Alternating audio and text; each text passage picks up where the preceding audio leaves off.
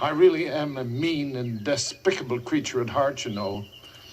It's so difficult to really change. Difficult? Why, look here. Changing from bad to good's as easy as taking your first step.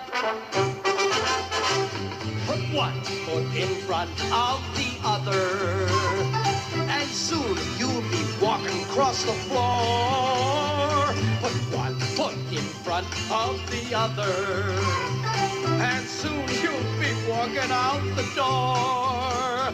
You never will get where you're going if you never get up on your feet. Come on, there's a good tailwind blowing. A fast-walking man is hard to beat. Put one foot in front of the other, and soon you'll be walking across the floor. Put one foot in front of the other, and soon you'll be walking out the door. If you want to change your direction, if your time of life is at hand, well, don't be the rule, be the exception. A good way to start is to stand. Put one foot in front of the other, and soon you'll be walking across the floor. Put one foot in front of the other, and soon you'll be walking out the door. If I want to change the reflection I see in the mirror each morn. Oh, you do? You mean that it's just my election? Just that. To vote for a chance to be reborn? You put one foot in front of the other, and soon you are walking across the floor. You put one foot in front of the other, and soon you are walking out the door. Put one foot in front of the other, and soon you are walking across the floor. Put one foot in front of the other, and soon you'll be walking out the door.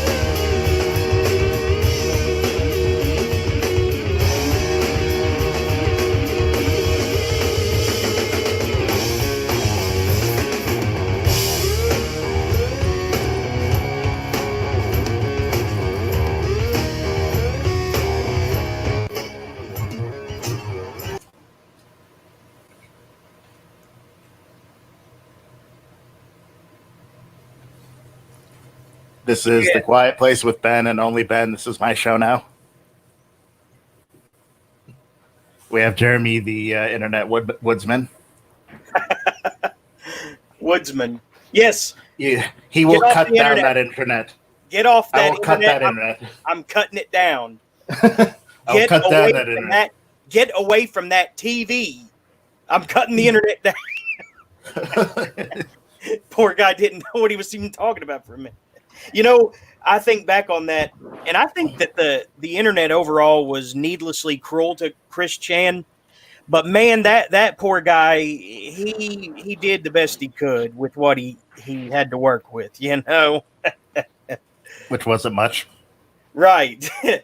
I mean, when he's getting phone calls in the middle of the night, I'm talking about Bob Chandler saying that his autistic son, is going to commit suicide. That's all he knows is he's getting all these calls about that. And he goes in there in the middle of his son fapping to someone who's emotionally and sexually lying to him.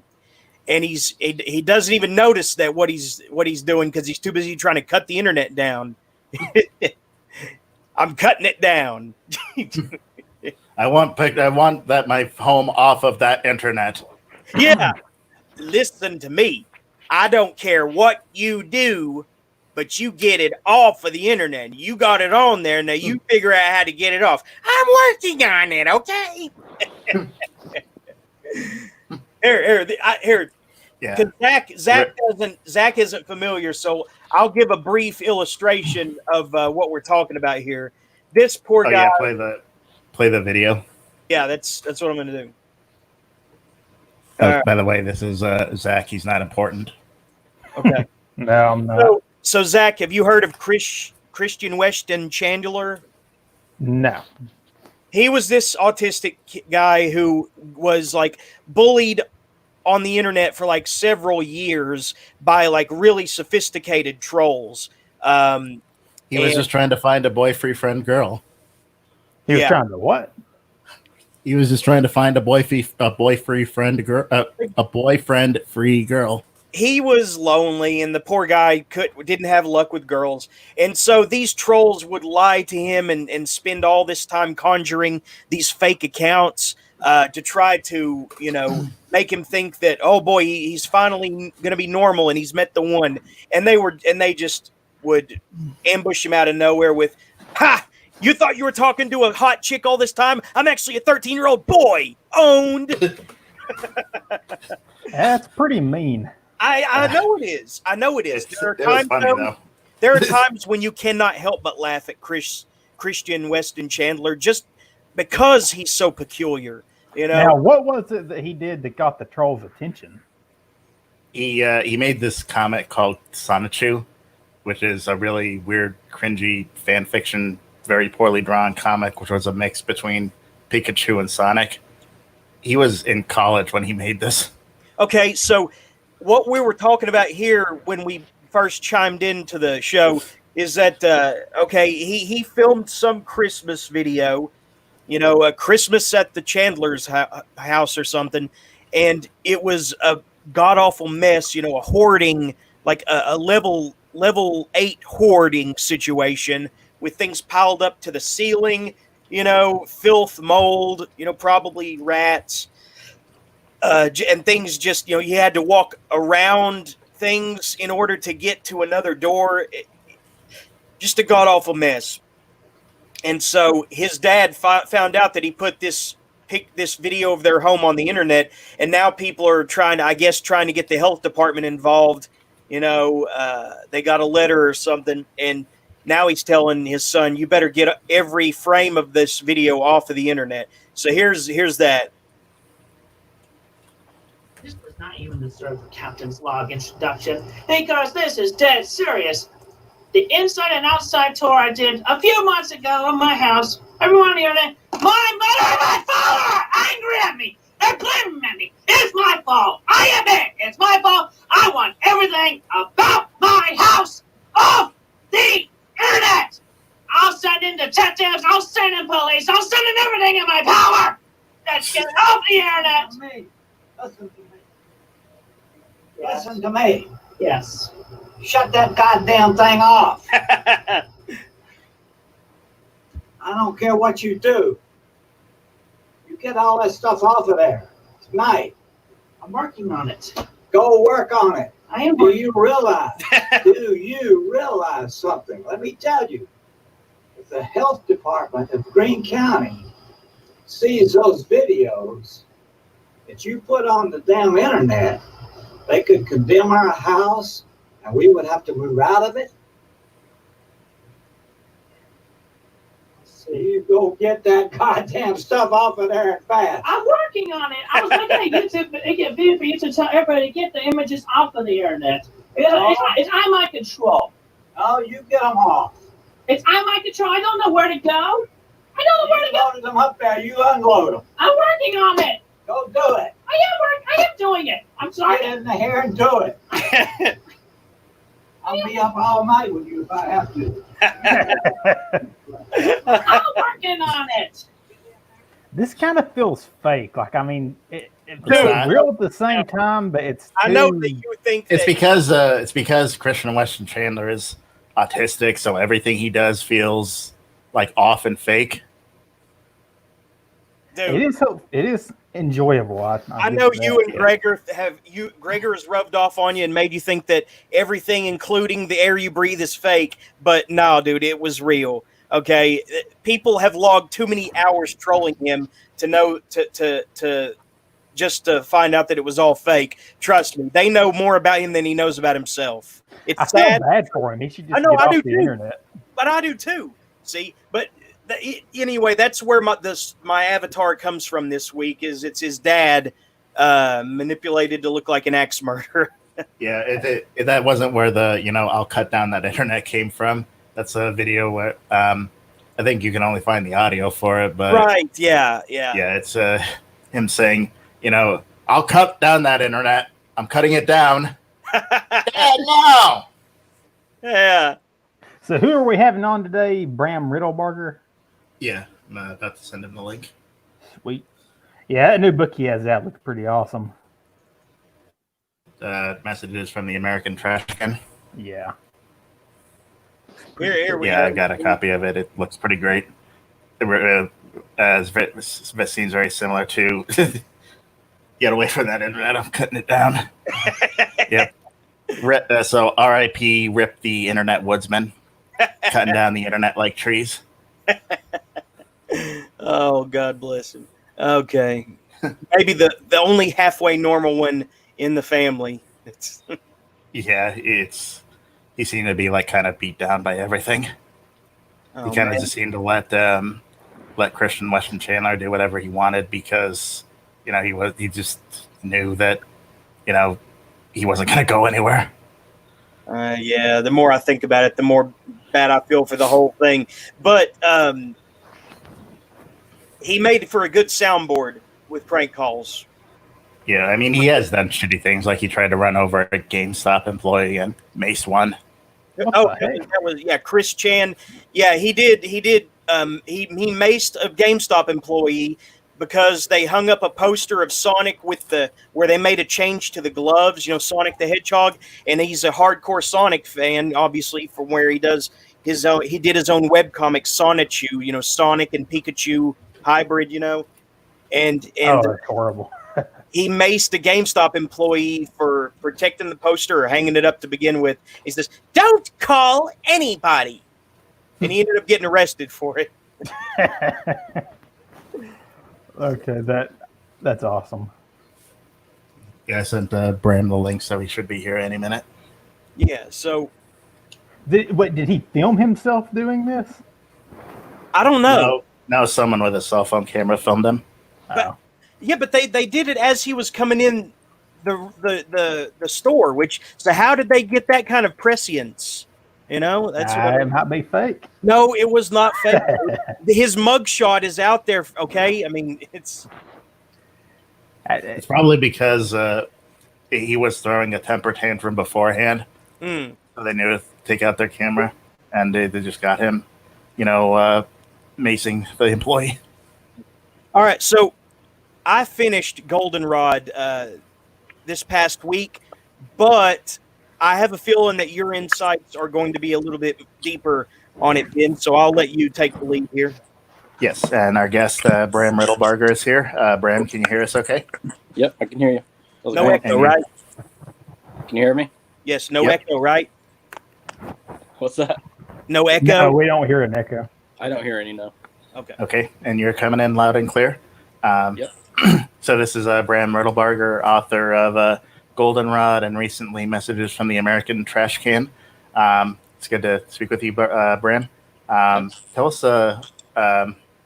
just for the benefit of the audience, can you tell us a little bit about Goldenrod? Kind of pitch it for people who aren't aware of it. It's a man with a certain predicament that pretty much goes insane and decides to, like many people, somewhat go back to nature, but he's joins a bunch of other equally deranged people, and they have some adventures in the woods and try to live off the land and fail. And it doesn't end well. Yeah, that's actually a good summary, but it's a lot more exciting than it sounds, because there's a lot of like very interesting and funny moments. Like I don't know if it's a spoiler to say this, but Goldenrod refers to the fact that the main character has a severely jaundiced penis. He is an alcoholic, isn't he? Yeah, I'm pretty sure. He's a teaholic. Teaholic, He okay. drinks a lot of tea. Yeah, that's right. See, I would pick this book up and then I would set it aside and then pick it up again later. So I kind of was inconsistent in reading it, but I happened to finish it up. The characters were interesting. You know, they were a unique bunch. I mean, I could go into detail about it, but maybe it would probably be better if you or Ben did. So, for those who haven't read it, you know, who may want to, the wood sprites, for instance. I mean, what's that? The wood sprites, for instance, right? Oh yeah, the fairies. Yeah. I don't know where I came up with that one. They were kind of a later thought process in the group. I just needed like the Greek chorus. They were kind of the Greek chorus. A lot of that book has a lot of like Plato's theory, allegory of the cave. And yeah. I needed some of that kind of thing. The Greek chorus needed to be there somewhere, I guess. Yeah, there's a lot of that in the book. Yeah, and like Merle Haggard is in the book, but he's always off to the side, like playing the soundtrack to the book. Right. He's sort of just a omniscient, omnipresent voice or something occasionally. Like Sam Elliott in The Big Lebowski, kind of. Yeah. That's how it kind of reminded me of. Am I wrong? Am I remembering this wrong? But there's the dog character Sid, right? But there's also the ghost of Sid, and they appear at different times, both of them, right? Well, no, the ghost of Sid disappears every time the real Sid's around. No, but what is that? Is that because the afterlife is non-linear time, or what? I never understood that. I think it's that Jack is an unreliable. He's not the narrator, but he's sort of an unreliable character because you don't know whether what he's doing is real or not. And the end, the spoiler time, I guess, like some of it at the end, like isn't real, although some of it is. So it's sort of like a imaginary world. Things don't necessarily have to be linear, I guess. Although they are living in a linear time, and but the characters are not necessarily reliable. Yeah, I just kind of took for granted that everything was happening within the universe of the book. I do, but it makes sense considering the character's not really stable, and neither are any of the people he meets. Right. He also meets the revolutionary, who's sort of like one of the main characters, and when Jack goes to the asylum, Sid, the real Sid, runs away and joins the revolutionary, and so he kind of becomes his dog because he likes it better because he lived a miserable life with the main character Jack. So is this your first novel, Bram? What's that? Oh, sorry, go on. Can you hear me? Yeah. So when Jack gets out and finds the revolutionary, he still sort of believes that he has the dog, and he doesn't really understand that the real Sid is now the revolutionaries and not his. So like that's also part of like where they don't necessarily appear together, because the real one is there. Well, I guess that's kind of confusing, but makes more sense if you read it in the book. And So this is your also, first the novel. ghost You also is do this. music, right? What's that? You also do music in addition to writing, correct? Yeah. I've played music for a long time. Do you consider that more of your thing, or do you consider writing more of your thing? Certainly music for a very long time. So I've been writing, I guess, longer than I've been playing music. But yeah, I focused on music throughout my 20s and into my 30s, and I still kept writing. I would make chapbooks all the time, or not all the time, here and there. Usually I would make them for like a Christmas gift. I'd just collect stuff that I'd written and have a free thing I could staple together for my family. It didn't cost me too much money. I don't know if they cared to read them, but they've always been kind of entertaining. But yeah, I guess my first novel, Earplugs, is when I really started putting some effort into focusing more on the writing, though I still kept playing music. Earplugs, what is that? That was my first attempt at a novel.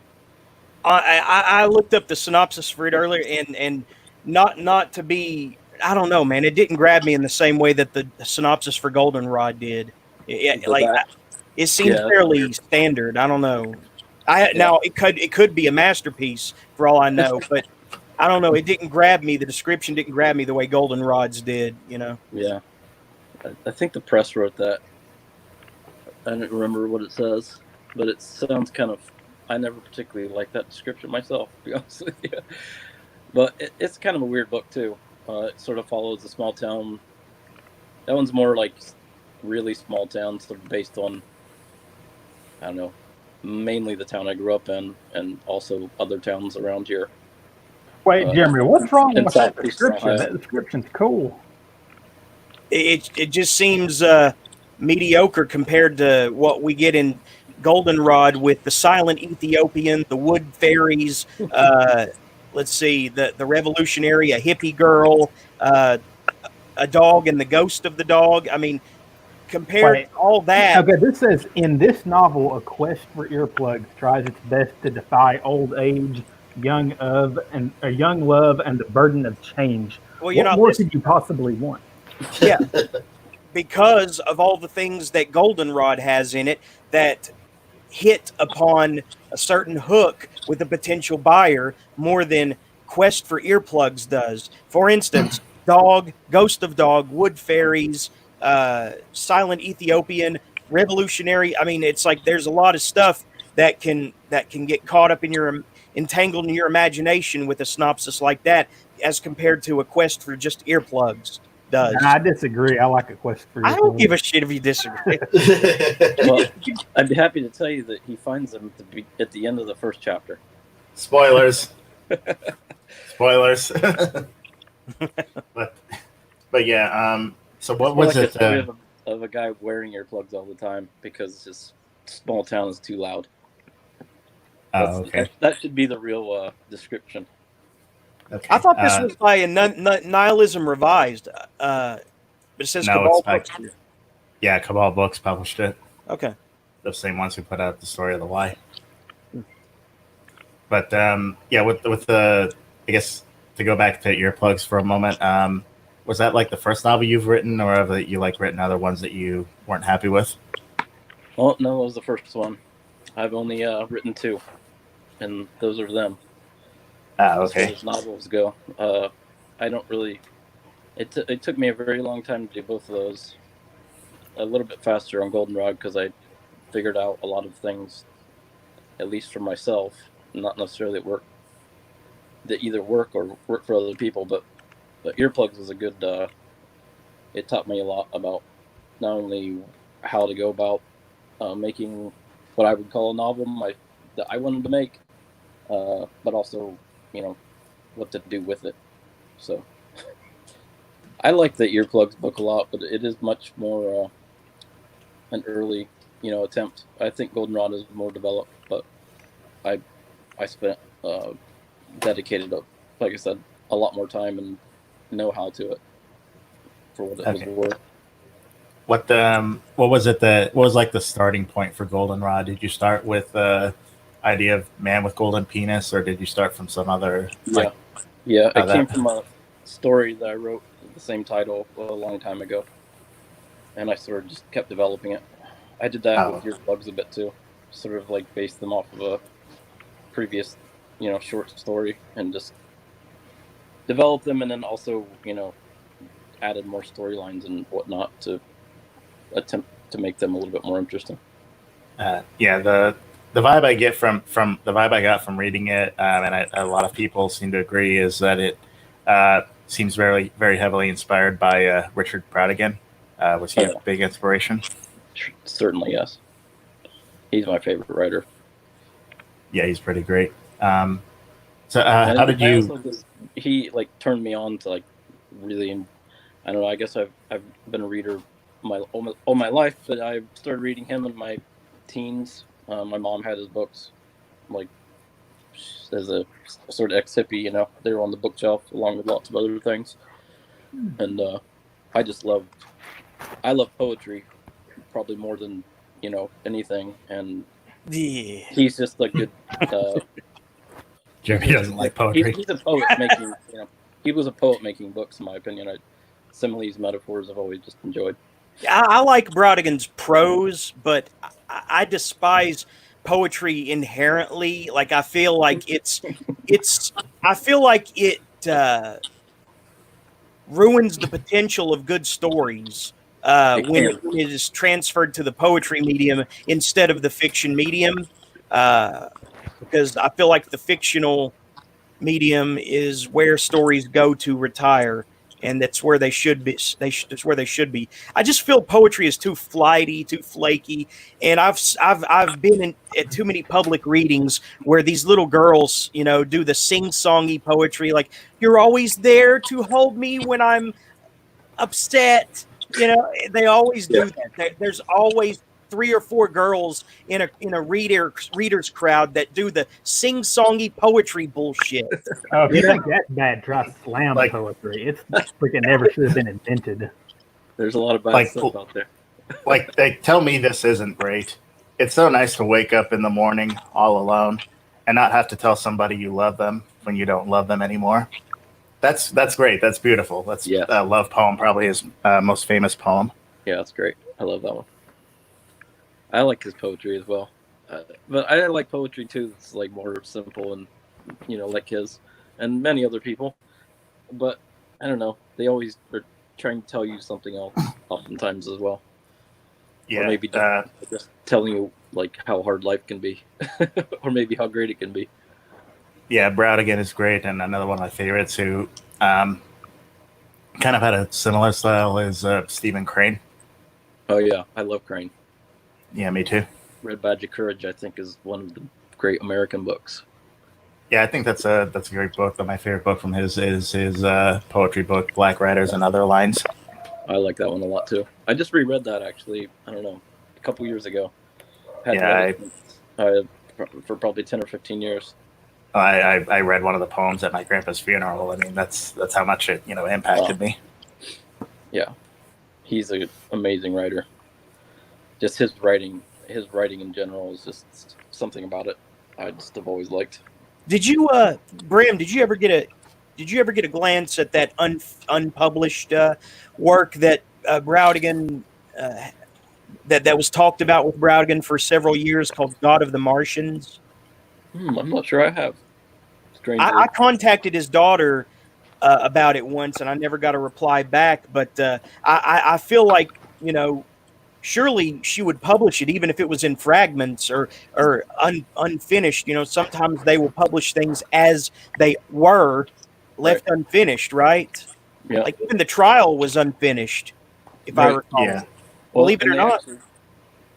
They put out, some of his stuff posthumously that was, I thought not necessarily the best quality, but I like reading his stuff no matter what, so I read it. But Yeah, I I just haven't feel heard like. of that. I think maybe I've heard of that, but I've never read any of it. But God of the Yeah. Martians, can you imagine what kind of that story that would be in the hands of someone like Browdigan, whose imagination is so gnome-like and just enchanting? Yeah, who knows? Was Yeah. it like a novel or like a? I think it was going to be a novel. I don't think he finished it, in time, but I think it was going to be published. I read that the biography, Jubilee Hitchhiker, when it came out. I guess that's been a little while ago. Hmm. I wonder if that was mentioned in there. I don't remember. I actually read his daughter's biography on her father, and she was surprisingly sensitive to him in his accomplishments, even though he wasn't always the best, most lucid, affectionate father.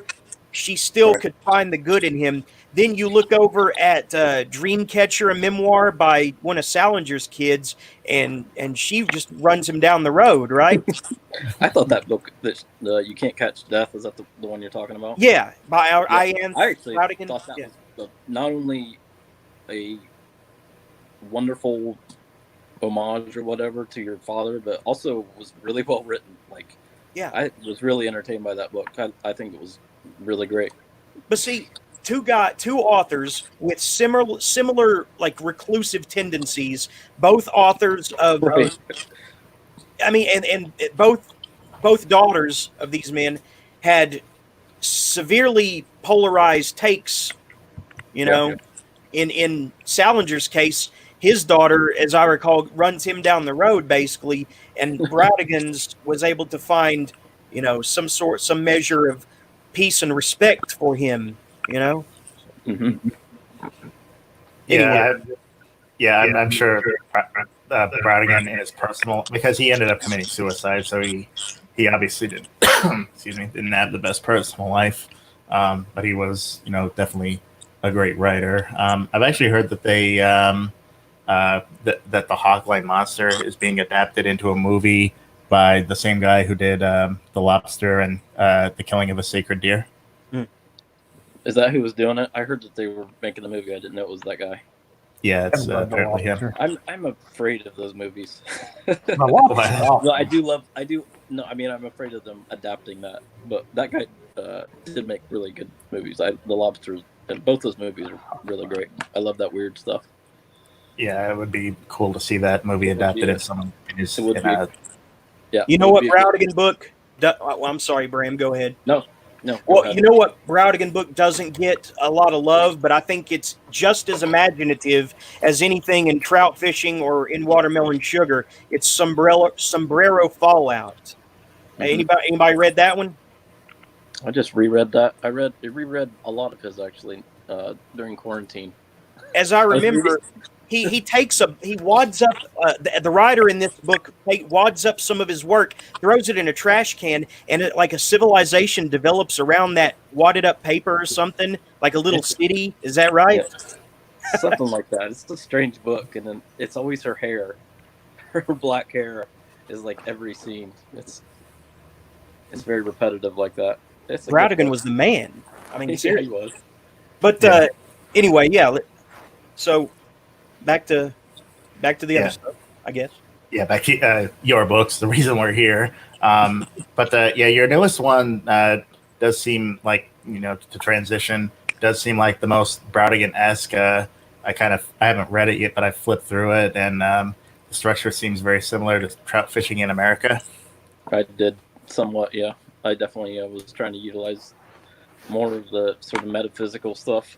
I guess I've done that a little bit in all my books, but I was certainly shooting for that with this one, just to see how you could do it. I'm not sure it was completely successful, but it was fun to do. I think a lot of it worked out pretty well, and I thought the layout turned out really nicely in the end. So yeah, it's got that. It's definitely an experimental book to some degree, but also it definitely draws on trout fishing for sure. Yeah, it kind of like one thing especially was Brownigan's trout fishing in America. Like he has the cover, and then like I think before like almost anything else in the book, there's like a brief story about the cover with you. You have a brief story before the interior art on the title page about that interior art. What's that? About like the interior art. You know, sort of actually that's kind of a weird one because I actually wrote that book to that cover of that statue. I was playing a music show down the river, about an hour from here in Gallipolis, or Gallipolis, as a lot of people say. And there's a statue there. This was like 2 years ago, and I just thought it was just this interesting moment where you have all the trucks pulling into go boating on this hot summer day, and this, weird statue like welcoming. It's like the white people arriving, because they arrived in Marietta and that area of the river like kind of first, and so it's sort of this frontier statue of like the white people coming ashore with a baby and presumably like you would have been the Native Americans looking at them like that's why they're asking for help, which certainly was not the way it went. It was a war for years, and then of course we have the modern political climate where we're turning people away and not helpful, and just sort of goes against this welcoming idea. And a lot of that book is older stories, but like that sort of became the motif, I guess. And so I wrote that book to that statue picture. And so I'd written that chapter anyway, and actually wasn't sure where to put it. And I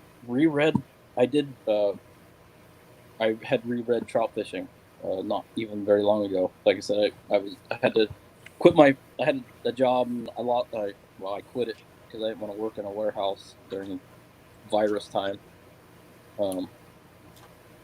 And so I was bored, stuck at home with my family for a couple weeks, quarantining. And I just needed to read something that was familiar. And so I reread some of Brodigan's books, and Trout Fishing being one of them. And I did notice that like intro, and I was like, man, I could just put it at the beginning like that. And it's definitely influenced by that big time, because it was going to go more toward the end. I wasn't sure how to do it, so that's why I put it there. And then it turned out kind of in the same sort of fashion. Like, but then we, with the press, like Dilks, like the trash can picture, I took those after the book was already finished.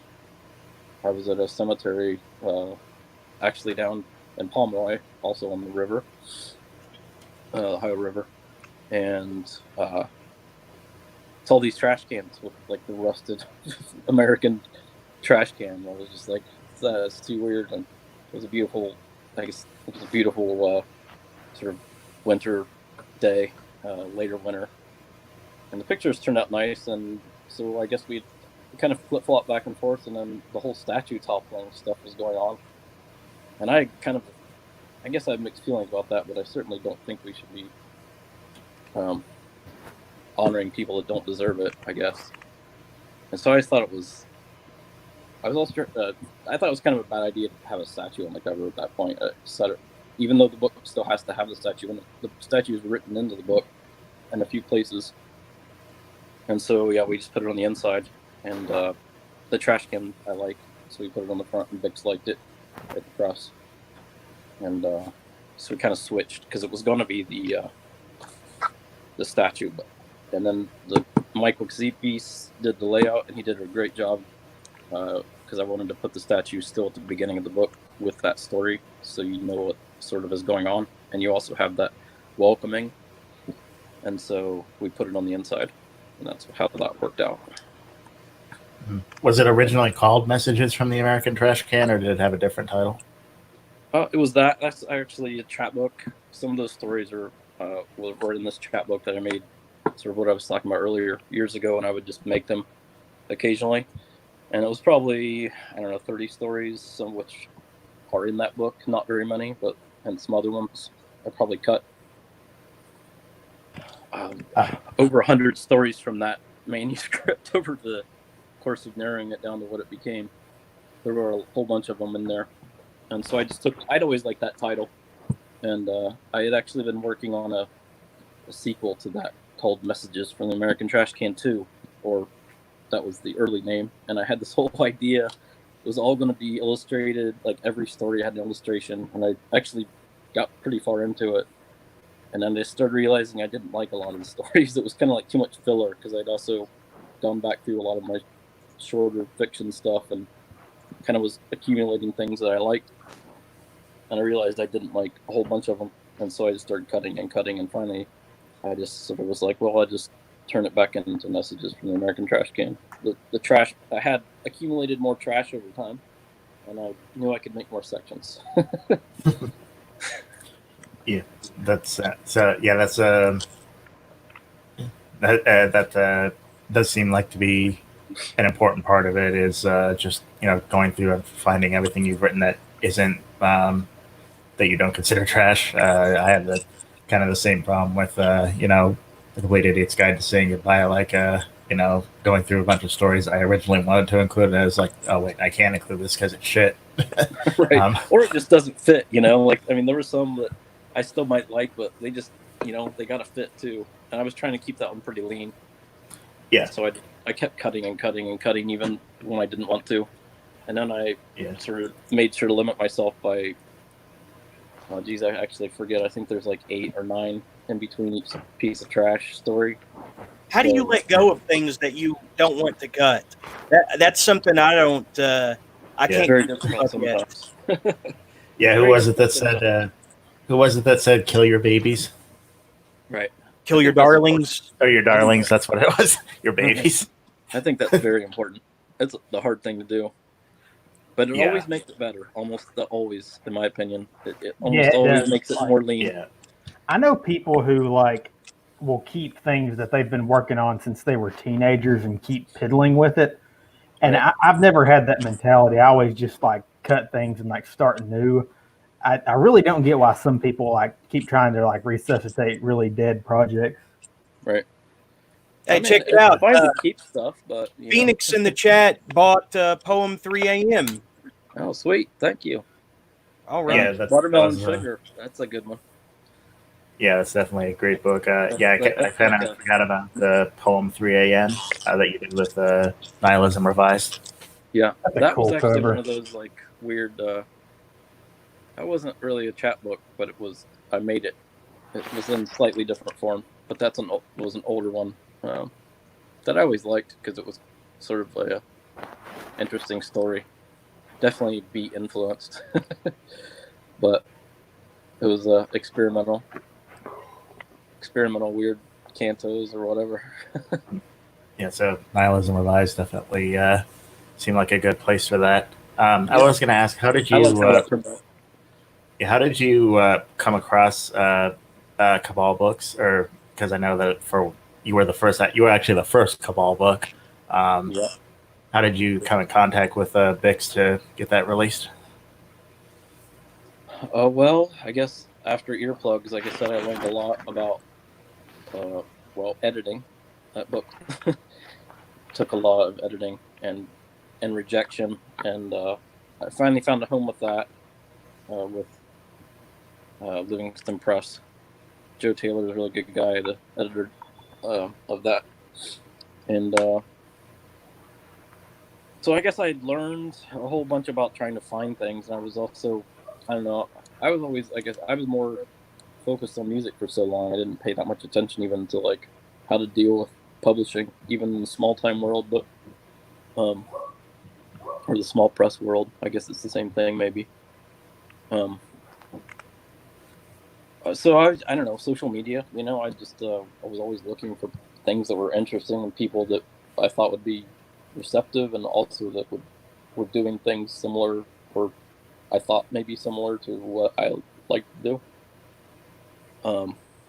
Which is obviously, I don't know if that's very difficult all the time. Trying to wade through the waters of social media, at least for me, it is.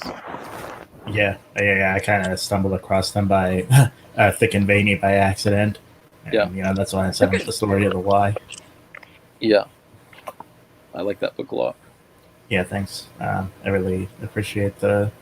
I think you gave me a blurb for it, and I do appreciate that.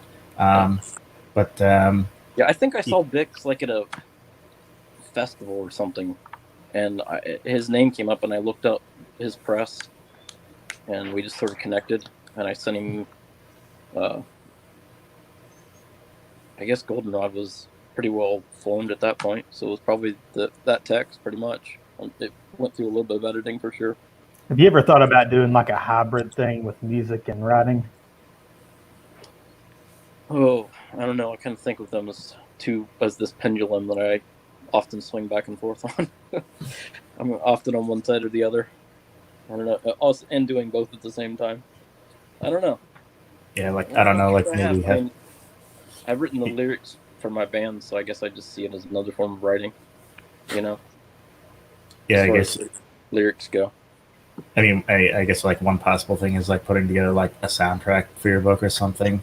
Obviously, Goldenrod, you explicitly state in the book, No Merle Haggard as a soundtrack, but right. Or something having someone read, your poetry or some of your prose or something like that, over some of your music. That's a good idea. I haven't really ever thought about it, to be honest with you.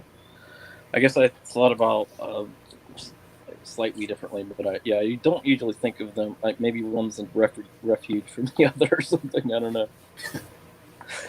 Yeah, I mean, when I think about combining music and writing, I think about the collaboration that Ben Folds and Nick Hornsby did.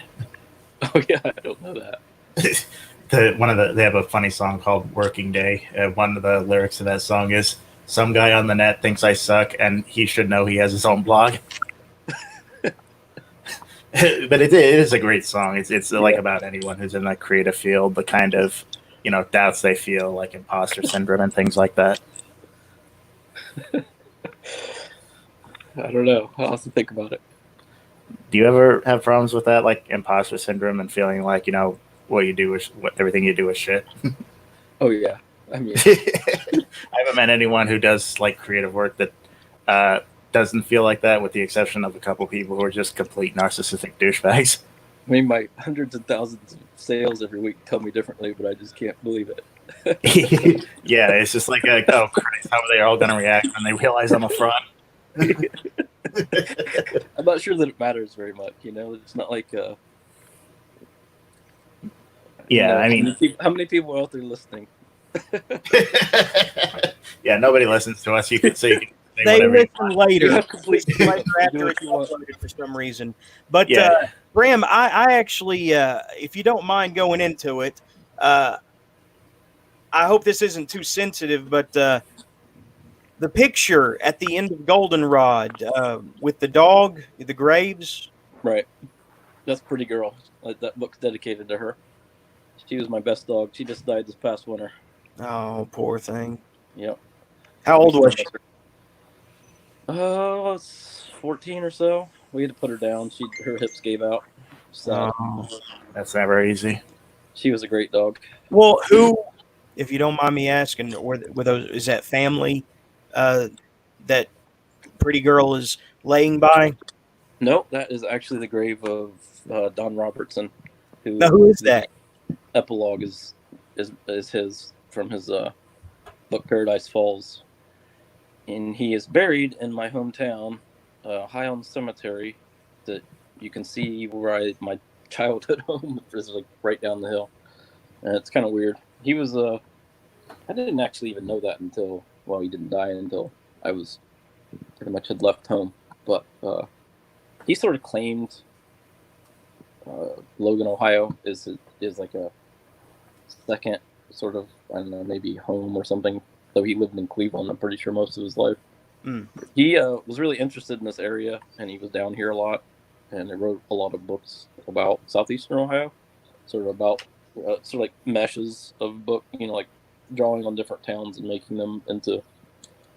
Blood is one of the towns. It's all about coal. At least Paradise Falls is all about coal mining and the towns around here, and just how this area was completely, denuded and destroyed during the late 1800s after the Civil War, during the Civil War, mined out and timbered out. Which my books kind of go into some of this too. Like that's why there's so much state land and forest land around here now. Is like after it was all destroyed, the state bought a lot of it up, like during like Depression type stuff, and to like help bring it back and restore the area to some degree. But they also got all the land for basically free. Yeah. And still pretty bad. I mean, this is a very poor area. Yeah, there's definitely that sense in Goldenrod, that it's a sort of kind of dying small town, and like it's surrounded by forest, and like at one point the guy just if I remember right, Jack, the guy with the golden penis, just kind of abandons his truck, and it feels like a completely natural thing to do. Right. Yeah, he burns it. Well, yeah. Oh yeah, he burned it. Yeah, he did. Yeah, that's like the opening scene, or it wasn't the opening scene. I moved it to the opening scene, but yeah, I mean this area is certainly better off now. But Paradise Falls had a big influence on me. I'm always interested in books from.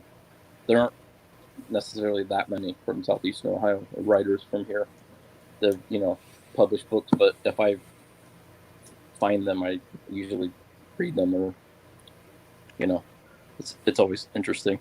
His book Paradise Falls I just love. It's this gigantic book. It's like I have it in 2 volumes, and they're each like 1,000 pages. Oh wow. It's kind of falling apart. Like you can't find that book, I don't think, very much. So I have this like old edition, and it still has the covers on it, but they're falling off. But I just love that book, and I thought I didn't use it, but it was in my mind for sure when I wrote Goldenrod, as far as just like you said, like that sort of giving it a sense of doom, including the ending, and like the destruction of nature to some degree is in there. And I also like how bookends, they're like 2 bookends, like the epigraph and the dedication are together for the author picture. So I went up there to the cemetery and took that picture leading up to the publication of that, just to sort of honor both the writer and my dog, because she was sort of the inspiration for Sid, actually, as far as like a faithful companion, Yeah. But we knew she was on her way out. She was kind of losing it for a while, so I thought that was nice. Plus, I don't like author pictures very much. I'd rather use like some other picture. Yeah. I used the trash can again on this last one. Yeah. They're both in cemeteries, and like so I've got the cemetery in there on like all fronts, which I like because I've always been really drawn to cemeteries. Home 3 AM, as a matter of fact, has the cemetery in it quite a bit. Yeah, I guess that's one thing you separates you from Brad again. You don't like putting your pictures in the books. Anyways, he would plaster his mug on the covers. Right. All right. Yeah, that's true. I love those covers. Yeah, they're very. I actually like covers like that are very like simplistic, mysterious. That's just Right. like especially works for messages from the American trash can. It's just a picture of this Star Spangled trash can. Right. And there's the tombstone in the back. Yeah, but and Goldenrod, that has a pretty cool cover. Matthew Everett, he always does great work. It definitely captures like the feel of the book, the sort of like dirty kind of backwoods feel. On Goldenrod. Yeah. Yeah, I like that. We had to kind of the first cover he sent. He does great work all the time. So like even when he sends you one we didn't use, it's still just a beautiful cover. His work is definitely amazing. He sent us one that was kind of funny about that. That was it worked really well. Maybe it was even that picture, but it was like the steering wheel was on the wrong side for Americans. He's Australian. Oh, so, probably never thought about it, but he this was a great cover. Or like I said, maybe it was that one in a slightly different form, and we may have just reversed it. But it was like the steering wheel was on the wrong side, and it looked great. But I was just like, it can't be like a foreign car. It has to be like this book is about Southeastern Ohio, and I'm just particular about stuff like that. I was like, we gotta like make it at least Like that, I don't think is an American car, but at least the steering wheel's on the right side. You know what I'm saying? Yeah, I mean, it looks like it could be like a dilapidated, abandoned American car. Or something Right, like you that. never know. Yeah, I don't know where he got that, but maybe that's why he had to smear all that and all Maybe. that rot on it. that's possible. I don't know. He's great though. I love his stuff. Yeah, definitely. And that cover turned out really nice. Yeah, I really like what he did for the story of the lie too. Yeah, I'm looking forward. Yeah, I'm looking forward to see what he does for the future Cabal books. Hey, look, it's the cover.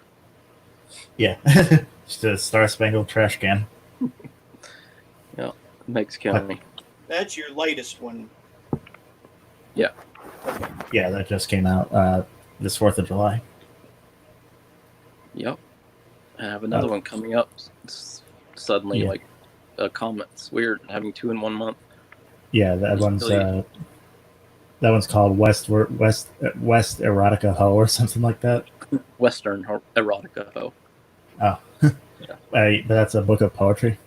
yeah. Damn it. No, they're just Wait. they're just stories and poetry. form. Jeremy be like, "Fuck poetry. All my homies hate poetry." It is a story though. It's like a travel log Oh, okay. Like a of poems. I know one author that can pull that off. Matthew something or other. I don't remember his last name, but he writes all these fantastical urban legends in like a fiction poetry hybrid, and he does it really well. But other than that, I don't know. But you know, like in a Dr. Seussian kind of way. no, what is his name? Matthew Bialer. Bialer. I know who you're talking about. Bialer. Oh, Like he did a lot of Wonder, stuff with Taro Wonder Press, Wheel. I think he wrote Wonder Wheel and something about alien abduction, maybe a few other things. But he calls it epic poetry, I think. And he's all right, and Philip Lopresti's all right. But man, damn, I guess being in a local writers group and hearing all the sing-songy, college freshman girls reading their love poetry, it did me in on this stuff. But- I mean, But Jeremy, This it's one's gonna called. turn you around. This one's gonna change you. Yeah, forever. it's called Western Erotica Ho. So obviously you can masturbate to it. oh, But I don't do that yeah, anymore. I'm really happy about that book. of course you don't. That book has had a strange voyage. I wrote that, literally wrote it on vacation in this little tiny notebook that I just sort of died, it was literally my travel log. And, of course I, finished it later and as far as like working on it, but, that one has had a strange history. It's like been under contract before once, and I had also talked to, Nihilism Revised about putting that one out at one point, and I don't know. I always just had this bad luck. It was literally going to be published and had a cover once, and then it fell through because the press decided not to be a press. So they just dropped everything, and so it was kind of too bad because I like that one. I've written a lot of weird little poetry books, but that one I've always been kind of proud of. Just because I think it tells an interesting, just sort of snapshot story, of like a weird little vacation trip. It's kind of nice in my opinion. And the cover turned out really great with that one. That was with Trident Press, and it was really nice working with them on that.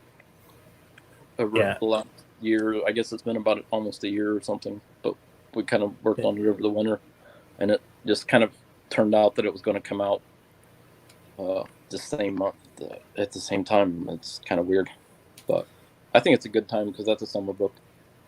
It's like a vacation book, and so I'm happy that's coming out. Yeah, that's a pretty eye-catching title. How did you come up with that? I have no idea. I came up with it on that trip. It was just like that was like the story of our journey, and that was just it. I probably wrote it in the notebook that I was carrying with me. It just seemed like the appropriate title. I don't know why. I remember I shared it. It works. Yeah, I remember I shared it, and someone in the comments said, "I guess Western Hose was already taken." It's funny. I've been really busy lately, but I had a little bit of time today to get on the computer and do some like upgrading of of the bio and stuff on some sites just because of these books coming out. And so I tried to look. Trident Press is selling that through their website, so I usually just use their website. But I'd seen that Amazon had it, and so I tried to look up the number of the book on Amazon. So I just clicked in, books, search that title, and it didn't have my book at all, but it had, as you can imagine, like all these Rusty romances that had erotic in the title. There was like this giant list, and I scrolled down for a while and was like, my book isn't even in here. It's on there. I found it, but you can't search in the engine, I guess, and find it without finding busty vixens with cowboy hats or something. I don't know. Yeah, strange. You just get a bunch of of those cheesy self-published books with I don't know, women with big tits and cowboy hats on. It was something like that. I don't know. I couldn't find it though. I had to go back and look at it a different way. Yeah. Don't let an entire tradition of thousands of years be represented by whiny sentimental girls. Yeah, and don't let don't let Jeremy with his all my homies hate poetry shit ruin it for you. Right. I mean, I obviously came up with that because of Westward Ho, but I don't know why I came up with I guess it was just the family I don't know. It makes more sense if you buy the book and read it. Yeah, I think it's a good title for that. Yeah, I'll definitely be picking that up as well. The layout turned out really nice on that as well, I think. Yeah. So to backtrack a little to messages from the American Trash Can, you said that and as well as like Poem 3 a.m. Started off as chat books. What's that? You said that those Poem 3 a.m. and messages from the American Trash Can started off as chat books. Yeah, I've written, I don't know, or I guess I always like to say I've stapled together I don't know, probably 12 or more chat books. So I love making those things. They're like the thing that I find most rewarding in writing is, I mean, because I write anyway. I'm always just jotting stuff down. Or the novels I was very good about dedicating time and working on, and I do that with projects once they get going. I'm pretty good about buckling down and getting really focused on them. I have another book like that I have another collection of stories that I need to do that on. But once I get on it, it'll take me a year or two, probably, before I'm happy with editing. So once I get on it, I always know I'm going to dedicate a lot of time to it. So sometimes I procrastinate, so I don't have to do that if I'm busy with other things. But yeah, those were chat books. There's a whole bunch of other ones. I don't know, I just draw on them if I need to, or sometimes they're self-contained units like Poem 3 AM or Western Erotica Ho. Those books have changed a little bit from their chat book days for sure, but the even messages from the American Trash Can, though, that one's changed just a whole lot.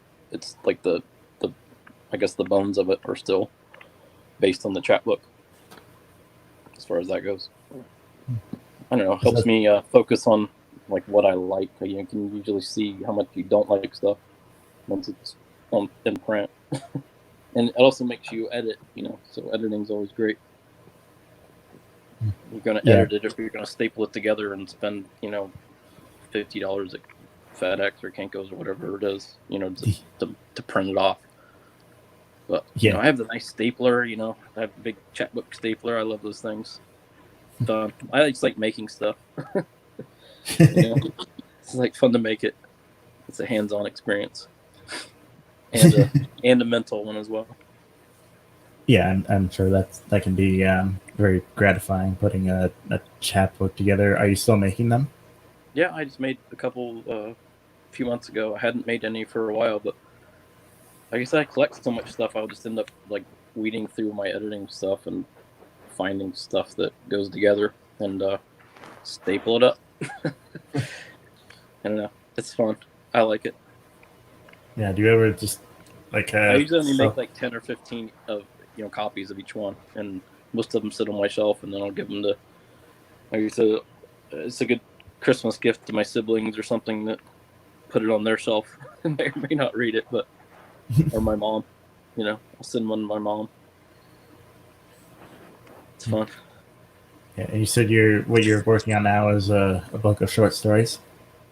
Yeah, it's like fleshed out, but needs edited heavily. Some of the stories are not done, and I don't know. There'll probably be a couple more that I add in over the course of finishing it. I'm trying to get to I don't know. I don't want it to be very long, and I don't know what I'll do with it, but I'm trying to get it to be short, but maybe like 160 pages or something, maybe. And so I'm almost there. I think I got about 140, and I have a couple more stories that I have the idea written down that I haven't written for it, and I still need to heavily edit a whole bunch of them. That's for sure. But yeah, it's fleshed out.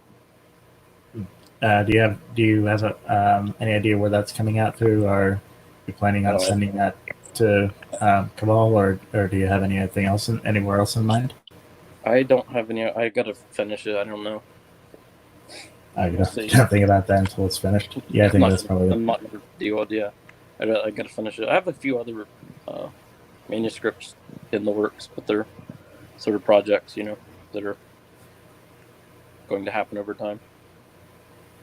One of them is just exclusively talking animals. I always like animals that talk.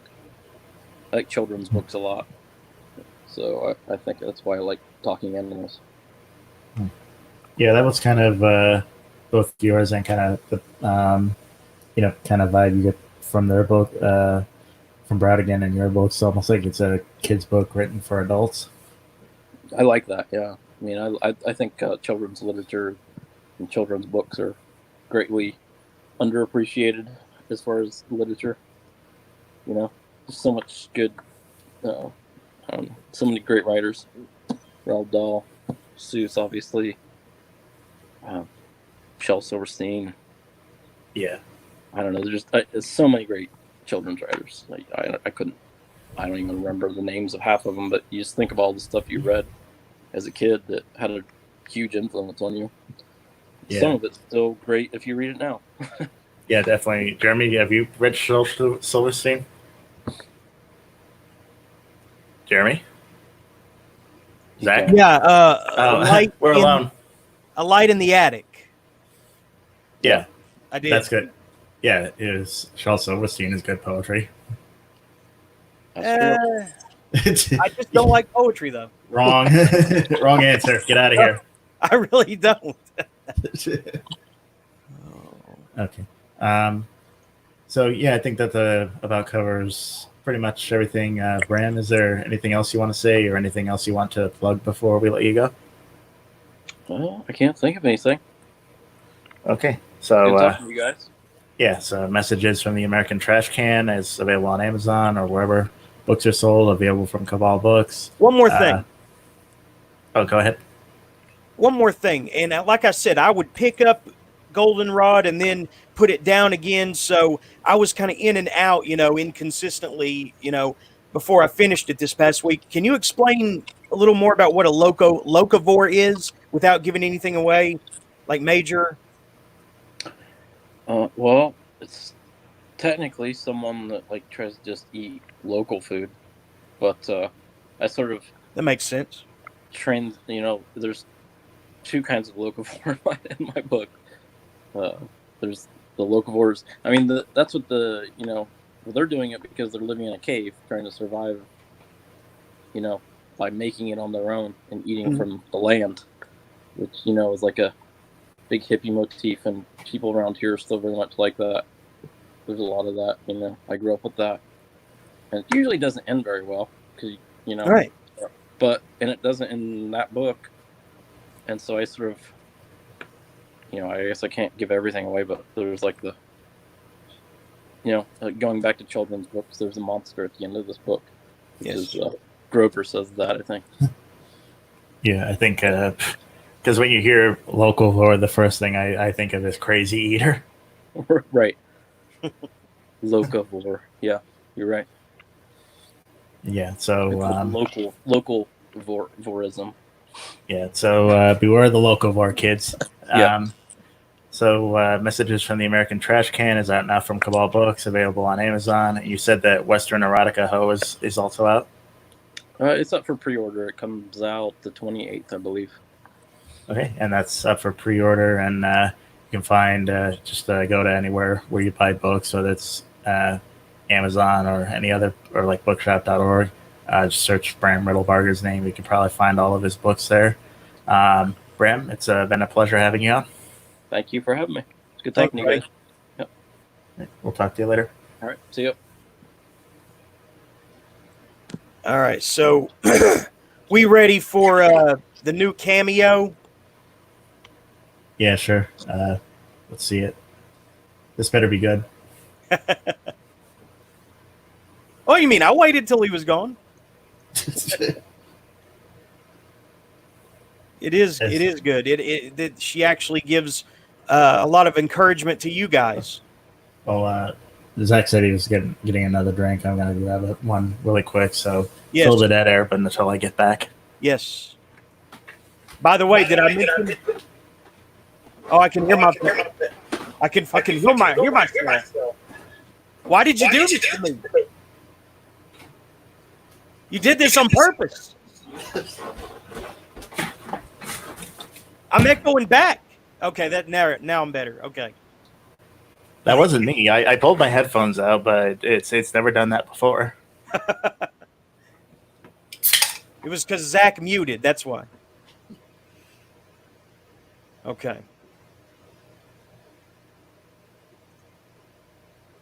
I guess we're waiting on him, right? Yeah. Come on, Zach.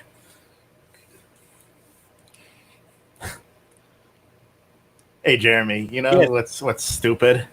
Well, no, I don't. I don't want to know. That whole occult thing with a bunch of hooey. Yeah, that is. Why really would good. authors want to be want to get the occult authentic to write their occult villains that get upset by the protagonist and overthrown anyway? Why would anybody want to write authentic occult symbols into their occult villain? Oh, heck, y'all been talking about this while I've been gone? Oh no, I need to go hide under my bed because the smiley face killers. Yeah. Let's go into this. I think Jeremy's got some little psychological setbacks. So what have y'all been talking about? What's the never We've mind. been talking mad shit about you, man. Never mind. I don't know. We got a cameo from someone who wants to encourage you guys to, be, she wants to encourage your creative, whatever. Wait a second. What? Okay, I got a cameo from someone who wants to encourage you guys in writing and whatnot. Well, hang play on. that You guys, you mean me and Ben or me and? Yes, you and Ben. Yes. Okay, who's? Well, hang on. Play it. I will. Hang on. It's not Ricky Berwick in How a you doing? Hurry up. You're being unprofessional. Play it. It's not Ricky Berwick in I a was wig. going to add. Play it. I promise it's not Ricky Berwick in a wig. It's Ricky Berwick in a wig, isn't it? Here we go. Ben, you'll especially like this. She's beautiful, isn't she? I don't know who this is. 4-time women's champion in WWE and I think current NWA women's champion. This thing is 5 minutes. How much did you pay for this?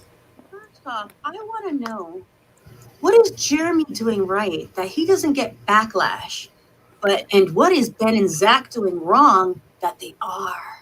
I don't know. We're on social media. I don't get any backlash. They have to contact you directly. Backstory.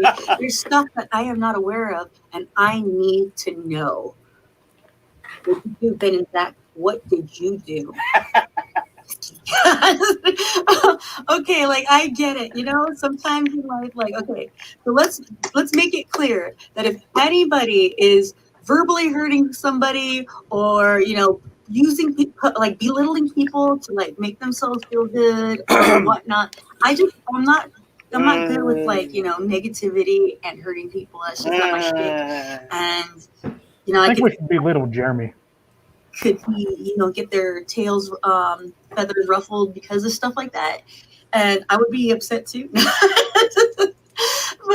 but in all honesty, like knowing the things that I've been through in life and how people have perceived me, and how, you know, sometimes I'm not a person's cup of tea, and sometimes I'm just an acquired taste, you know. And if that's what Ben and Zach are going through, like, I hear you, and I feel it. And the thing is, when it comes to stuff like that, you got to realize, well, what am I doing this for? I'm doing it because I love it, and I'm doing this because somebody needs to represent the people that are like me, that are unique, like in a way that other people just, or the majority, might not understand. Or maybe that, like, there are people out there who don't know they want to, like, they realize that they can identify with you, but they've never seen it, so they, you know, they need you to be out there. That's why Jeff O'Brien hates us. Right. He wants us to identify with him. Is that what you're saying? No, he sees in us something that he is. He is like us, and he runs from it. Ah, that's true. You have to write because you love it, not because, like, you know, the idea is for the majority, you want everybody to love you. You write because it's from here. You do the podcast because it's from here. And believe me, the people that need and want to hear it, that's all that matters. That is all that matters. And once you start focusing on that and letting the hate, like, drop to the side, then you start realizing, oh, wow, like, you know, these people who are, they're hateful because they don't understand you. They're hateful because they're miserable themselves and they need to take it out on somebody. They could be hateful because they wish they could be what you are, but they don't have the balls to be able to do it. You know what I mean? Like, it's like negativity. That negativity and hate like that comes from a place that has nothing to do with you. You're just an outlet, like, that they need to touch on and find somebody to take it out on. And so don't ever take it personally. For me, I always, you know, when people hated me, I'm like, it is what it is. I can't take it personally because these people don't really know who I am as an individual. And I can't fault them for hating me because, in a way, like, it has nothing to do with me. I'm just a person that they chose, and they're like, hey. Or because I'm a nice person, they think I'm not going to say anything, so then they pick on me because of that. So there's so many reasons why people hate. But again, it has nothing to do with you.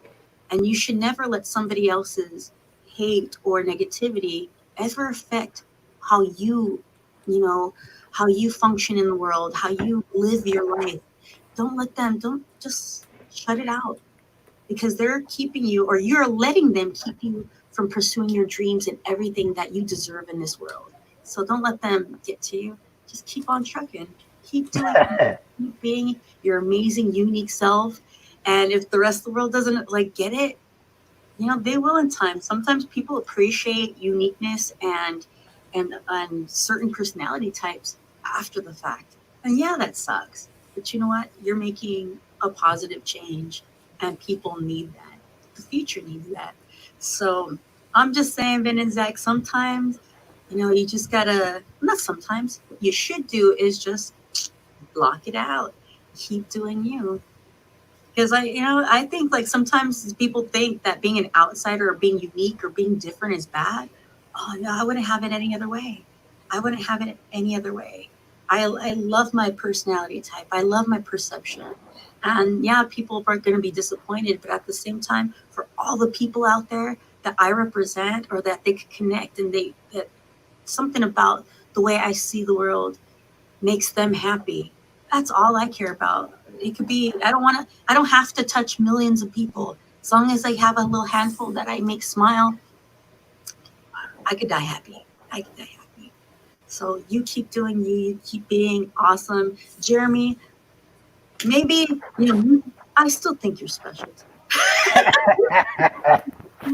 I love you all. So, keep doing you guys and keep making amazing podcasts and keep doing great writing, all right? Don't let anybody stop you from doing what you love. Mwah. Love you guys. We love you too. How much did you pay her to say all that? She has a rate, and I paid her the rate. And I tipped her $5. Wait, so you paid her the rate plus $5? Yeah, that's what a tip is. Man, we need to go into business doing this. It's what, cameos? Nobody's gonna want us to do that. Right. We have to have a name. Nobody knows us. You actually and have people to who do know us hate us. Exactly. The people who hate us want, they can get us to say what we wouldn't normally say. You have to. They want me to just. They want to just come on Cameo and just say I poo pee pee my pants. Yeah. I'm not doing that. If they paid you enough, you would.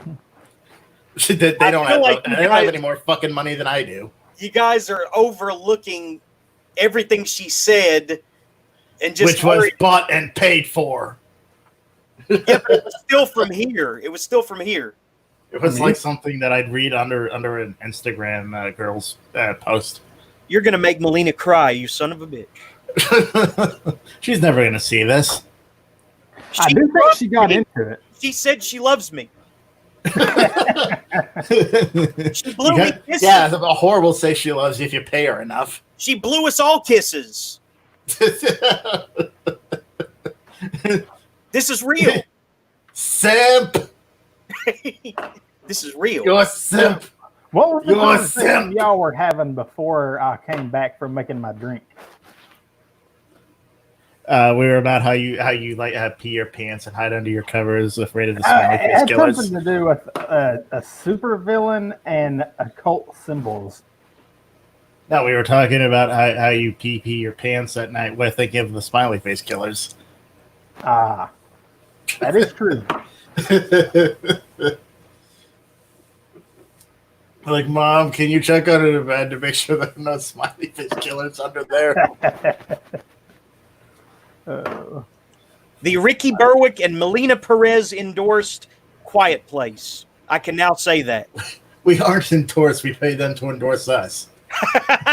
That's how much we suck. We have to pay people to say nice things about us. This is the fucking world now. A start. Should we pay them to say bad things? We can get roasts on there too. I was thinking we need a roast cameo. You guys might want to buy the next round. Then I'm not paying for fucking cameo. Hey, Phoenix. Hey, Phoenix can roast us for free. You gonna roast us? I saw the cameo. It was very, very charming. Yeah, she's pretty awesome. Yeah. What are your thoughts on that? Well, I was a little bit confused that it was done for a fee. Is that how those work? Yeah, but she still loves me. That's why it's hilarious. You were probably watching. What were they talking about before I came back? They won't tell me. Don't worry about what we were saying. They won't tell me. You were watching. You weren't in the room. I bet you go to the Hooters and think that the waitress is actually India too. They love me too. Yes. They told me their name. They let me take a picture. I mean, everything. They bring you your food, right? The wings. They bring you the chicken tendies. And Whitney picked a wedgie right in front, right beside me once. Well, that was cool that you had Bram on. Yeah, so you've never read Bram before? No, unfortunately not. I actually didn't know he had published so much. I'd heard his name around, but yeah. And it's right up my alley because it's Jeremy's favorite poetry. Goldenrod's okay. You liked it? That's good. Yeah, I couldn't decide between that one because I think his prose poem sounds like it's a little bit more experimental, and Brodigan was pretty experimental in some ways. And Golden Ratio sounded interesting because of just the structure of the book. So I wasn't sure. Mm-hmm. Well, I liked Goldenrod, but I felt sometimes with books, I get more excited during the beginning and the first half. And then when I start to see what it's really all about, I start to lose interest. And I feel like that happened a little bit with Goldenrod. Well, I mean, I really am not picking on you for not liking poetry. I totally get it. Oh, I know. I mean, yeah, I mean, they're different tastes, different strokes, different folks, I guess they say. But I am pretty interested in him, especially now with this parallel to Brodigan, because I didn't know he was influenced by him. So that's pretty cool. All right. Yeah. James Hall in the chat. James, please tell me you're still there and you saw Melina tell me she loved me. There's only 2 people watching this right now. James, I told you to stick around. I told you someone was going to be here, and it was Melina, and she said she loved me. Now you can go back to work tomorrow and tell everyone that a pro wrestler woman loves me. Please. James. I know. Now no one will believe you. I know you love me, James. Nobody will ever believe you. The pro They wrestler won't believe the shit that I do to you when we turn the cameras off. So, what's next, Phoenix? How is Dark Kid going? So I just finished it today. I finished the draft. Yeah. Kick ass. Yeah. Yeah, thank you. It was not an easy write because I really wanted to do the Street Kid justice. Mm-hmm. And I feel like I succeeded. Yeah. But I wasn't expecting to succeed is probably the best way to say it. Like I was surprised at how it kind of all came together. So the way that we were talking, the way that I was pitching it to you, did you take that into account or did you go a different path? I totally took it into account. I'm always a perfectionist. And so I'm like, well, did I take these ideas into account enough? And I feel like I did.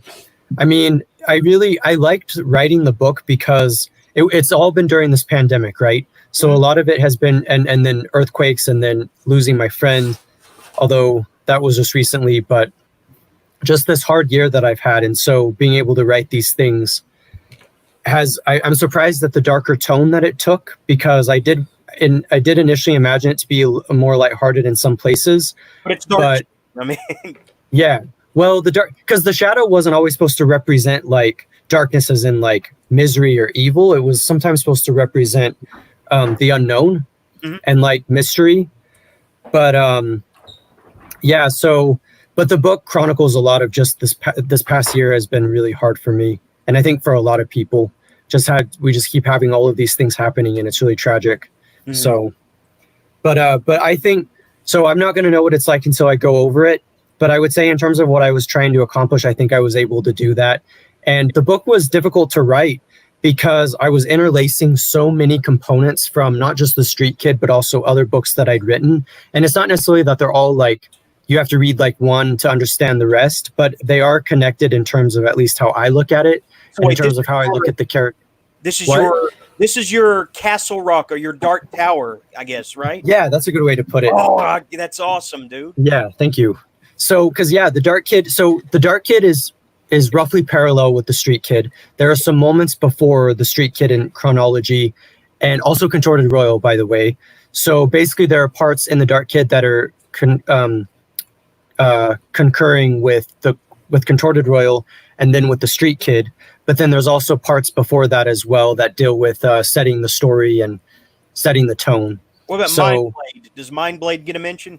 No. You know what? This is exciting because for people who haven't read, much of your work, or they haven't gotten around to it yet, it's like I love those kinds of books where they connect a lot of different characters and stories together as this epicenter because it feels like it's going somewhere definitive. Like it's so epic, such an epic feeling. And that's what I loved about the Dark Tower. That's what I loved about, Avengers.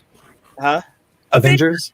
Yeah, exactly. All these stories intertwining, that like what are Rocket Raccoon and Bucky from World War II doing in the same panel? The same thing, man, but it's working, that sort of thing. I love it. And I always love the rub that different characters can give to each other when they've both come from their own books and then they meet. That's what I loved in this book by an author that goes by Anonymous. He wrote the Red Mohawk books, and he also wrote the Bourbon Kid books. And he did a crossover called The Day It Rained Blood. And, you get, Red Mohawk, Bourbon Kid, Rodeo Rex, all these characters kind of rub it up against each other, metaphorically speaking. And it's awesome. I love it when that happens. I really love that. Well, that was my idea with this whole series that I've been doing for the past 10 years. But I think what's great about The Dark Kid is that I was determined to write it. And so even with some of the difficulties of tying things together, I think it all came together in the best way that it could. And I'm excited about that. And I know what you mean, because I was inspired by Stephen King. I was inspired by the Avengers, inspired by these different shared universes, as we could call them. Yeah. And what's cool about The Dark Kid too, I'm going to try to find a way to make this more apparent when I go over it and revise it. But there was this notion that The Dark Kid was deeply entwined with the Street Kid's world. But as you know, they're separate books. And so I wanted to make it to where The Dark Kid is still thinking about Phoenix and the implications, but then also dealing with this parallel world type thing. So one of my favorite parts in the book is when The Dark Kid is traveling through the multiverse. And it's interesting. Zach. What was that? Zach, multiverse. We need to take Phoenix to the multiverse. Okay, yeah, go ahead, Phoenix. Go ahead. But yeah, because I was able to incorporate multiverse for him. I was able to incorporate some of the beauty that I found in the Talisman, actually, where I have just this proliferation of worlds. And none of that was ever mentioned in the Street Kid, but I feel like it doesn't need to be. I feel like it's, as you were saying, the Dark Kid's own flavor.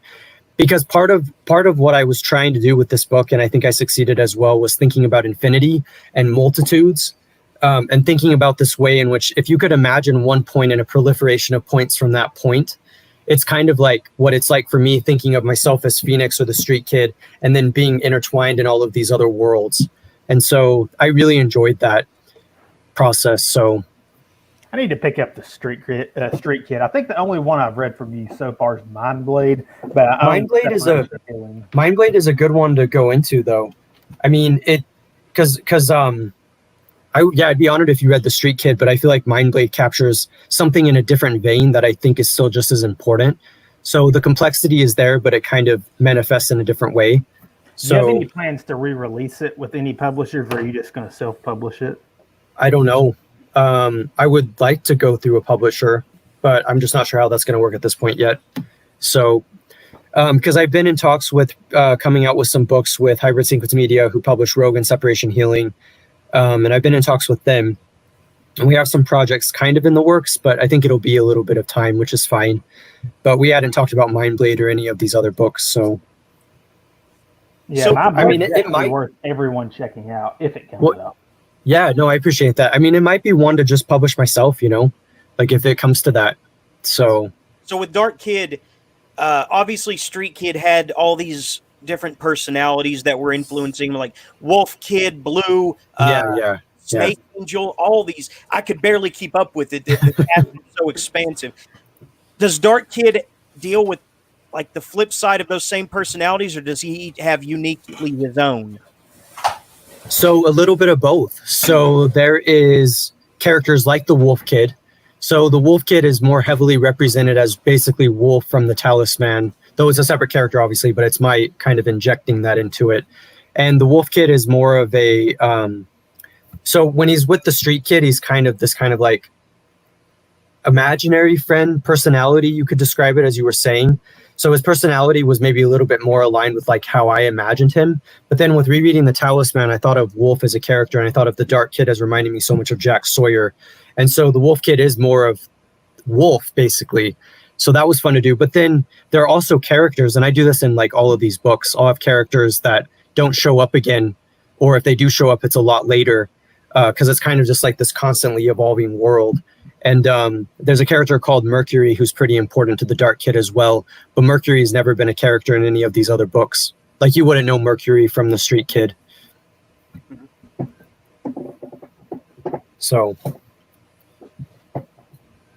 is Dark Kid also in a hospital at one point, trying to get better on his side of things, or what's going on in his life while all this stuff is going on with Street Kid on his side in the hospital? Like, what? So that's a great question. So that was one of the things that I really wanted to nail with this book. So there's a chapter, or there's a part called 211. And I took some of the memories from the Street Kid when I was 21, which was from the part of that book, When the Sun Stood Still. And it was really cool because, so Stryker is the villain for the Dark Kid. The bad guy is the villain for the Street Kid. But there's this moment where, I don't know if you remember the scene, but it's the scene with the Street Kid with the diner where he hadn't eaten for a while because he's homeless. And then he stops by the diner, and then he's fighting. And then his friend, the Lion Cub, is fighting with the bad guy. But then I revisit this scene from the perspective of the Dark Kid. And because if you remember from that scene later on, the Dark Kid is talking with the Street Kid. And so I basically described that scene from the Dark Kid's perspective. And the Dark Kid is thinking forever and ever of Stryker. And so even though in the Street Kid it's the bad guy, basically in the Dark Kid it's Stryker. But I leave it a little bit ambiguous because that scene technically happened in my head. And that was what a lot of what drove the Street Kid specifically, was that it wasn't grounded as much because so much of it was psychological and mental. Again, why we would have the interpretation of different characters that are just personalities, because none of this technically happened, even though it was fantasy. Because it is fantasy, that's why it hadn't happened. So. Well, no, I believe that, I mean, in as far as inside the story itself, I do believe that these characters really exist, even if they are on the fringes of existence in the characters' heads. I believe that this universe is alive within its own story. They're not figments. If that's what I don't believe that they're figments. No, that's a great way to look at it. I like leaving it ambiguous a little bit, but I would prefer the interpretation that, depending on how you look at it, that they're real enough to Phoenix. I always saw all these characters as playing this elaborate, like, cosmic existential chess game with Street Kid, you know, maybe as a pawn, if not one of the players. I don't know, but no, that's a good way of putting it. All these different forces up against each other, you know, kind of like Twin Peaks, the entities in the Red Room, or almost, you know. That's how I saw it. So no, that's cool. No, that's spot on. I appreciate that. And I was going to say, in terms of answering your question, so 211, there are scenes where the Dark Kid is in the hospital. One thing that I liked doing with this book was having the Dark Kid as a character, and then he is in the hospital, and then you find out later that he's tricking Stryker, who locked him up in the hospital. And he's tricking Stryker and pretending that he's still there, but he's actually in the multiverse or in somewhere else. Hey, hold that thought for me, all right? I'll be right back, okay? Okay. So how are you two doing? I'm doing pretty well. Good. I enjoyed watching the episode today. Which one? The one we're doing now, or that Ben's well, technically the one we're doing now, but the one with Bram. Yeah. Yeah, he has a really interesting perspective on literature. I really liked the playfulness of the book that he published on the 4th of July. Okay, sorry about that, Phoenix. Okay, so you're good. You can get back to whatever you were saying to them. I just had to step away for 1 second. But what was the thought you were finishing up with me before you go back to them? 211. Yeah, so he 211, which was really 21. He flips in and out of the hospital, and part of this becomes a trick. So it was pretty fun to do that. And there is another important concept to the Dark Kid that I've explored before in the Street Kid, but I didn't call it, and Contorted Royal for that matter, when I'm thinking of infinity or multiple versions of something, or multiplicity. And that was the notion of infinity cards. And you can imagine having a card, and that card cycling through every possible card that that you can have in a standard deck, and then having more and more potential added onto that, and more imaginary guard types. Like I think I say like the Two of Swords or something like that. Just having this endless, and then that translates beautifully into actually an Infinity book, where the Infinity card is basically the Infinity book, and you have all of these stories that are cycling through infinitely. So the Street Kid might also be the Dark Kid, which might also be Maniac McGee, which might also be the Talisman, which might also be, you know, a book by Bram. You know, it could be anything. So, yeah. And the way of doing that was to capture, just as you're getting at, Jeremy, with a lot of your points of why literature is so fascinating in fiction, because you can delve into these different worlds. And I think if anything that Stephen King, as an example, or the Avengers got right, is thinking about the way in which there is this proliferation of worlds. There is this really strange way in which you have the imagination representing all of the possibilities. And then, but that's only because I think the Dark Tower is a good example of this, where, you know, you have like these different worlds that are bleeding into the main world. But in that main world of the Dark Tower, there's also the Talisman, just in Stephen King's world, and all these other ones. But then there's all these other worlds too that don't even make contact, you know? I was just so fascinated by that. So. Yeah, I like the idea of fiction being like a tree with all these different branches and limbs, and roots and everything. And, you know, some of them can't be compatible because some of them may be post-apocalyptic already, you know, and then there's another one that ended apocalyptically in another due to other reasons. And so, but I mean, they all have a legitimate existence in my mind, at least. I take fiction very seriously. So. Yeah, no, and that's one of the things I think you interpret it. Maybe it confounds me. It confounds and infuriates me when one story can't accommodate other stories, and this is really like obsessive compulsive of me, I guess, and silly. But like, for instance, one universe basically ends. It's the end of the world because of zombies, and that means that it can't ever interact with this world over here where superheroes always save the day, including zombies. But they're two separate universes. I like it when universes can almost like connect like a dick into a vag. They like pee into a hole. Yeah. It's hard to do though, because that was why this book was so hard to write. Because look, we got a second listener, fellas. I don't believe it. Nice. Anyway, go ahead. No, I was just saying, that's why this book was so hard to write, and there were points where I didn't think I could do it because it was just I was getting bogged down by the complexity. So, wow. So you had to cut it off at some point.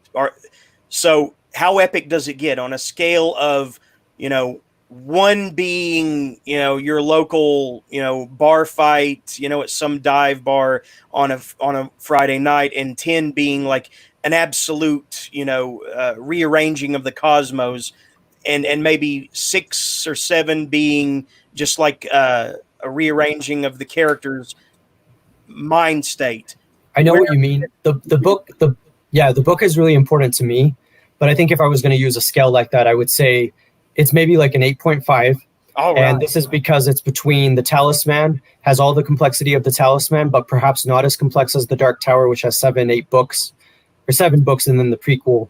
And I haven't read through the whole Dark Tower either, so I don't have the full reference point.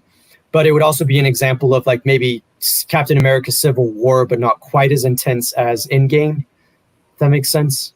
Yeah. So, but yeah, no, I loved writing the book, and I like challenging myself. I mean, the thing is, like, I am extremely, as Zach has said, I'm influenced by literary fiction a lot. It's how you get books like Mind Blade.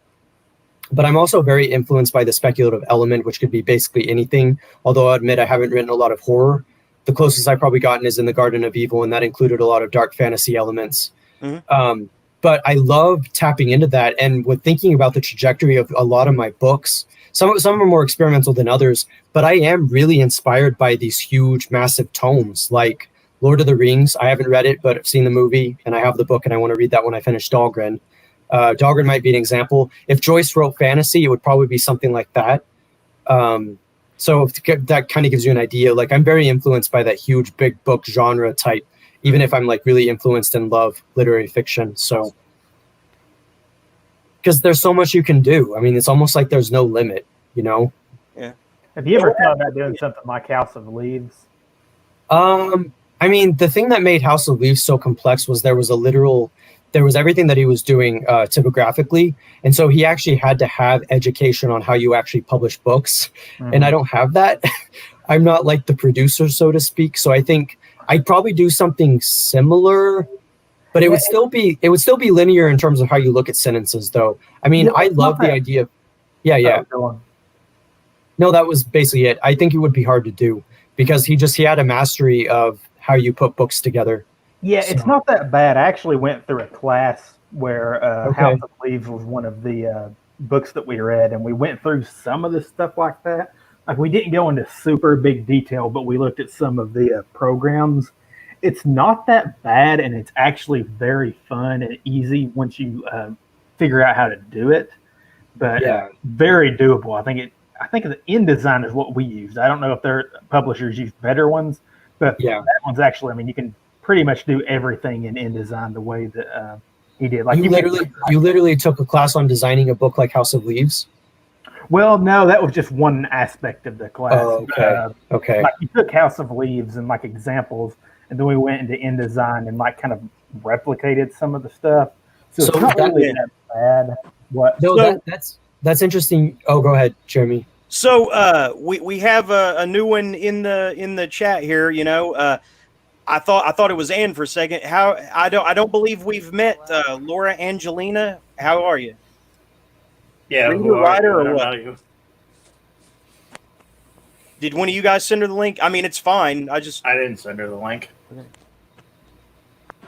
How you doing? How do you get here? Can she hear us? Can you hear us? Mrs. Angelina, can you hear us? This is odd. Yeah. I don't have a problem with her being here. I just wonder, is she's in the wrong room, or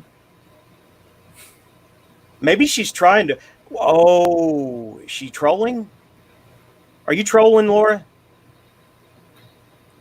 I don't know. I don't think she can hear us. That was weird, man. That was fucking. Where did she come from? I have no idea. What the fuck was that? She made sure that we saw the Bernie sign. By the way, dear, it's not going to happen, honey. The Bernie dream is dead. I'm sorry, but what the fuck was that? Dream. Did that wasn't no that wasn't Rose O'Keefe. Rose's what? Rose? What?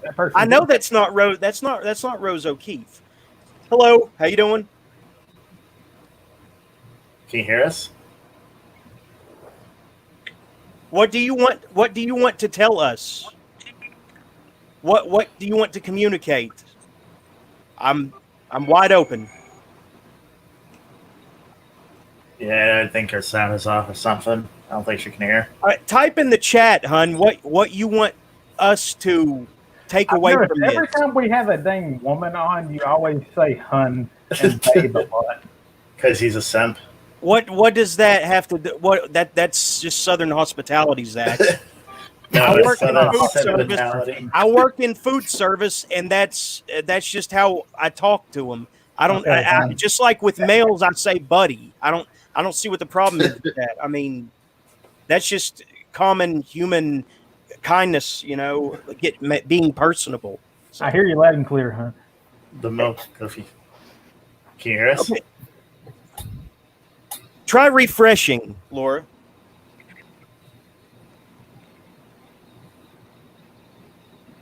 Okay, this isn't working. Hey, Mike. You got the Mike. You got the link. Come on in, man, if you want. You are all cutting out badly on my connection. Yeah, it doesn't work very well if you're not. Sometimes if you're on Wi-Fi, it doesn't work very well. Yeah, especially if you're using your phone as a hotspot, it won't work. How can we help her? What can we do, guys? She can Well, I don't type know. in the chat and we can read what she says. Guys, you're cutting out really bad on my end. I don't know. Okay, I don't think this is gonna work. That was Yeah, I the don't first think time we this- were able to hear her. Maybe she can I'm type gonna in jump out and maybe we can try this again another week. Yeah. Okay. Yeah. All right. Talk to you later. All right. Talk to you later. Thank you. I'll spruce up the blog while waiting. But I still am not any closer to knowing who she is. I'm glad she dropped by, and I'd love to talk to her more. But who is she? Where'd she come from? And how did she get the link? Because I didn't share it this time. Not that I'm saying don't come back. You know, I'd be okay. Yeah, how did she get the link? That's weird. It's not. I'm looking through the chat and it's not there. She didn't seem bad or anything. I was a little. Yeah. creeped That's out weird at though. first. How'd she get it? Well, I don't know. Maybe Anne somehow told her to go on, or maybe something happened with Anne and she said you can go on there. You know, Laura, Angelina, you can type in the chat and tell us what you want us.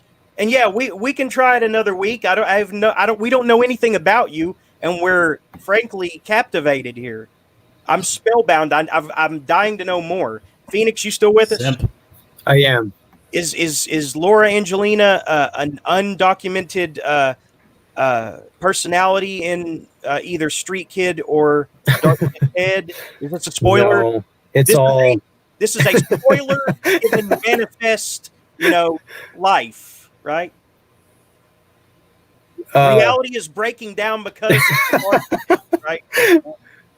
I wish I could say that, but no, I don't know who they are. Dude, maybe she was the woman or whoever it was who trolled you last week on Goodreads. In which case, I would really like her to come back.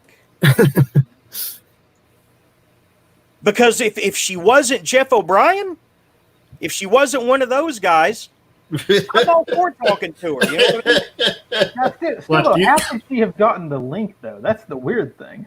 Like it's not. There's no way to get it. Like I don't get it. I don't know. What do But you think, Jeff O'Brien? I'm very curious now.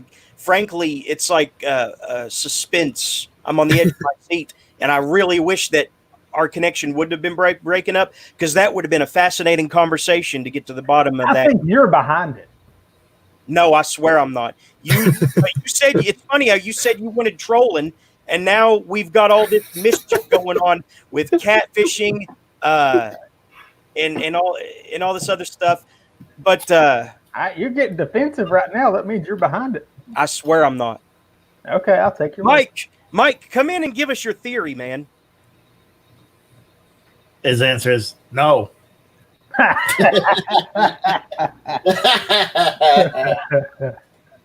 Well, Phoenix, what do you think's going on? I think reality's breaking down. Yeah, it's time for the multiverse. I've had 2 whiskey and cokes now, so I'm ready for it. That Laura Angelina, she kind of looked like Rose O'Keefe, but I know that's not Rose. That did not look like Rose O'Keefe. I've met Rose in person, and yes, it did, kind of. It did kind of resemble her.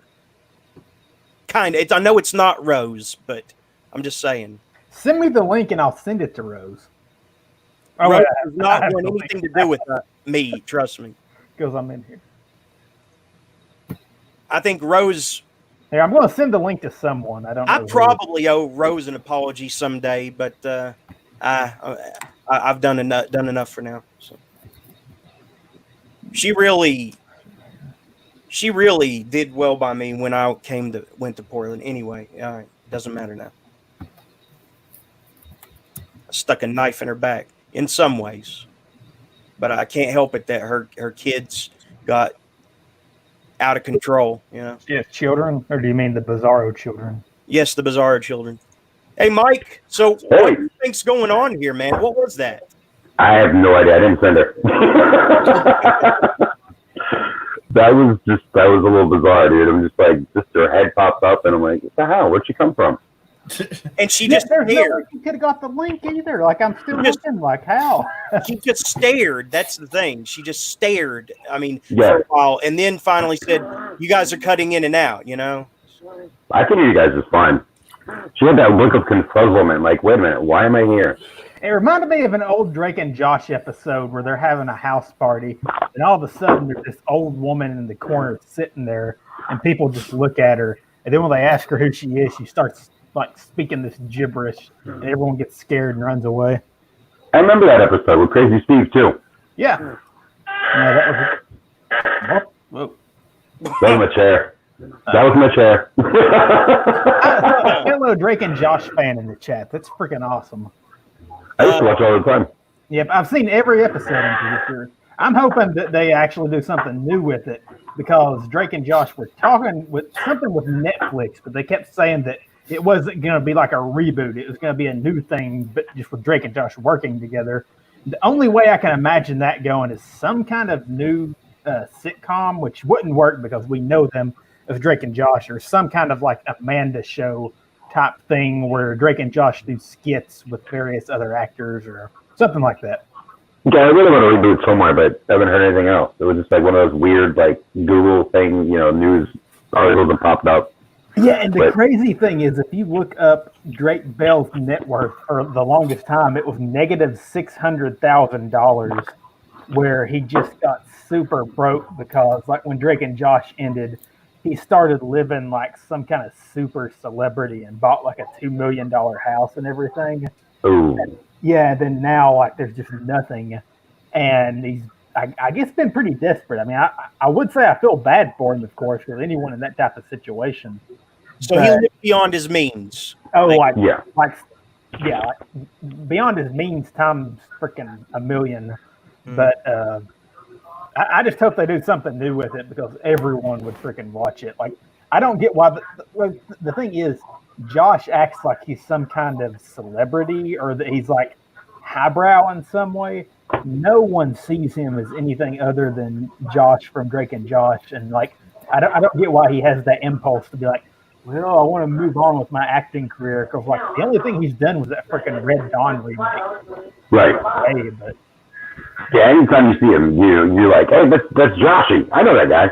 yeah, You don't know him from anything else. yeah.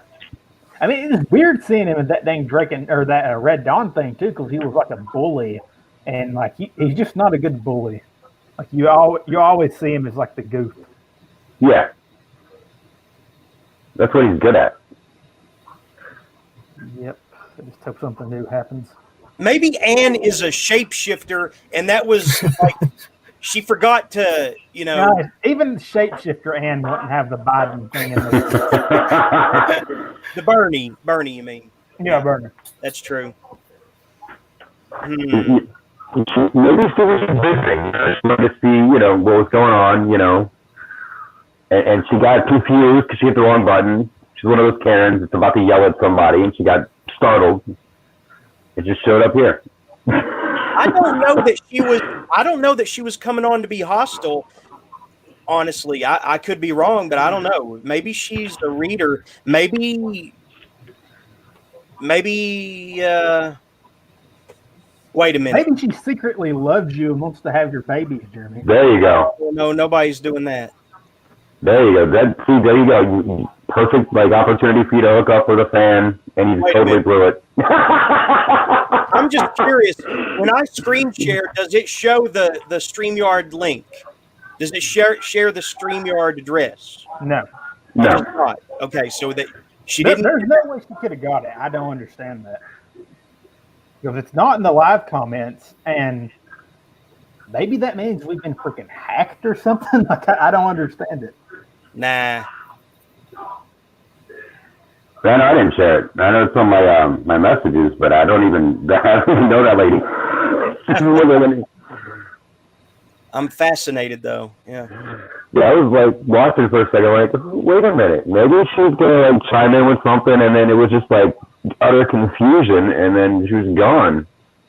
I think that she was trying to. She was doing that old no on that you don't do in radio, and also on live streaming, where you don't listen to the show in progress, you turn your radio, or in this case, the live stream down, because there is a little bit of a live delay.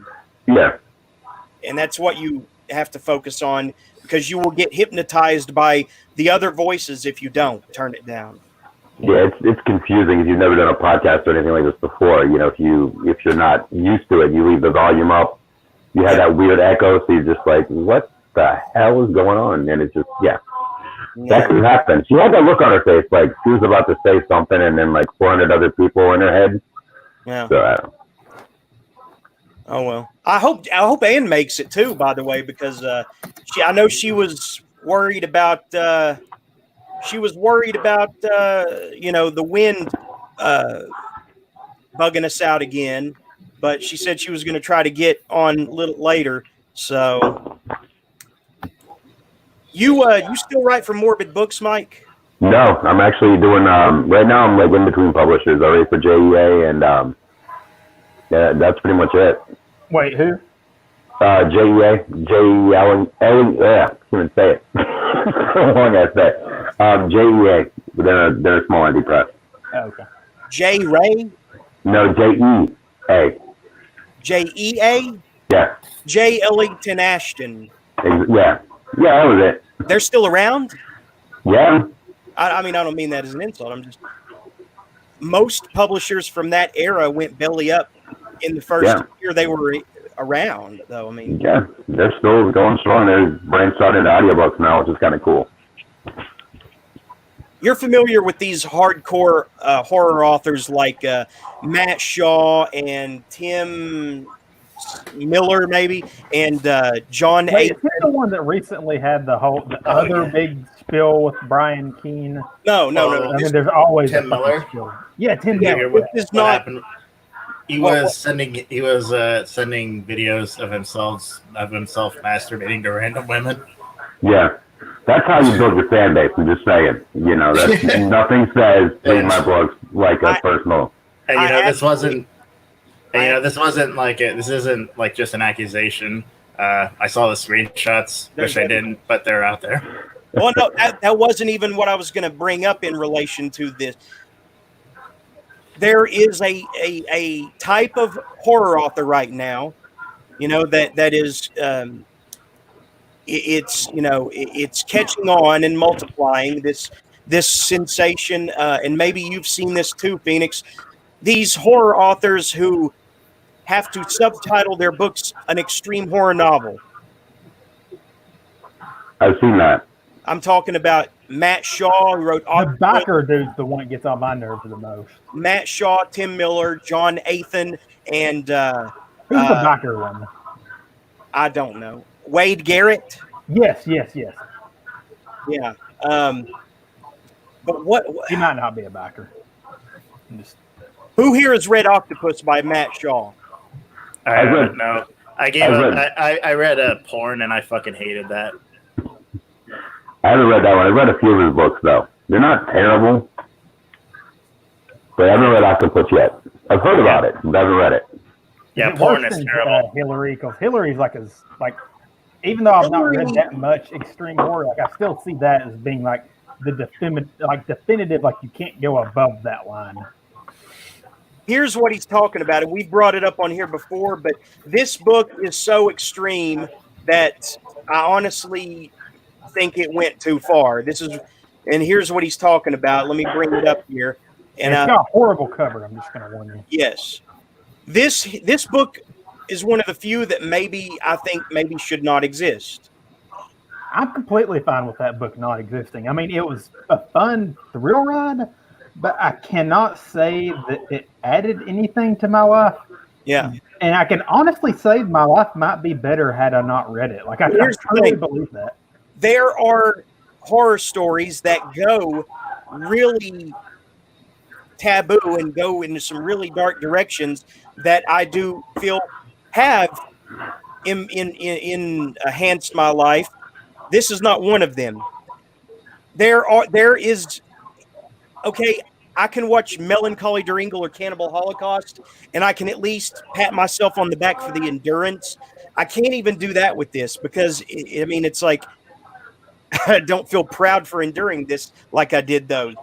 But look, the point is there is a whole underground of these types of novels that have to be identified as extreme horror now, right? They're like badges of honor with the more hardcore set of readers. Octopus, when I read it, it made me squirm so bad that I didn't know whether to stand or sit down.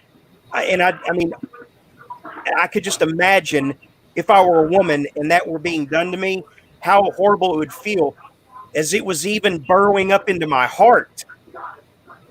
I could picture it. It can't be worse than the dang coat hanger part of Hillary. So I feel like... No, go ahead. Ben first and then Mike. No, I don't really have anything to add. Phoenix, what were you going to say?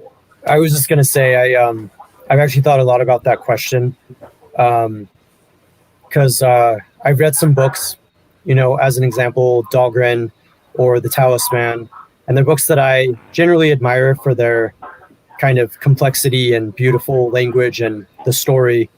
And I realized that some of the parts that I didn't like in those books or don't like, because I'm still reading Dahlgren, like I can almost accept it even though I don't like it. But I've thought a lot about this idea of like what is acceptable and what's not acceptable. And I think I have an extra squeamishness for things that feel nihilistic, things that just depict things with no underlying purpose. And at least with some books I've read that are like that, you feel like there's at least some degree of purpose, even in like horror. But I haven't read extreme horror, but I would assume that a lot of the stuff in that genre is probably like that, where it's nihilistic and it doesn't really have any redeeming value of like existing, I guess, which might be harsh to say, but it's like there's no reason why this makes your life better. In fact, it may actually make it worse. There, it's just pure debauchery. It's talking about Hillary. It really is that mean. No, I'm talking about the genre as a whole. No, yeah, that's what I was wondering, because I'm trying to figure out, like, I personally like want to be open-minded to a lot of different things, but at least when it comes to something like extreme horror, I'm much more skeptical of whether or not it even has any value. And that's hard for me to say when I believe in free speech. I believe in writing basically whatever you want. But if there's no like morality at all to what you're doing, even just like the thought of it just like freaks me out. I'm like not going to lie. I mean, the world is already dark enough as it is, and to kind of delve into these kinds of things, even with a respectable medium like books, I just don't think I could ever do. Yeah, so, and I think it really challenges. I was just going to say to end that it really challenges like what's acceptable and like what we can personally engage with, and even what's worth writing and like what's not worth writing. Yeah, like I'm okay with free speech and having it be out there, but that doesn't mean it's good. Like, okay, Wrath James White's the best example. I don't believe someone like him is writing a story or like the stories he does for anything other than to legitimately get off on it, because he has a very dark, deviant, like sexual mind. And you can kind of say free speech and like, oh yeah, we need to have this stuff out there. All he's doing is like, and writers like that, all they're doing is indulging in like this freaking. Dude, Wrath James White is having no problem getting laid with normal women, though. I can guarantee. No, I ain't saying anything about that. I'm saying that that's still part of him. Like, he likes. I mean, I don't have to repeat that. You get what I'm saying. I'm not saying he has a problem having sex with normal women. What the fuck is that noise? I think that's Mike's background. I don't know. I don't know anything going on. Okay, maybe it's Phoenix's background noise. Is that it? No, that type of fiction, all it is indulgence and depravity, and it is. I believe it is harmful for individuals. It's not a good thing that needs to be in the world. There's nothing to be learned from it. It's just okay. As I'm laying all these books out as examples of things that negatively influenced me, like Octopus and Hillary, I'm not as quick to turn on, say, an Edward Lee novel. Why is that? You see, the weird thing about Edward Lee, like, it's going to sound freaking hypocritical coming from me. It's not the depraved stuff that turns me off on his fiction. It's actually the good stuff. Like, it seems like it's such a generic story mixed in with these things. And like, I just can't get into it. I've tried. No, but the point is, I don't feel this revulsion to Edward Lee extreme horror like I do Octopus by Matt Shaw and Hillary by Angel Jalique? Is it because of the camp factor that it lessens the blow? I think part of that too is Edward Lee's. I was going to point out too that when I first started reading it, it was called Splatterpunk, which was, you know, like early 80s, you know, Clive Barker, all these other dudes. But I think for like with Edward Lee, it is like there's a story behind it and it fits into the story, whereas a lot of newer extreme horror is just about the violence and there's very little story, if that makes any sense. Yeah. And I don't understand why anybody would read that, because I feel like part of the reason why we would read at all is for the story. It's not just to read a bunch of scenes pasted together to like fulfill some kind of thing. And I hesitate being so critical, especially when I haven't engaged, but I just feel like probably like I've spent a lot of time thinking about what I myself don't find acceptable. And I know that that's different for everybody, but at least for me, like I generally have to trust that instinct of like, I'm not going to engage with this. And I know that like free speech types would probably hate that. And I'm not advocating censoring it, but I'm just saying like, I think there are some books that bring value and then there are others that don't. I am a huge fan of the Human Centipede movies. No, I love the first one. My favorite is actually the second one. But I feel really like didn't like that one. I love the second one. The two sequels feel like Tom Six jerking himself off. Right, it's great. But I think that I can live with Human Centipede because of you have to laugh at the idea of someone's mouth being sewn to someone's ass. But then I get to something like this that I just read, The Lockdown Trade-Off, where this poor woman is basically sold to this crazy guy in the middle of the coronavirus pandemic, right? The bar's failing, they're heavy in debt, and he just catches her cheating on him with her a side boyfriend, and so he just basically sells her and the boyfriend to this crazy guy, and he proceeds to do these basement surgeries on these two poor people who, yes, they committed adultery, but they go through absolute pure torture at this madman's hands. I thought that I could at least experience it on a campy, like midnight movie type, bargain bin paperback level. But no, it really made me just feel horrible. The descriptions of how they get needles, hypodermic needles jammed in their necks, and then they wake up and they don't know what's happened, but they can tell that their bodies are fundamentally changed. It's just cruel without necessity. It's needlessly cruel. Yeah, yeah. Because it was written so well, as I said in the review, I had to give Sam West, I had to render unto Caesar what was Caesar's and give Sam West a 4-star review. But I never went to read it again, and it really bummed me out. Stephen King once said that he thought Stanley Kubrick wanted to hurt people with his movies. And I think that in a lot of cases, we can say the same about authors such as Matt Shaw, Sam West, Rath James White, and the other one, Angel Jalique. I think that they want to legitimately hurt people.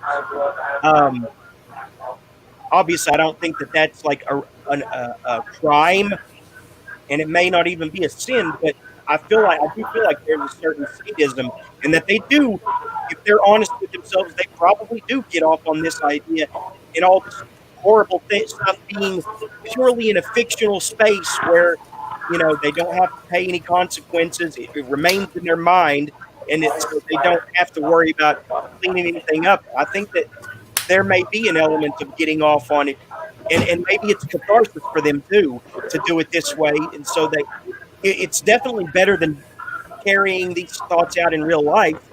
But I think if they were honest, I don't think that we've all heard the expression, I want to hold a mirror up to the darkness in society. I've always thought that was bullshit. And that Sounds like someone's screaming in the background. Okay, but you can still hear me despite the screaming. It's appropriate background noise for what you're talking about. You have screaming? I don't even hear screaming. That is weird. Let me test something. Yeah, it was. It's your children's slaves in the background screaming, Jeremy. The ones you bought off Wayfair. But you guys heard everything I said, right? Yeah. Yeah. I think. I mean, your Wayfair delivery in the background and drowned it out. Okay, but I think that it's bullshit when they say I want to hold up a mirror to the darkness in society. No, you thought these thoughts and you thought they'd be cool, and maybe you imagined a girlfriend who hurt you at some point. You imagined her in that situation, and hey, as long as it's just in your mind, I mean, I think that's okay. But I do think that there is a certain level that these authors want to take readers to. They want them to have a bad afternoon. Like, I'm the bad guy who makes fun of people who die in plane crashes and laughs as long as that ain't happening to him. Right. So, guys, I'm going to say don't read this. Even if you're I'm going to read it. Even you don't fucking control me. I'm going to read it. Okay. I hope you don't. Even I'm going to masturbate to it. There you go. Dude, send random videos. Dude, I couldn't even masturbate to it. It can't be masturbated to, trust me. It's just I've had some very unproud faps. Me too, but not this. There was a lot of things in the last there. What is that background noise? Mike, did someone in the background say something about plexiglass? Oh, yeah, they're watching the pay-per-view. A pay-per-view? Yeah, the Extreme Rules. Oh, who's wrestling? Oh, I don't know. I'm in my office. I haven't watched WWE since AEW started, so I couldn't tell you. Well, I mean, tell me what's going on, dude. You're right there at the TV, right? No, I'm actually in my office. Oh, okay. Well, that's what the screaming was. Are you sure you're playing snuff films in the office? No, I don't think there's nobody. I don't know where the screaming came from. I didn't even hear it. That's the crazy part. Am I hearing things again? Are the demons back? It's all the extreme horror talk. That's what did it. Yeah. Now, I will say Survivor by J.F. Gonzalez did have some redeeming qualities.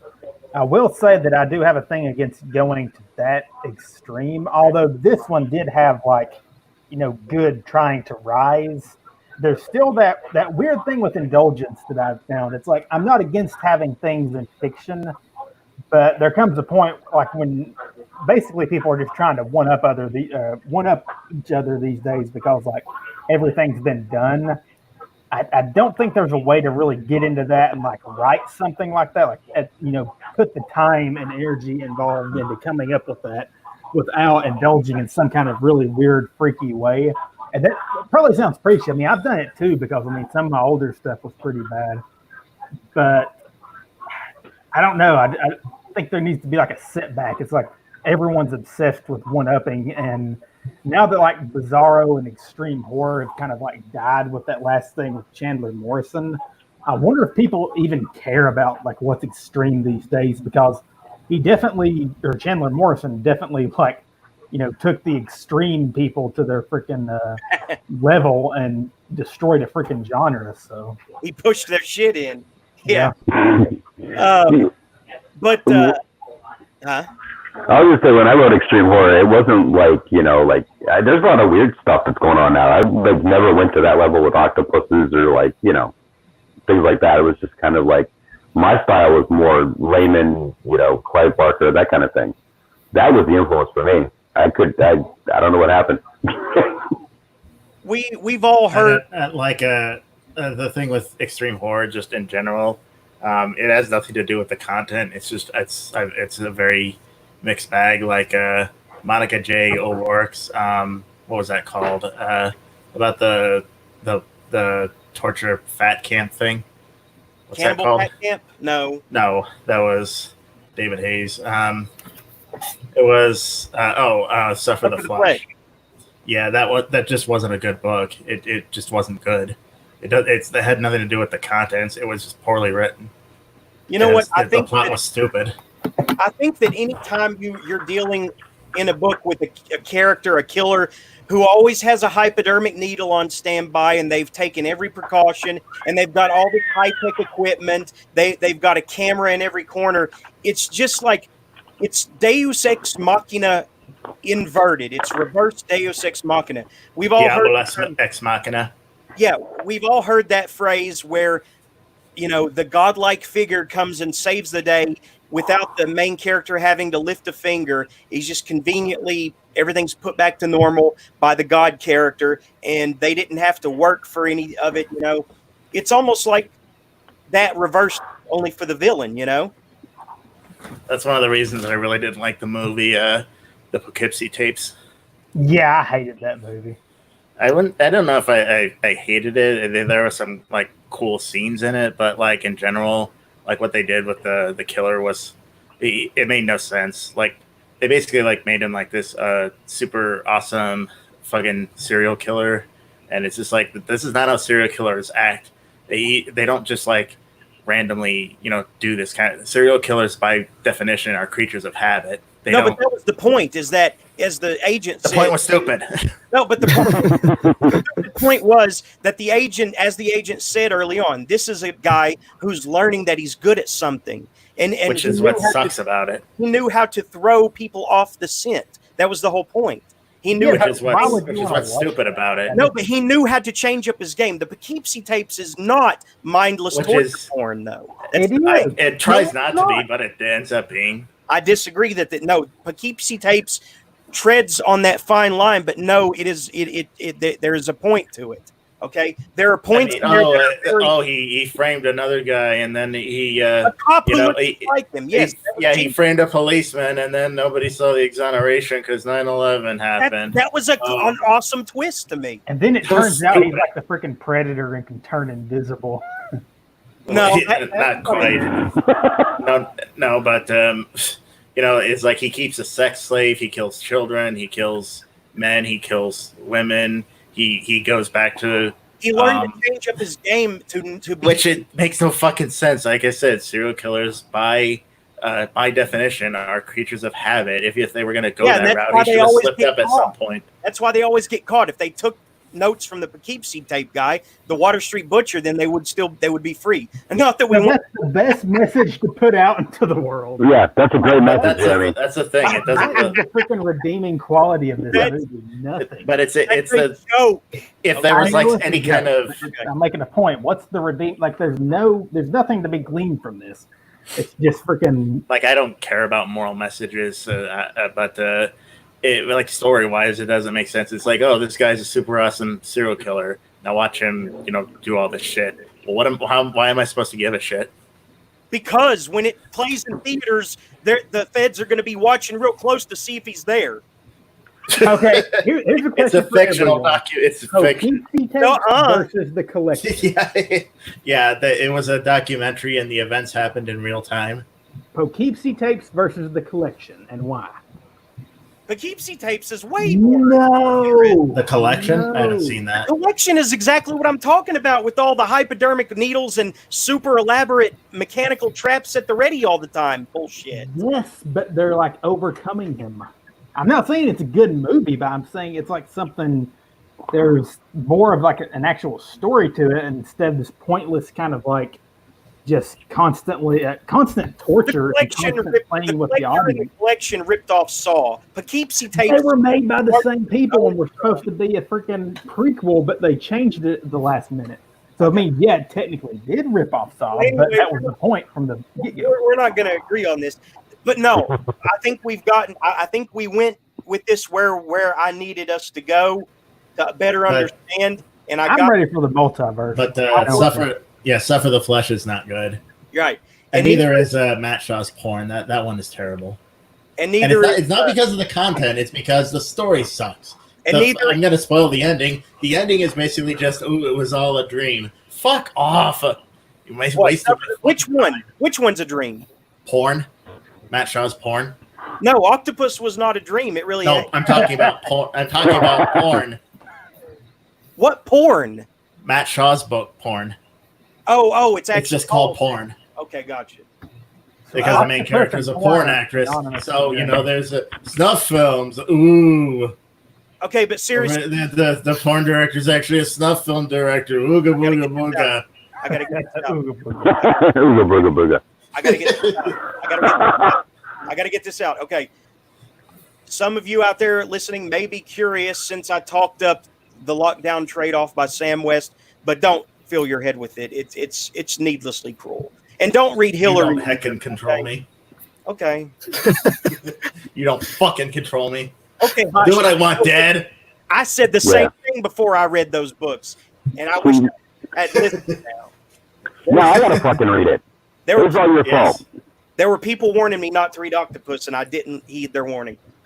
If it really is as bad as you say it is, I'm going to read it, and then I'm going to come on here and berate you for making me read them. Right, because you told us not to read it, so now we got to read it. But I'm probably not your fault. Yeah, but I'm not going to read the Matt Shaw one. Porn pissed me off so much that I'm not going to touch him for a long time. Matt Shaw for a long time had covers that were just words saying, "Warning, this is an extreme thing," right? Right. That doesn't bother me. That doesn't really bother me. It does bother me. Damn it, Ben. It doesn't bother me, but it's just that, write something that doesn't suck. Damn it, I Ben. would be embarrassed having those covers. I mean, yeah, it's pretty gimmicky, with the whole warning. Ooh, I'm so fucking scary. Ooh, this book is called porn. It's so extreme. It's so out there. Ooh, snuff films. Oogie boogie boogie.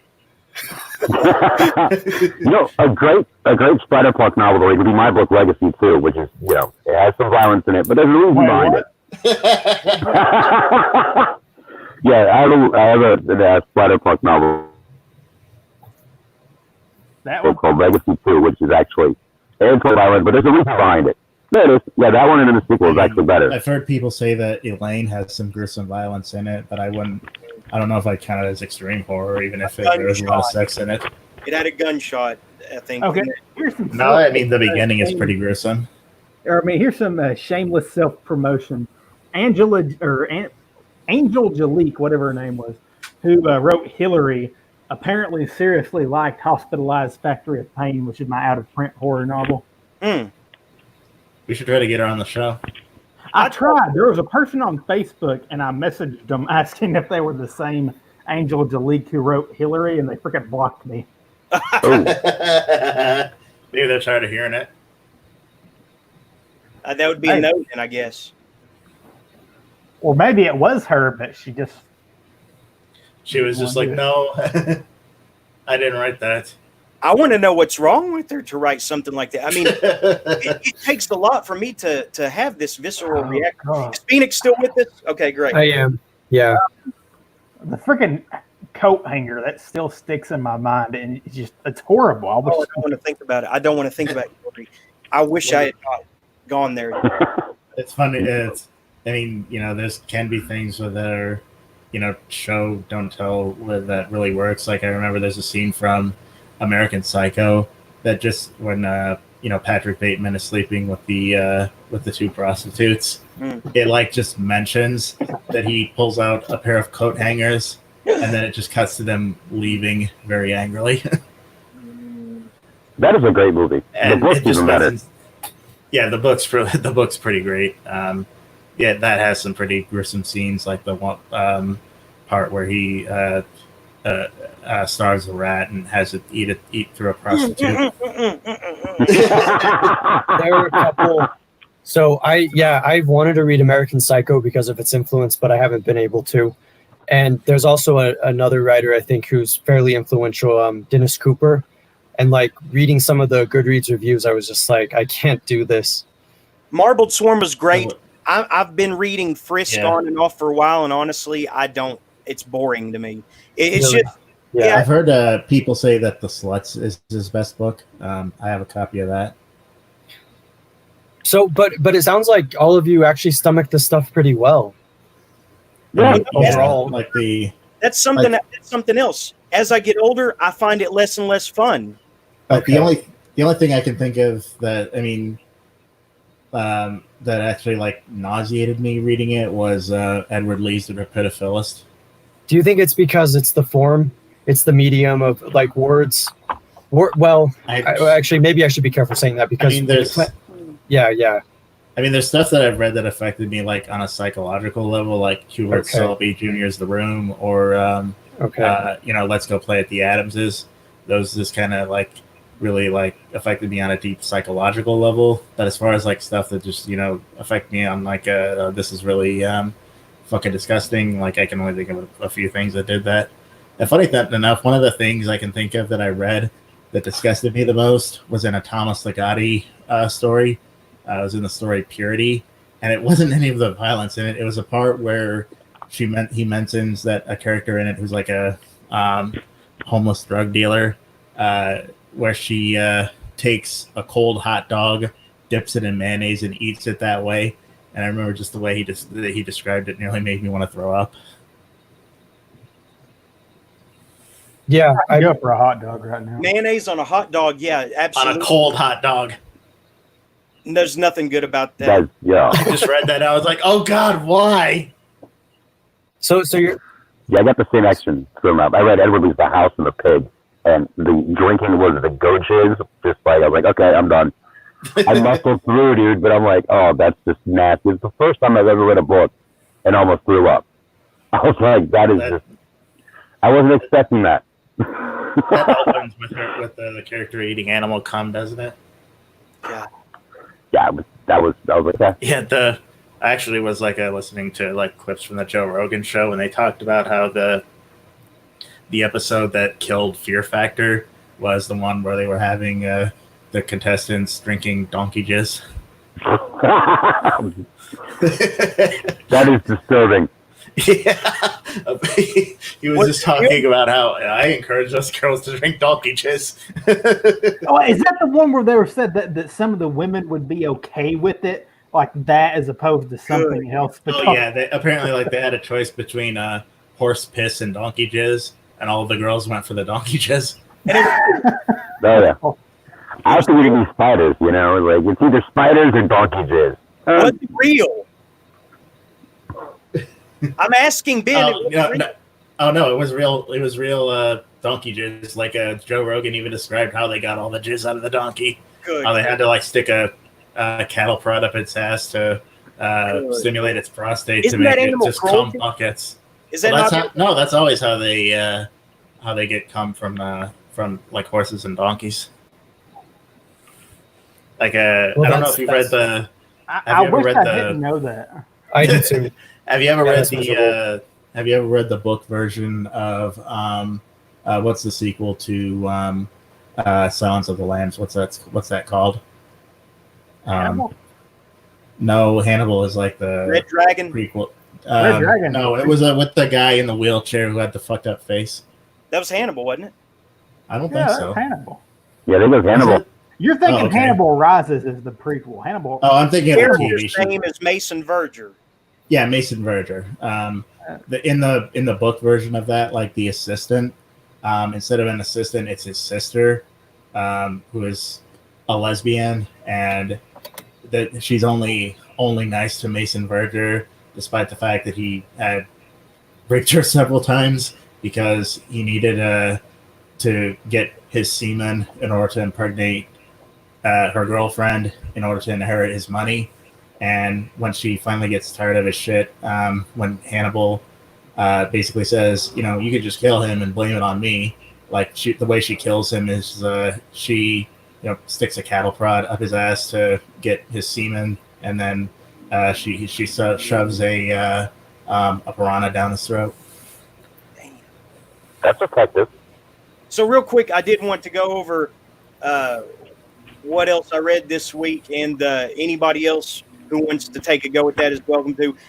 This is the first Eraserhead Press book that I've finished in several years, and they may be on a slight roll again, here lately, but I still think their personalities, they need to work on their social media acumen or whatever. Dude, he wrote that to troll you. Which Stanley one? Maddox. I highly doubt that. Maddox. I mean, how many times do you see that name? Look, it's not even how you spell my name, though. Maddox is a pretty common name. Yeah, there are other people named Maddox. Yeah, in this world. I mean, there's well, no, wait, it's not his real name. Maddox, who runs the greatest page in the universe. Yeah, he got sued. That tried to sue Dick Masterson, right? Yeah, and he basically like fell on his face. Yeah.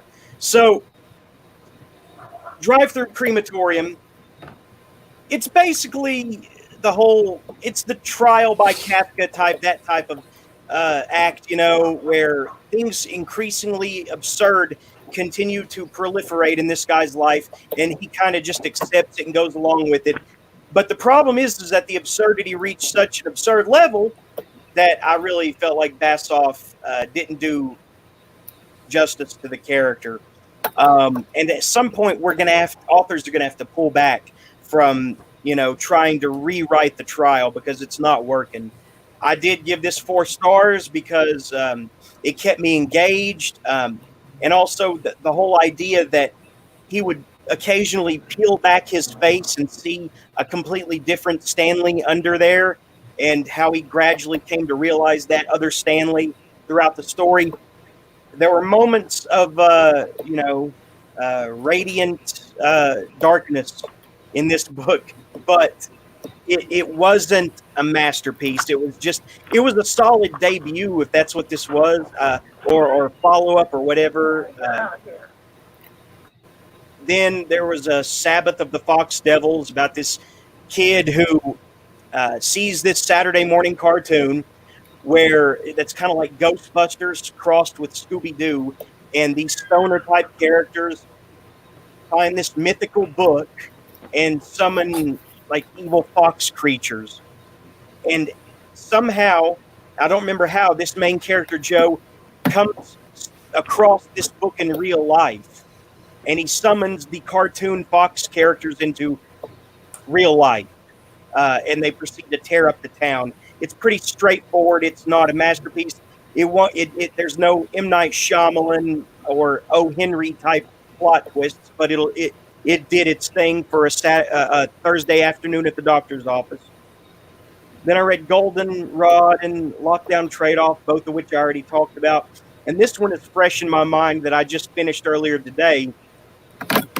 It's about Southern legends and lore, and these 2 kids go on this journey to find this mythical place in the deep, deep sticks, the deepest of the boonies. It's called the Kudzu House.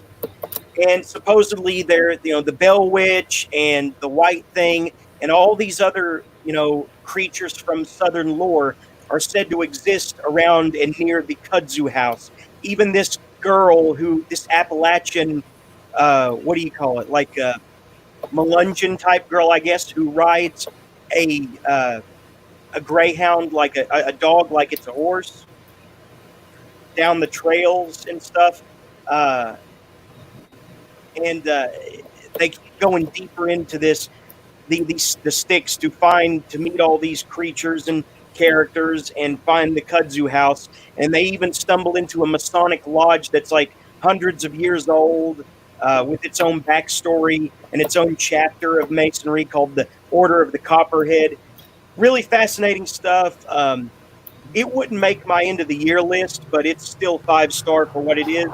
And you might even like this one, Zach. The Vine That Ate the South. I'll recommend it for Zach because he's South. Okay, you already marked it. Anyway, I just finished that one, and yeah, it's 5-star, not end of the year worthy, but it's 5-star. So that's what I've read. Who else made some progress this week? I guess I'll go to mine next. I was gonna say real quick, I should probably get going. Okay. Well, I hope at least we didn't make you uncomfortable this time, right, Phoenix? Well, for different reasons, but it's fine. Dude, we didn't bring up Flat Earth. We didn't bring up guilty drama. Come on. No, I know. I was actually going to joke that I'm a flat earther, and I think that Jupiter and planets are a hoax. So, well, answer me this, Mr. Flat Earther. If the Earth is flat, why is your mom tit round? I'll never know. All right. Well, I'll get going. Thanks for having me, Jeremy. All right, talk to you later, man. See you, Finn. Okay, see ya. Okay, I guess I'll go to mine next. I've been reading very giant novels, and so that's why I've only got 2 read this week. But the first one I finished was Nosferatu by Joe Hill, which I talked about last week. It was about close to being done with it, but then I finally finished it the Monday, and I talked about that one then. So now I will move to, I finished House of Leaves by Mark Z. Danielski, however you say his last name, which I'm sure we're all familiar with here. And I have to say, I freaking seriously love that novel. It's Told you would. yeah. I guess some people see it as a pretentious type of thing. I really don't. It's like explicitly opposed to that. Yeah, it really is, because, I mean, okay, I will say that it's way above your typical genre horror novel, but it's still got that aesthetic to it that horror fans would love it. But also for people who like more heady things, there's so much stuff going on. I for one will say I definitely didn't get everything. It's the type of book you have to reread tons of times, and there's so many little puzzles and like different ways you can look at things. I mean, it's a lot going on, especially, in the footnotes section, which you have 2 things with the footnotes. You have the footnotes that are basically the other story of the novel, which is Johnny Truant's story, who's editing this novel. But then there are also things going on with the footnotes that are just, random little things that would have been included, like in the actual fictional book, the Davidson letters written by the fictional Zampano. I can't say I really understood everything that those footnotes were going for. I know there were little puzzles and whatnot. But overall, I mean, I pretty much read every word of the book, and it's freaking... Yeah, I love it. It's definitely a good book to get lost in. And it's not like Twin Peaks at all, but for some reason, they're both similar in my mind. They're these weird, kind of like somewhat nonsensical, sprawling stories that they make sense on an aesthetic level. There's definitely a ton of philosophy in House of Leaves with all of the... some of it was real academic stuff, I believe, as far as the footnotes go, and like the different excerpts from academic theory and whatnot. A lot of it was made up, of course, but it's a lot to wrap your head around. Yeah, like there's a section where the Davidson's wife is showing the film to like a bunch of different academics, like Derrida, Camille Paglia. He also shows it to like Hunter S. Thompson, Stephen King, and someone else. I can't remember who else. Oh, there were a ton of them, but yeah. Yeah, and there's like where Hunter S. Thompson. Yeah, Anne Rice, and the fiction writers like Anne Rice and Stephen King are like very down to earth about it, while Derrida and Paglia speak very pretentiously about it. Yeah, the Derrida stuff. I mean, he hit the freaking like mimicking how that dude writes on the head, in my opinion. Derrida is definitely an author I want to go back and read some, because I was definitely introduced to him a lot in school, but I've never read like a full book of his stuff. Although I'm pretty sure it's mostly nonsense in my opinion. But yeah, and the part where she shows, well, I don't think she shows him directly, but she sends him a copy. But when Hunter S. Thompson sees it, he just like completely freaks out. Yeah, he loses his mind, and he goes on about getting kicked out of the place where he was crashing because he went crazy and started breaking things. Then he asks her if he can crash at her house. Yeah. But then other things that I've been reading, if I stick to my schedule, I will have the whole Holy Bible read in about 30 days. I've already read the New Testament, and I'm pretty far into the Old Testament. And in 30 days, I'll have it done. And then I've also been reading this big book called Exo Vaticana by Thomas Horn. Yeah, that one. And Chris Putnam. It's one I will talk about it in more detail once I actually finish it. Already there are things I like about it and things I don't like about it. the things I do like about it is that they're already so out there, they don't have to worry about being politically correct. Now, they don't go as far as they could, and I'll leave it at that without saying more. But if you want a good summation of where we are in culture, and especially what the Bible says about it, it's pretty good. But some of the end time stuff they get into, they really, okay, they both do what needs to be done in that mainstream Christianity, which I'm not dogging that, I'm like Lutheran. Certain topics aren't really talked about in mainstream Christian circles a lot, like as far as like the really weird things that go on with Rome and the Vatican and the Jesuits and the things that they've said in relation to extraterrestrials and a bunch of other weird stuff. Like, yeah, there's something very odd going on there that needs to be looked into and exposed, possibly for being a hoax or whatever it is. They go into that, which is good, but then they do the absolute worst thing they can do and take that good research and go into freaking la land like our pal. And I still like the dude, he's cool, but Jim Wilhelmsen, where they go too far with the freaking, it's like they're writing a sci-fi book. Yeah. They go from good research to way too much speculation very quickly. Well, Thomas Horn has been outspoken about transhumanism and trying to shed light on that. Yeah, that's the thing.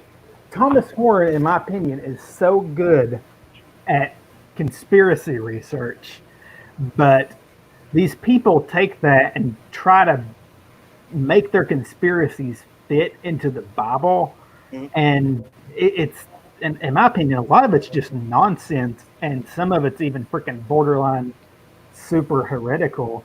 They don't even bring up the fact that people are debating what the Nephilim are, what the divine council is in Psalm 82 and various other places. They just automatically assume, yeah, this has to do with their freaking weird conspiracy with mixing transhumanism with the New World Order and aliens and blah, blah, blah.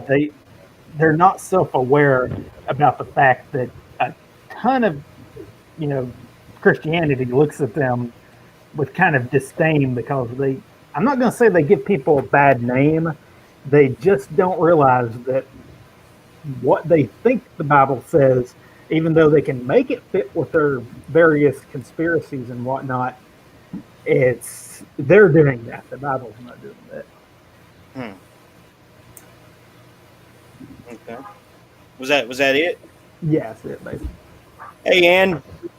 Hi. What's up? How's your week been? I've been looking for apartments, which nowadays just looks like being a rat. I'm taking a drink right now. Go ahead. Dang or frigate. Okay. It's like being a rat in one of those experiments where the rat pushes a lever to get pellets. Except you don't actually get a pellet. You get like this misshapen token that might turn into a pellet at some point down the line. Also, you're running from a wolf. I don't know why there's a wolf in this rat cage. Okay. Look, sorry. I'm tired. Basically, everything sucks and, hurry up and end world. Wait. Are you speaking metaphorically? What about a wolf in a rat cage? What? Everything sucks. It's metaphorical, right? Everything is shit. Putting your mother, Ben. What did you say to me, you fucking husk? I said you're putting your mother, Ben. Don't go there. Okay. No, it's like, well, your mom is shit because she suck a mean dick. Wait, who puts her dick in shit? We're just full of metaphors that don't really work. So this isn't a metaphor. Like Zachary McGaw's mother literally sucked my dick. No, it's not true. So spoiler: Electra's a jizz lobber. Jizz lobber. Is it lobber or mopper? What's the difference? Both, I guess. Yeah. She gets a job mopping up the jerk off booths. Yeah. Yeah. Dang and freaking. Yeah. What'd you say to me? What did you say to me, you piece of shit? Go ahead. Yeah, they take big drinks now, they. Okay, I think Ben might be a little too drunk. Like when he's not, No, I'm just being ornery. when he's not drunk, he's too quiet. When he's just drunk enough, he's perfect. But then, like the third house, where Ben is shit-faced, he just yells over everybody. We need a flat earther for Ben to yell at. We need a resident flat earther. You know, That'd be fun. That Oh would God, How no! Please. about your mom with her flat ass booty? Hey, wait a minute. We'll get back to the book talk eventually, but let's check in and see what our good friend Nathan Thompson has been up to in the last week, shall we? Everybody ready? All right. I'm ready. All right. Oh, My dick is in my hand. This is going to be so much hysteria. Here we go. I give you Nathan Thompson's latest project. A globe head wears a mask to the grocery store. I don't know who I hate more, the people complaining about masks or the people celebrating about masks. Let me get a picture. What the fuck is he doing?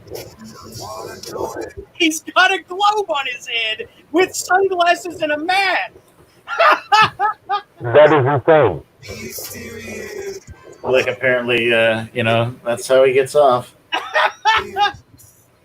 You know, that's not really funny until he runs into something and knocks himself unconscious. He has a hard head. That won't happen. Is the globe head thing a running gag? They call That's globers, yeah. Look at this. What is that? They live with the what is this? Yeah. People with globes for heads? Yeah. Wait, that's not how they live glasses works. That's not how they work. You're saying that globes are real. You stupid fuck. They live in the globe heads. That's not how it works. That's a good shirt to be wearing while I do this. Now I really want to bring him on to yell about getting they live wrong. Wait a second. Right. Why is the driver's side door mixed up? Is he in Britain? He's in a British car.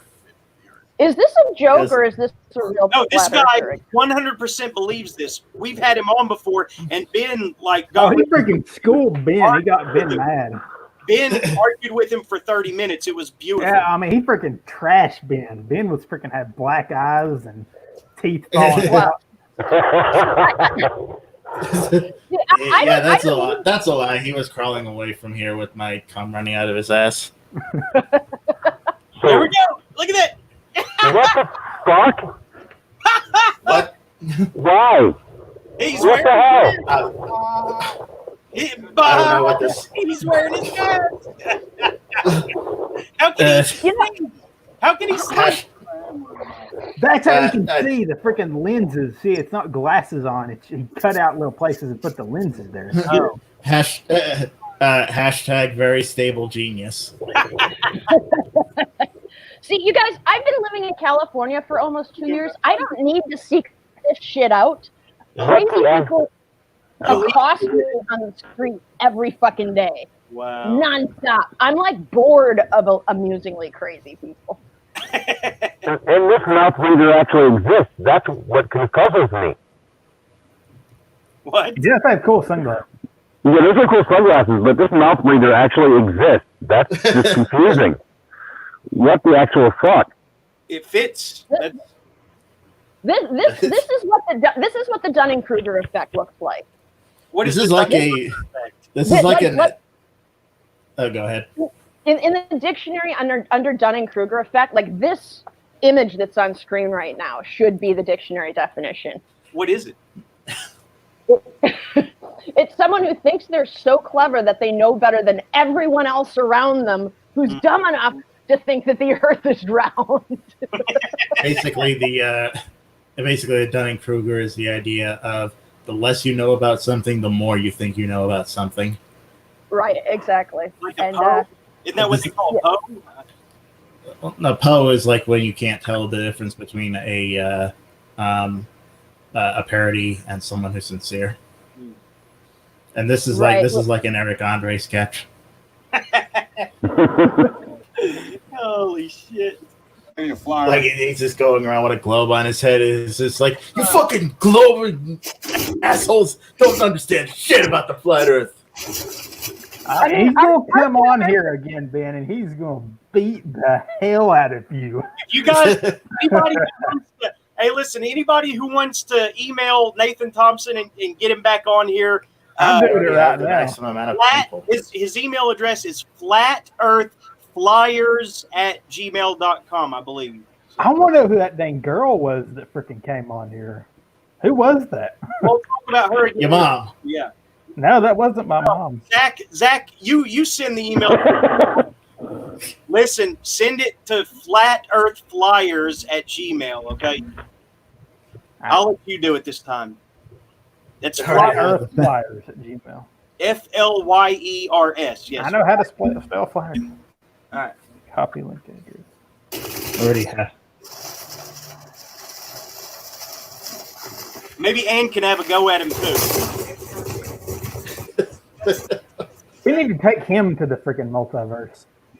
I don't know. Arguing with that dude last week was I'm full up on flat earthers. When I was trying to explain centrifugal and centrifugal force, sorry, I can't pronounce anything today. Centripetal and centrifugal force by saying, hey, if you put water in a bucket and swing it around, how does the water magically stay in there? And he goes, ha ha, the earth isn't a bucket. I just was like, oh boy. I loved it. I loved it when he said, of course I don't believe in upside down people. And then you threw your head up against your forehead and collapsed on the bed like, I give up. The upside down people are underneath us right now. Right. It's like us, except not as stupid. What would that be? Vertical privilege?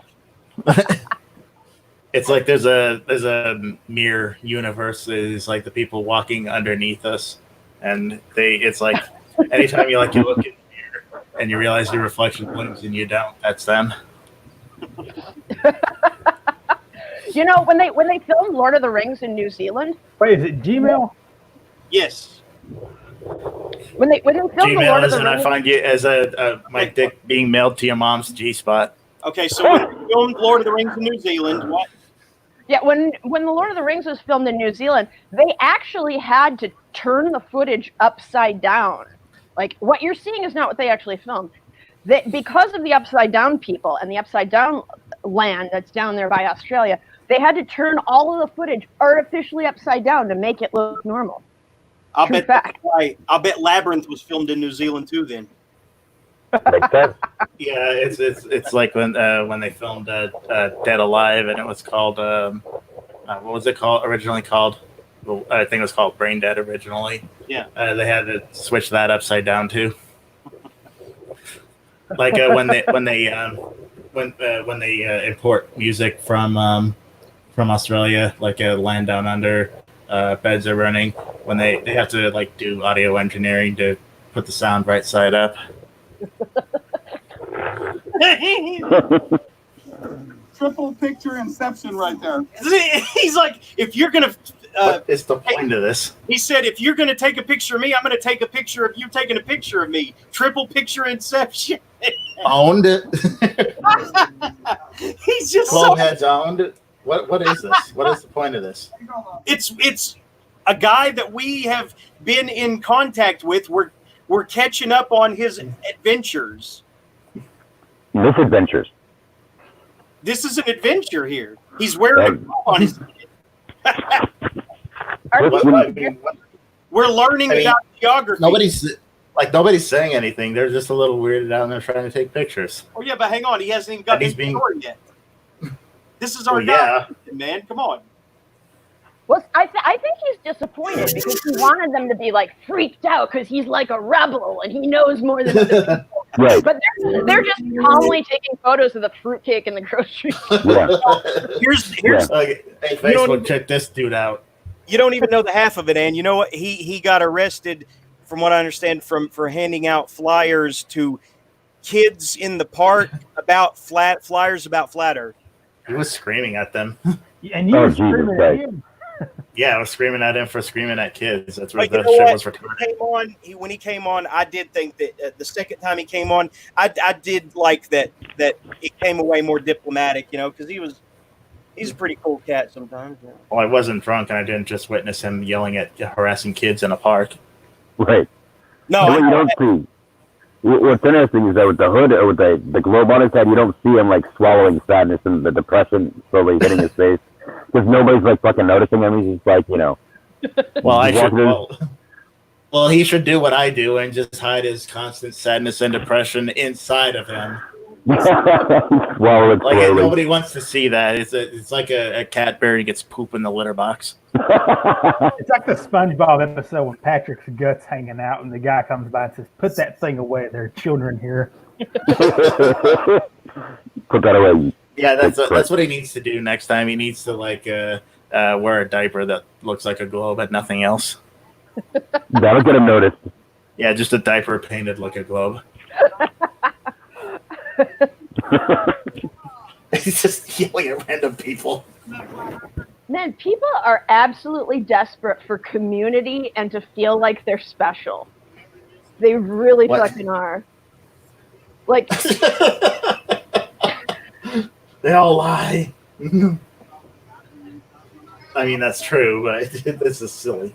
we all You can put your cell phone camera in the fucking cart with a muffle over your head. You can't understand a fucking word he's saying. So, Yeah, I think inside it probably just sounds like blah, blah, blah, blah, blah. Yeah. So let me get this straight. What I don't understand is how come people, and this goes for groups like Black Lives Matter too, they're totally okay with like the tools of the man when it's something that they want to use or something that they can make money with. Mm-hmm. But you know your classic like I hate everything white people ever did, and then you're on the internet talking about how you hate everything white people ever did. Like, or the ones who actually say that don't actually. I mean, those are people acting in bad faith. Yeah, Like but Ben. but this guy. Your mom wasn't. I can't think of anything. This guy, I mean, most people who are on YouTube are making at least some attempt to make a living on YouTube. I mean, or else they're Not vying. Not us, but they're at least vying It's for impossible attention. for us. Nobody likes us. But yeah, but if you think the whole government is a conspiracy to make people believe that the world is round for some reason, why are you using the internet, and how do you think your cell phone works? Like, where are the satellites? Where are the satellites? It's like Videodrome. It gives you cancer and makes you think it works. Are the satellites like affixed to the top of the dome that's keeping the air in, or where do you think the satellites that make your phone work are? I told you, it's cancer in your brain. Yeah, it's an illusion. It doesn't really exist. It's just a man sending signals to your brain to the chip in your neck. That's the Videodrome. Long live the new flesh. See, for those of us who were born before there was microchipping, we're a little bit more skeptical about that. Because when would they have chipped me? When would they have chipped me? When I was in the drunk tank? Yes.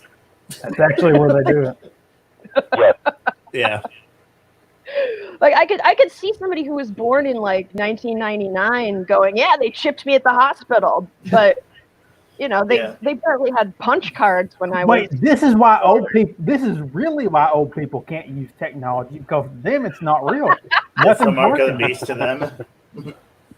Satan's tool. This is like people who think that barcodes are the mark of the beast. Now it is weird, the 666 thing. I don't believe they are. But it's like they had to have done that on purpose. They had to have done that on purpose. What do you mean? There's some kind of number thing, and like they talk about it, it's a real thing, and they say like, like the dude who created 666 it. isn't even what the actual mark of the beast is in the Bible. It's 616. What is it? 616. and I think it was a reference to a Roman emperor. I don't know about that. Wait. Which Roman emperor? Domitian? I Or can't Nero? remember. Okay. I've never heard that. But anyway, the thing with the barcode is like there's some kind of number thing, and it comes up to that, and they've owned up to it. But What is it? Is it like a case where if you read this backwards, add no, 35? I don't know. But it's like a legit thing. That the dude who created it talks about it, and he says it's weird that it came out like that. But like I think they did it on purpose, just to screw with people, to be honest. Well, the other day, when I was first exploring Desert Hot Springs, I'm in Palm Springs now. I thought I could actually move here and not have to move my poor cat another 200 miles. But it's a retirement / resort place. There's no actual real estate to rent. But when I was out in Desert Hot Springs and I was walking around trying to get to the store one of those times, I walked past a trailer park in the middle of the desert, and the address was... There's trailer parks in California. Yeah, of course. There's trailer parks all over the place. Yeah, I mean, the port will always be with you. But this one, I noticed the address because it was planted right outside, and it was, I think, Palm Road or Palm Avenue, but the address was 1488, and I was like, wow, this is a trailer park that's going to get firebombed eventually. It's like here. There's the building. It's like a financial building downtown where the address of it is something like 666 Walnut Drive, and like right on the door of this financial building, it just says 666. Like it doesn't surprise me that the devil in Iowa lives in a bank. Makes sense. The banks are basically Satan. So.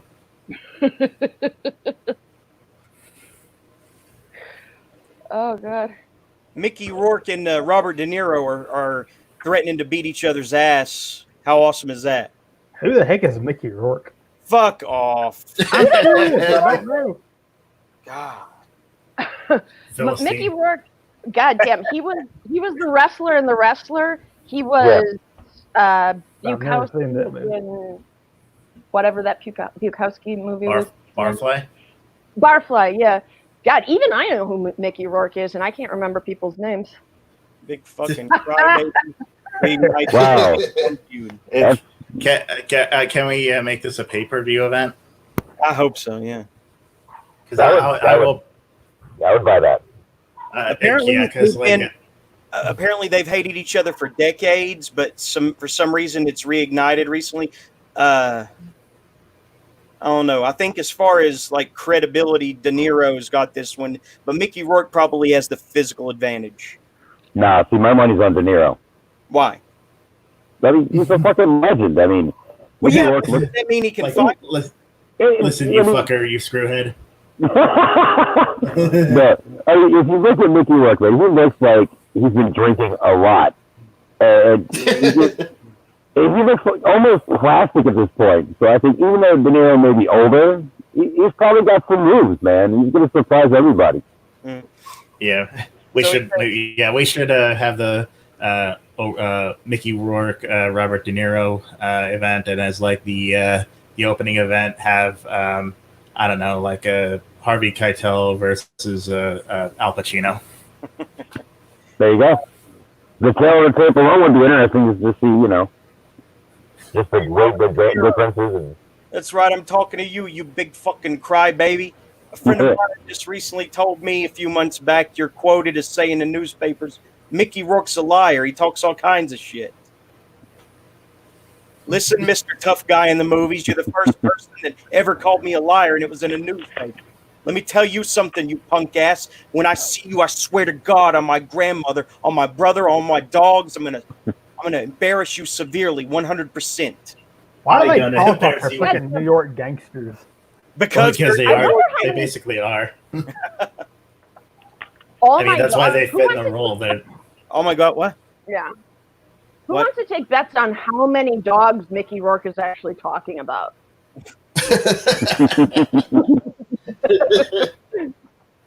Like, people make fun of me for having 2 cats. I bet he's got like 40 dogs just on his big ass property somewhere. And he knows all their names and their favorite foods.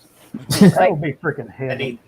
And he snuggles them and pets them all the time. Yes, they're like his friends. And he's like, and he just whispers to them, "I'm gonna kick Robert De Niro's ass. Yes, I am. I'm gonna kick that short little son of a bitch's ass." Fucking crybaby. That's right, De Niro. You guys just described my life, except for the whole De Niro thing. I'm sure you talk to them about your other enemies. Is this like you just sit down with your cats and stroke them and just go down through your enemies list? I wish yeah. I could have cats, but I can't. I talk to my cats as if they're humans sometimes. Yeah, I do. You know, Cats is better my than people's. Yeah. Oh, yeah. Yeah, I mean, I'm pretty sure at this point that my cats are smarter than about 90% of humanity. I mean, when I talk to them, they seem to understand, like, no matter what it is. And After a while, like if you gave one of your pets like a bowl of water and a bowl of meth, they'd always go for the water, never for the meth. I'm freaking excited. They're supposed to be coming out with a shot that you can give cats that makes them not produce the dandruff or protein or something that, like, if you're allergic to them, that messes you up, and they'll finally be able to have cats, and they'll be freaking awesome. Hey, Mike. Yo. Did you happen to catch the Melina from WWE talking about us? I missed it. Okay, well, I uploaded the video on its own on the Hatchet Mouth channel. It's over there now. If you missed it on the live stream, I'm about to check it out. Yeah, Melina blew us all kisses. Said that she loved me and that she thought Ben and Zach were special. You paid her to say all that. Yeah, but she still did it. It's just like, hey, dude, I got laid. It was from a prostitute.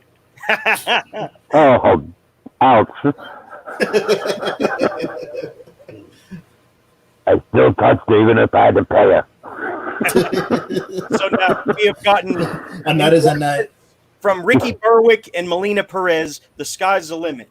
You guys have arrived, man. You should, get one from Tay Who?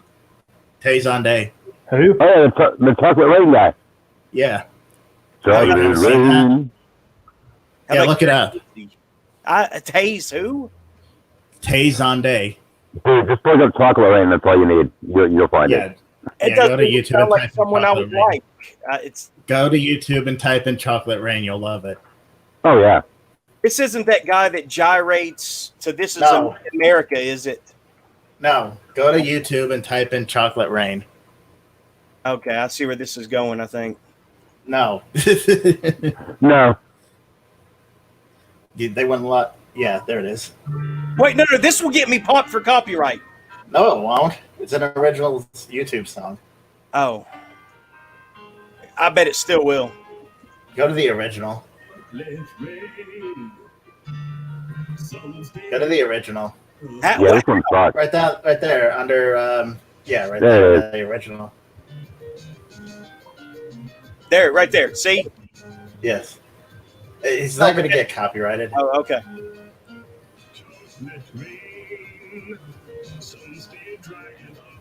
I can't do this.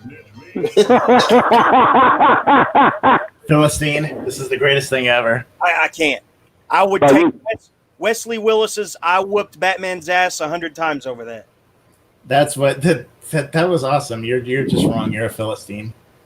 Yeah, that song is fucking brilliant. Yeah, it's the greatest thing ever. It's the voice of a generation. Now, the greatest thing ever is Carl Weezer singing Redbone. You know, Overrated. I found another Jason Sinclair story in the parking lot at work. Well, this is my time to go make another drink. Yeah, me too. No problem. I'll wait here. Oh my God, who's doing that? I don't want to hear myself. Stop it. Why is there an echo? That is insane. Turn down. Somebody's not wearing headphones. I don't wear headphones. No. Sorry. I don't. I wear headphones at work. That's all I can take. Anyway, so she's. What the hell was that? I don't know. That was me banging your mom. Hey, wait a second. That was the sound of me banging your mom. Well, that was you banging my dead mom. I got nothing. I win. If you want to go there, but I don't want to. I can't go there with mine. I'm really hard to offend, but I think if someone talked about fucking my dead cat, I'd get pretty angry. Who would do that besides Carol the Wolf? I mean, you can fuck my dead mom, but not my dead cat. I draw the line. No. Oh, man. You ever get your second cat FedExed over or whatever? And yeah, I still haven't figured out how to get my cats to Las Vegas. Where are they? They're in Palm Springs with me. They're in this hotel room. Being adorable. What you need to do is just get a drug-fueled journalist to drive you out. That's true. That's true. I take it you've recently watched Fear and Loathing in Las Vegas? No, but I've been reading Fear and Loathing on the Campaign Trail 72. Okay. Are you that journalist, Ben? I mean, I can get I don't really do drugs beyond weed. So, nah. I know Sancho would be very disappointed in me. Man, why do people talk about weed like it's this, like, not very effective drug? That knocks me on my ass faster than anything. Well, except maybe. Depends on how strong it is. For the most part, it usually just gets me, feeling flighty. Yeah, I can't handle weed. Well, that was interesting, man. Everyone really needs to know that. Wait, Ben, your new podcast. What's this shit about? I just found out about it today. What didn't I tell you yesterday? I thought Zach told you about it. You told me today. Okay. It's called Bandcamp Massacre. The pilot episode is up at soundcloud.com/Bandcamp Massacre. It's me and Paul Bingham and Zachary Nagaha was the first guest. We basically out on me. Yes. Yes, well, I am cucking. I am cucking you. I talk about indie rock cabin a lot. But yes, I am cucking you. What it's about is I just bring people on to talk about stuff that they find on Bandcamp. That's pretty much it. I interview them about stuff as well. Ambient music and playlists and all that. Hey, what are you dogging my freaking ambient music playlist? I'm not dogging it. I just don't understand. It's like every time I talk to Zach, it's this. I'm putting together a playlist for this novel I wrote and this novel I read and all. I'm not making fun. I just don't understand. I'm very much Jeremy is a Philistine. You don't like poems. You don't like music. Yeah, no, I do like music, but I don't like poems. Right? You're very much into soundtracks and ambient music. And I'm into soundtracks, ambient music, and lists. I like recommendation lists for some reason. I love them. Probably because you're an autist. No. So how far? Where are you going to take this Bandcamp Massacre thing? How far are you going to go with it? I don't know. I put the first episode up. Haven't gotten much feedback on it. You could put it on your Rorschach channel. Yeah, I'm thinking about putting it up there at some point, but I'm hoping to get more. Everybody on here should be able to handle a podcast on their own if this ever goes south. I mean, I even told Gregor that when he was on here. This won't go south, Jeremy. It was south from the beginning. It's like it was so far south that we've been heading north this whole time.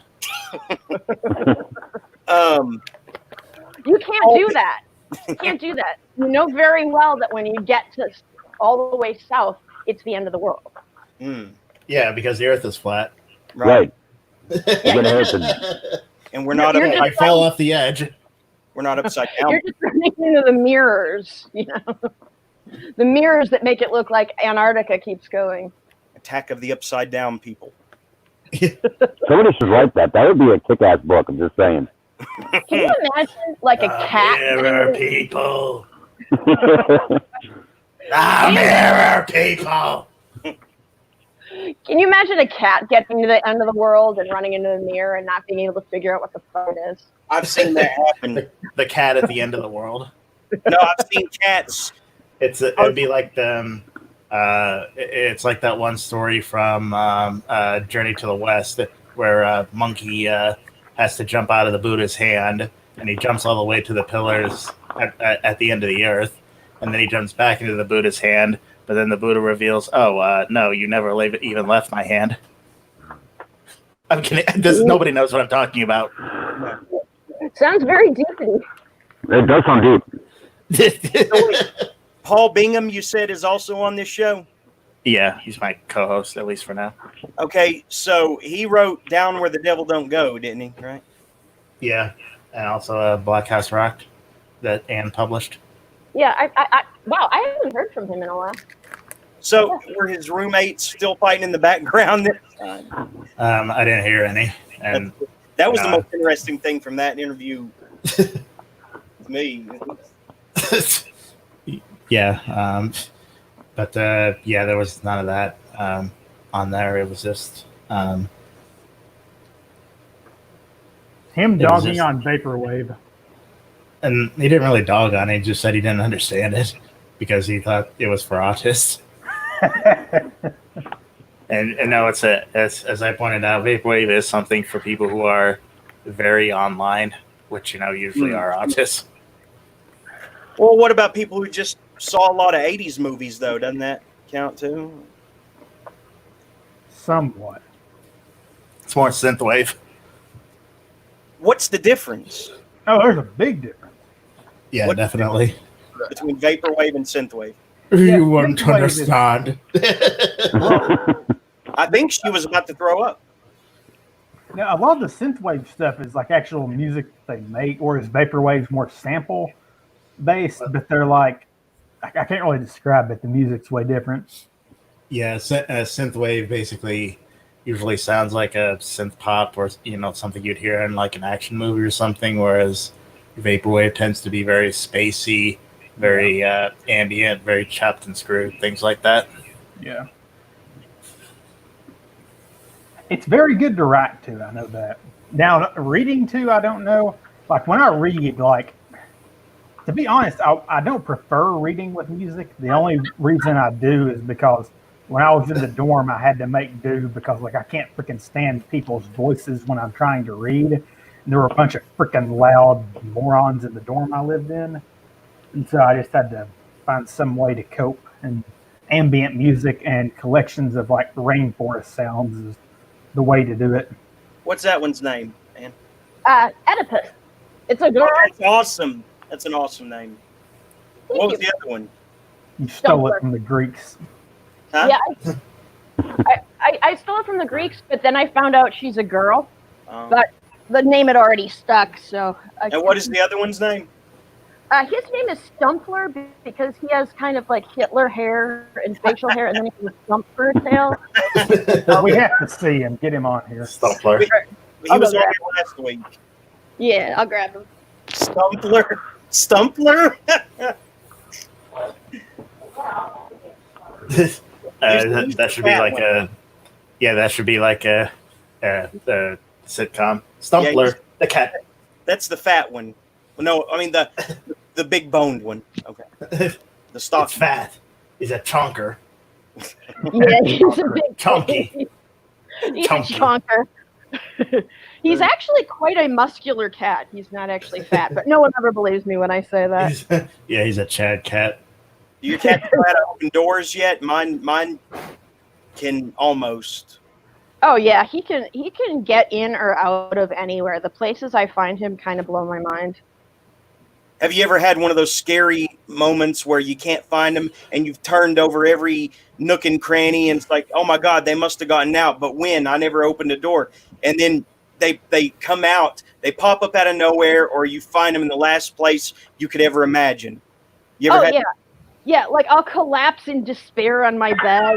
Yeah. Because, my last cat died because my drunk roommate let her out and she got killed by a coyote. So I'll have that kind of shit flashing through my head. And then I'll cry and I'll get up and I'll go for water and he'll just like come up behind me and pat me in the back of the leg. Like That's the one good thing about dogs. They're never not like they're always near you, which I love. Yeah, cats sometimes they want to be all over you, usually at the worst possible time. Other times it's like they've got some kind of neurological disorder where they'll explode if they're touched. I wish I could be around cats because I love them, but it's like every time I'm with them, like my eyes start itching, and it's the worst feeling ever.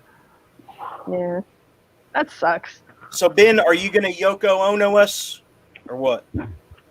What do you mean? Am I gonna? Is your other am show I gonna kill you? Is your other show gonna Yoko us or what? What? Break up the Beatles. Yoko didn't break up the Beatles. That's a bullshit myth. And Yoko, I'll actually Now come who's to the Yoko simp? Ono's defense. Now who's a simp? No, Yoko Ono is actually a good artist in her own right. You're a freaking simp. Yeah, Yoko Ono and great artists should not be in the same sentence at all. You're wrong. She actually is really interesting, and the bullshit that She's really interesting, and The whole primal scream therapy. I wonder if she saw like death metal before it was a thing. She saw the potential of it. You think? Probably, yeah. Maybe. Think about it. All that primal read her scream book. therapy. Read her book, Grapefruit. You'll change your mind. Grapefruit. Okay. Primal scream therapy. Imagine people in what She didn't come up with that. She That opened was a what clinic. wasn't that what George Harrison was doing? She opened a clinic or whatever. Oh, she did. Yes, and they Okay. would do Yeah, stuff that's down in the stupid. basement. No, they have done some stupid things like bagism. That was retarded. Right, and macrobiotics or whatever. But I don't know what that is. I don't either. But she talked about it. But yeah, imagine those people who were like patients of that primal scream therapy. If their kids grew up to be all these death metal musicians? Well, Whoa! Think about it.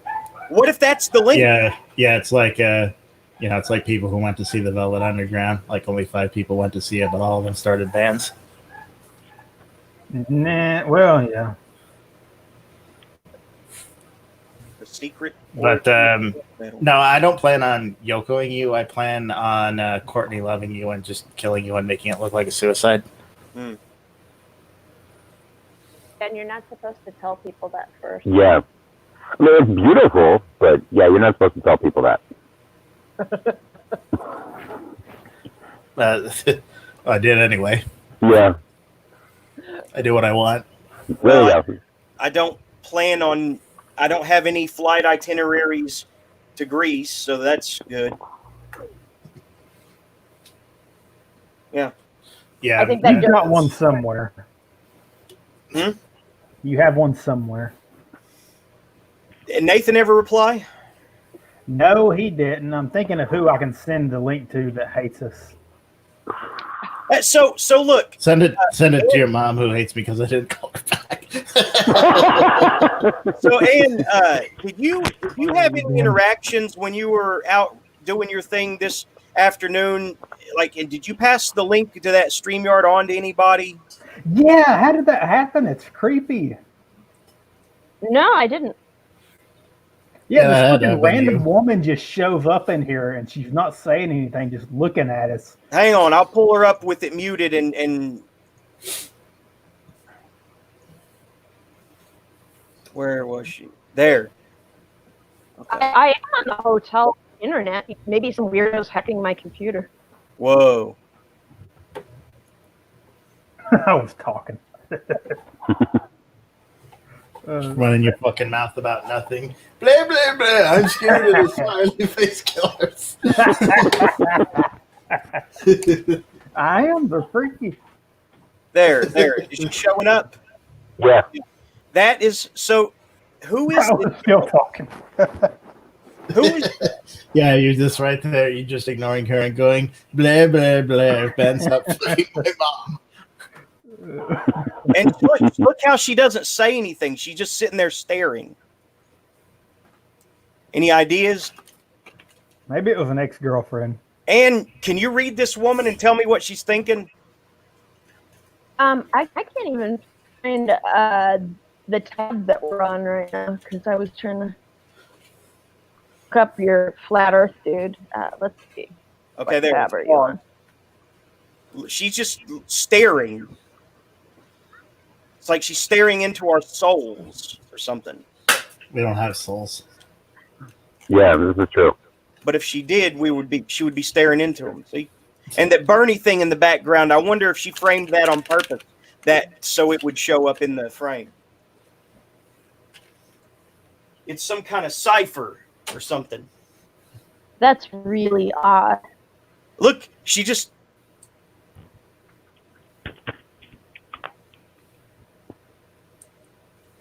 I know what to do. Yes. What? Let's just see if it works first. She looks really I'm gonna confused. regret Like, this. what the hell am I doing here? Yeah.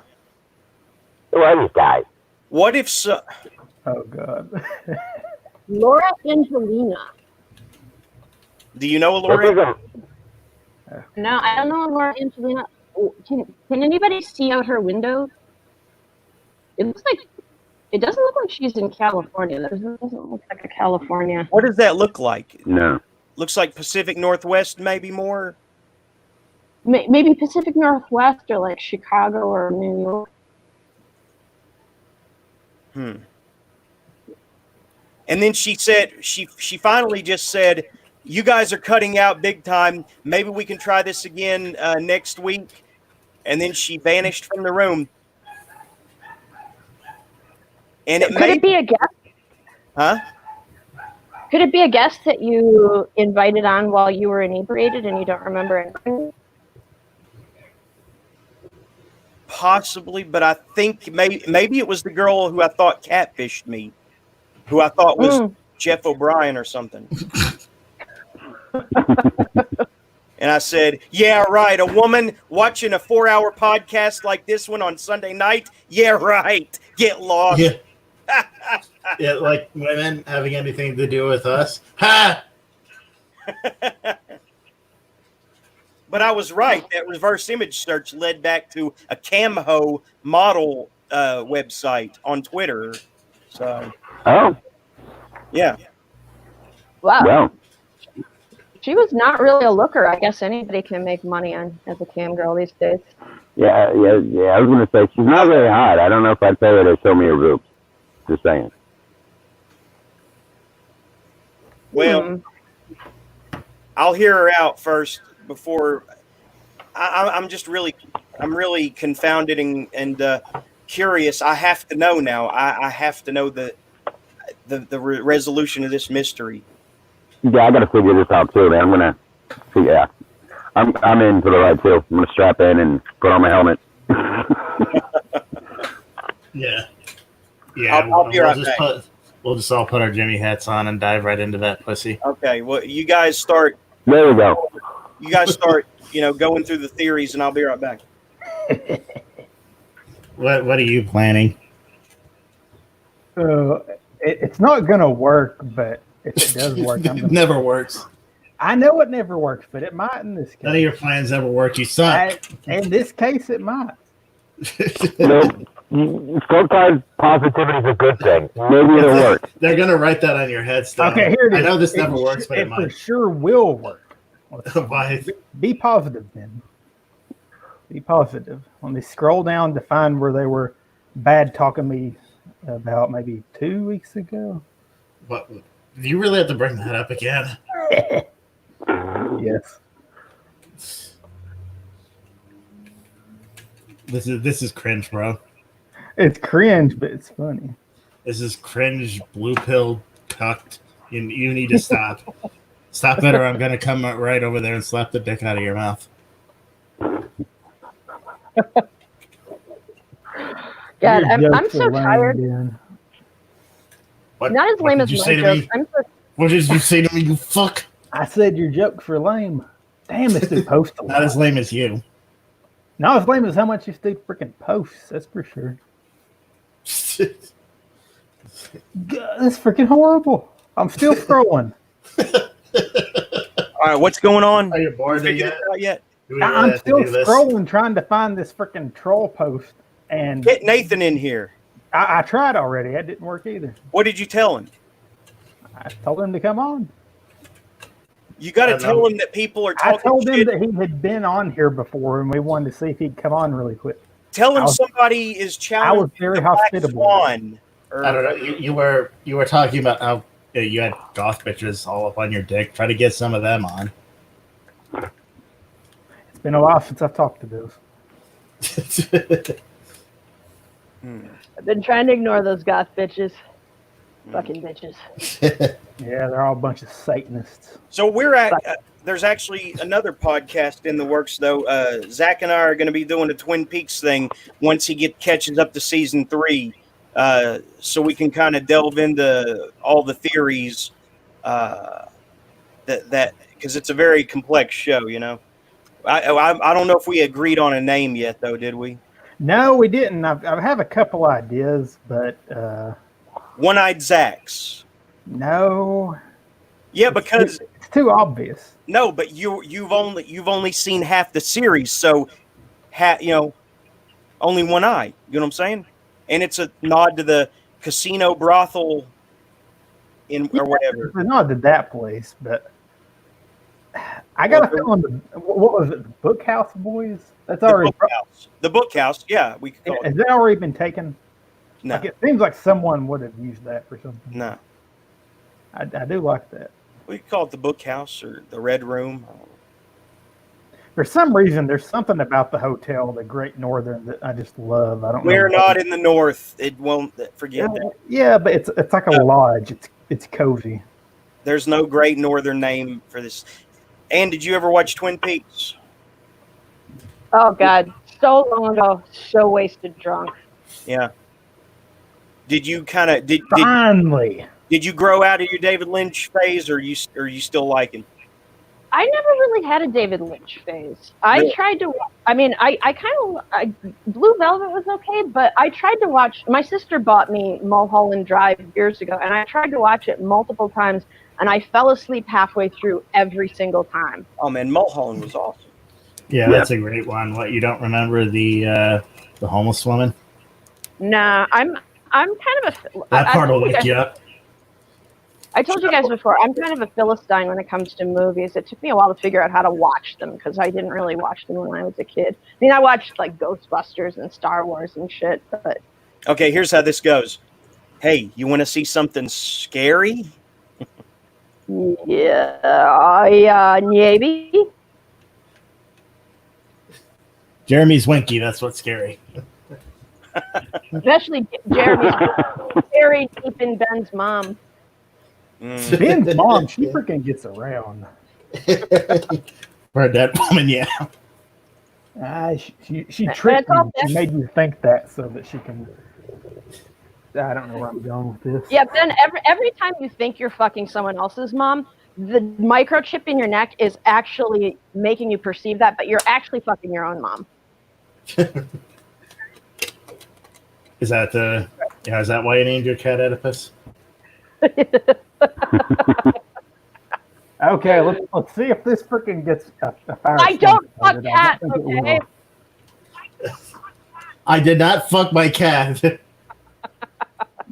Be checking to see if anyone comes in, Jeremy. Mm-hmm. Yeah. Okay, just watch this. This is from Mulholland Drive. Hey, we watched this last episode. Yeah, but she Shut up. didn't. Hey, Ben. No, hang on. I was going to tell Ben to shut up. All right. What's he so afraid of? Ben's mother. Stop it with the mom talk.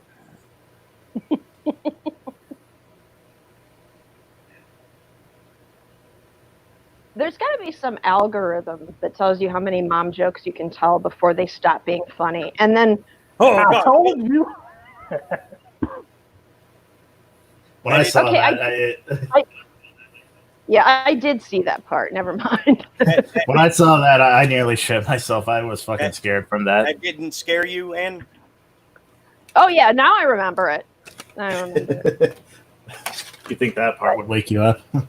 Yeah, but I don't know. David Lynch and especially Quentin Tarantino are two of those movie dudes that everyone thinks is a genius, and I'm I just hate like, Quentin Tarantino. I hate him. I Thank cannot you. stand him. you know he's from around here, Zach. I don't care. That makes me sad. Used to work in a video store down in Knoxville. Of course he did. yeah.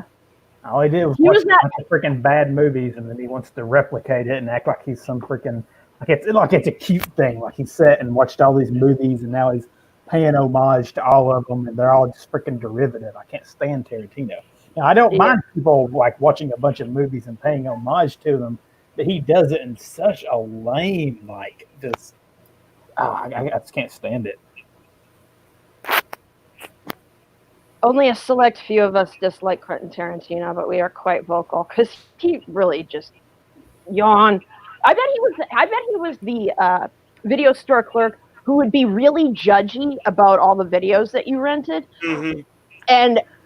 but his own taste was so bad that by being so judgy and so sure of himself, like he made an entire generation of kids in that area have shitty taste in movies because they were too intimidated by his shitty attitude to actually like rent a good movie. Yeah, and then by freaking extension, he's made a whole generation of people like that with his movies, like all over the freaking globe. Yeah, I mean, it's really hard to find anyone to even co-write a script with who doesn't constantly want to put homages to everything in it. Like, life is weird enough. You don't even need to make shit up. You can just draw from actual life, and it'll be more interesting than doing an homage to whatever. I've thought that, and they create this little fantasy world of B movies, and they act like there's something special about that. Like my relationship with B movies has always been they're super fun and awesome to watch, but the people who like B movies were only good when there were like these companies making them, like Troma way back in the day. But then when people come and they're influenced by them, they try to make them that like they always miss something. I don't know what I think it's just like an organic thing. Like they're not making like an honest to goodness, cool, crazy story. It's always got to have these cute little references. And I see that with modern horror. It's what I hate about modern small press horror. Joe Hill's actually bad at it. Where they get it wrong, I think, is that they want to cram the reference in instead of paying a more subtle tribute to them, Right. They're too busy trying to cram in the actual reference to it, so it's instead of just kind of, well, what if I take this that happened in this movie and I do it, take it apart and do it in this way, organically instead of the way they did it.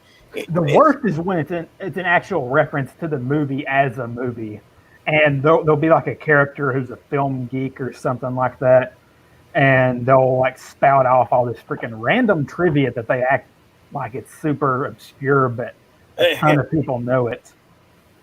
Yo, I'm a black dude and I've seen horror movies. I know I need to be getting out of here, that kind of thing. Yeah. I hate that.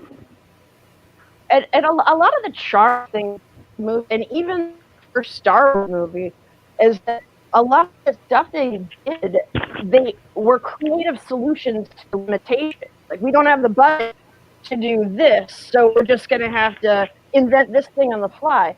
Then when it didn't work. I got blocked. What? I tried trolling this, or not trolling, but putting the link out to this one dude, and he blocked me in like 5 seconds. See that's what's going to get your book canceled, Zach. You. I don't care. Let them cancel. They're a bunch of fucking pussies.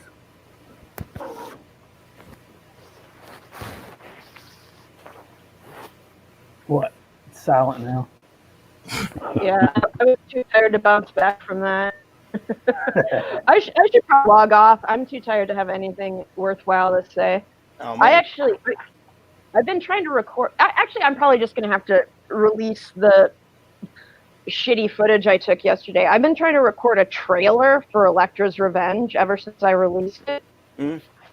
But part of my brain is going into, okay, now it's time to worry about all the other shit in my life because I put everything on hold to edit and put out this book. It's out. But actually, it's only halfway out. I still have to get the artwork together so Jim can do the cover design, and then I have to actually promote it. And the promoting part, you have to make a trailer, and I'm too tired to talk most of the time. Mm-hmm. Yesterday or the day before, I staggered through parks, Palm Springs. Well, if that didn't make any sense, at least there'll be the beautiful mountains. But I got accosted, of course, by crazy people every block or so. And I became so exhausted by the crazy people and just walking around for hours that I was speaking so slowly that in order to use this footage, I'm going to have to speed it up to like double time, because there are all these points where like I just space out or somebody yells at me across the street and then I forget what the fuck I was saying. Mm-hmm. So to keep people from falling to sleep while watching my book trailer, I'm going to have to speed it up to double time. Because I'm so tired. Talking is, well, A, I'm tired, and B, I've been alone for 4 months because of the COVID thing. Mm. And I've done nothing but talk to my cat, so it's very uncomfortable to talk at this point. I'm not even sure the talking muscles quite work. They're tired.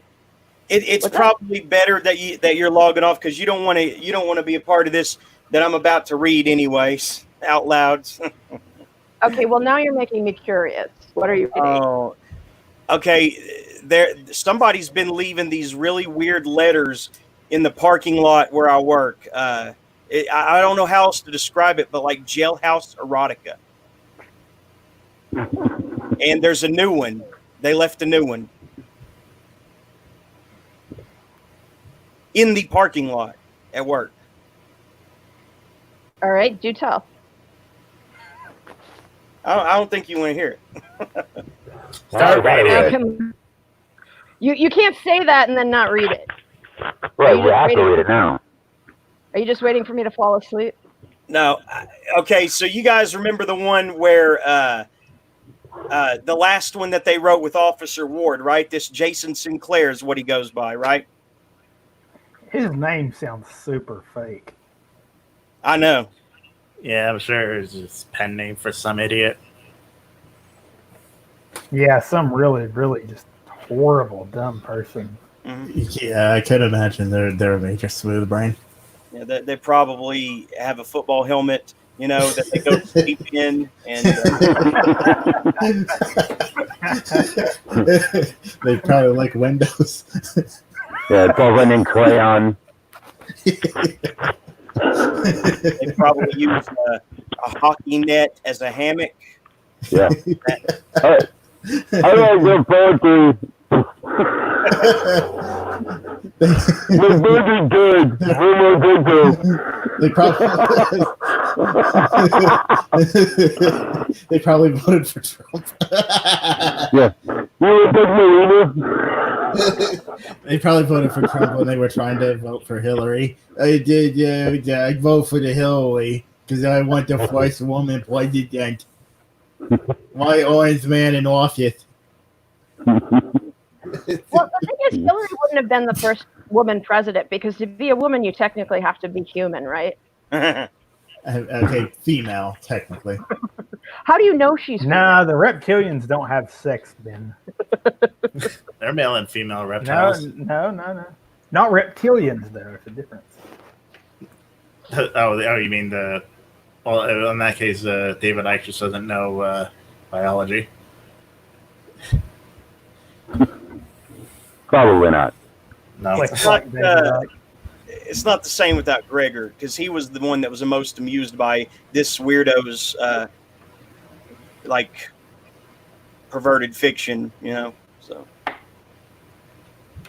Okay, I'll log off so you can read the perverted fiction. All right. I'll talk to you guys next week. Okay. He wants to read it to you, Ann. No. I'm trying to save her the extreme cringiness. All right. I probably When are we didn't ever read- going to find Jason Sinclair and get him on here?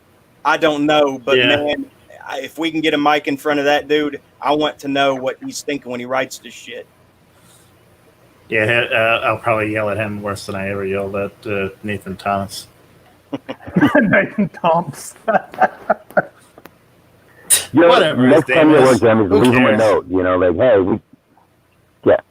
leave him a note. Be like, hey, we want you on the show. You know, we want to figure out how you write this shit. What was that? We should leave him a note in the parking lot. Just like, you know, dude, we do the podcast. Should come on. We really want to pick your brain. Yeah. Why? I Why? don't know. What? You write it in crayon. You know, you'll be able to understand it. Picking people's brains is a little bit like picking your teeth. You aren't always going to get the thing you wanted. Okay. Wow. Okay, I'm really tired. I gotta go. Out with my own boringness. Well, Have a hopefully we'll see you next week. And Yeah. Hopefully, I'll be living in an apartment next week instead of a hotel room in Palm Springs. don't forget the kitties. Yeah, I will. I can't forget them. They probably would find me anyway. Talk to you later. Later. Okay. Yeah, that's right. You boys better keep your mouth shut about that. Okay. About what? Want to hear this? It's not the same without Gregor. Do you actually want to hear this though? No. Sure, yeah. Yeah, I gotta hear it now. Okay, so that's two. I'm against porn. It's not porn. No, okay, I'm not gonna do it. It worked. Pussy! Yeah, what? Read the fucking Not part, the whatever. same Like, without Gregor here. He was the one that was legitimately interested. He wanted more Jason Sinclair.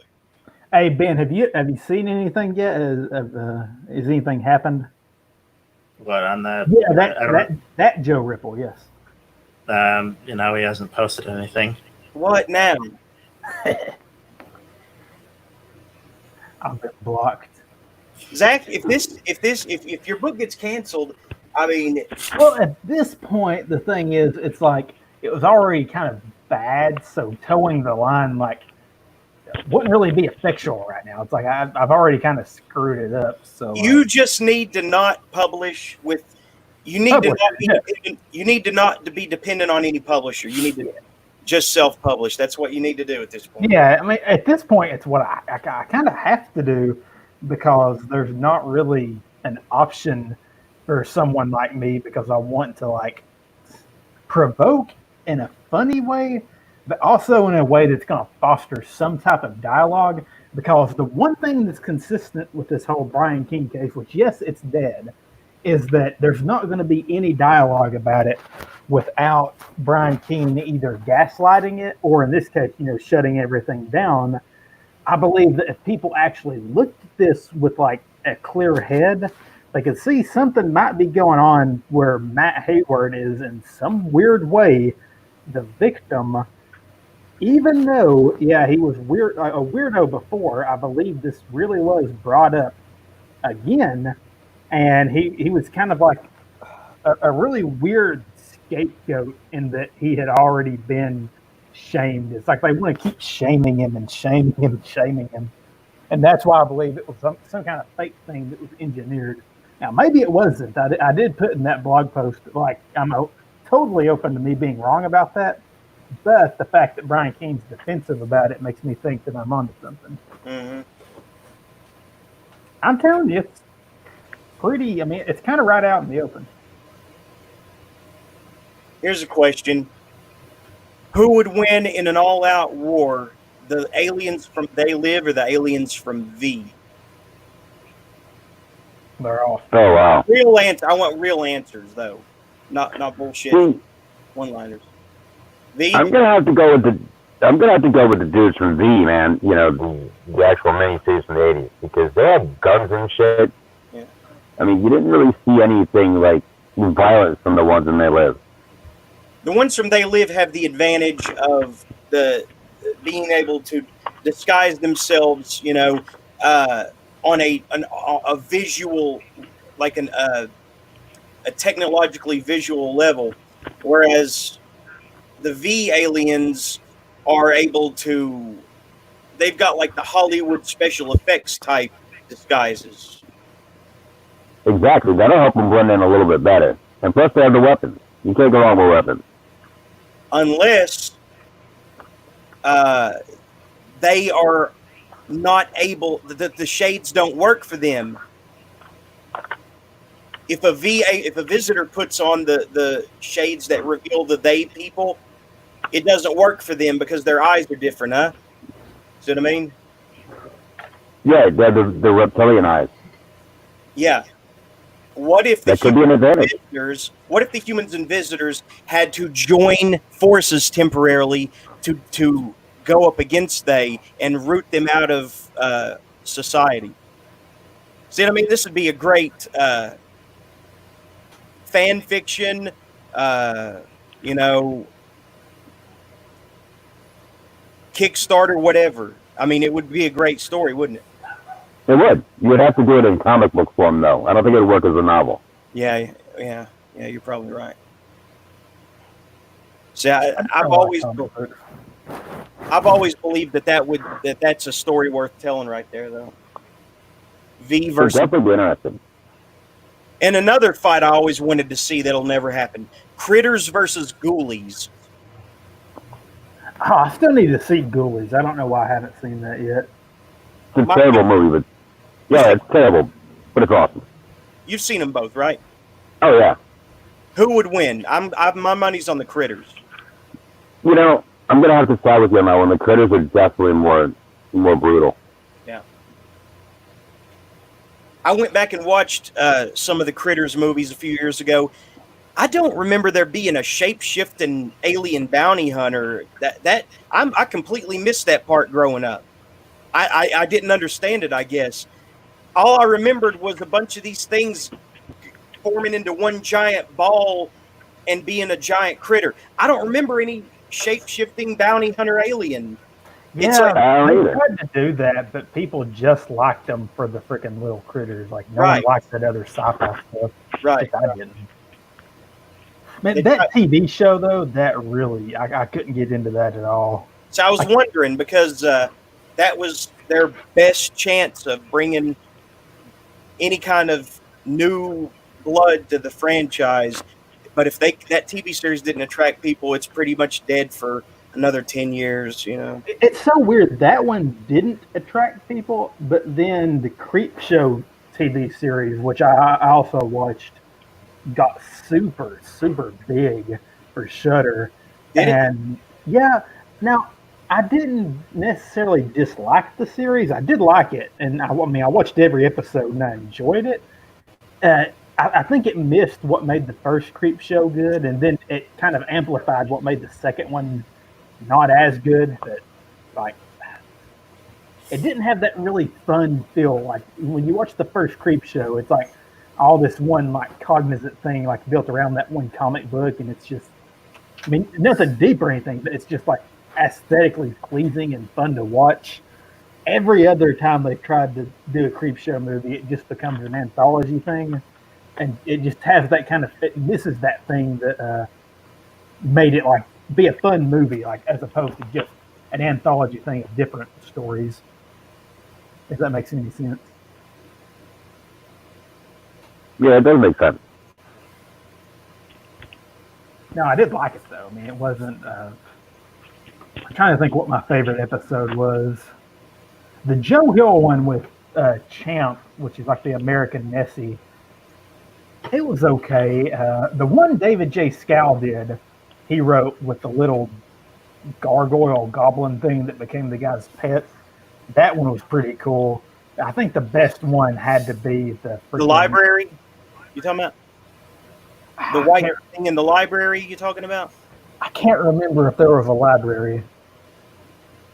Or a boarding? That's something I would have picked up on.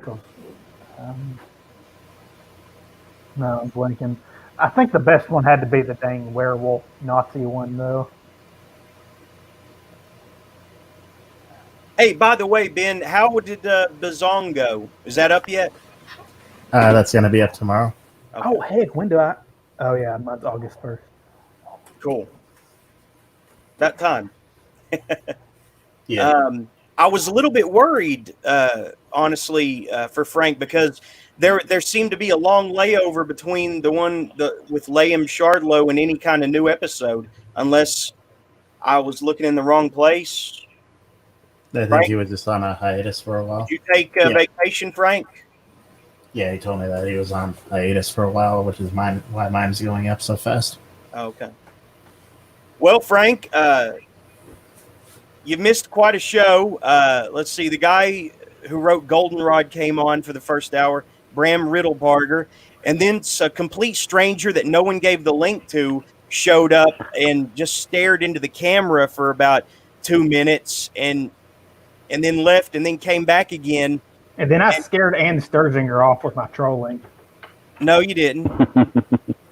She left because she was tired and because she knew I wasn't going to read the Jason Sinclair thing as long as she was here. And now I may not even read it at all.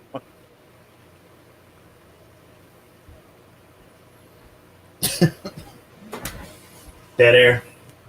Yeah. Yeah, I know. I thought Frank was saying something. He's not in here. Now, there he is.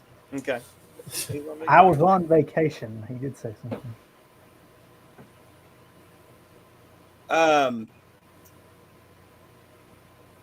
Jimmy Bleeker says that wasn't me. That's what Shaggy said. No one believes Shaggy. Holy shit, Bleeker's been here the whole time. Where's Eli Cash? Where has Eli been? He's been on Facebook. I don't know if he keeps up with this thing regularly, but he's pretty fun on there. Well, he was watching every week there for a long time, you know. I know Jimmy Bleeker's here every week now. That's awesome. Thank you.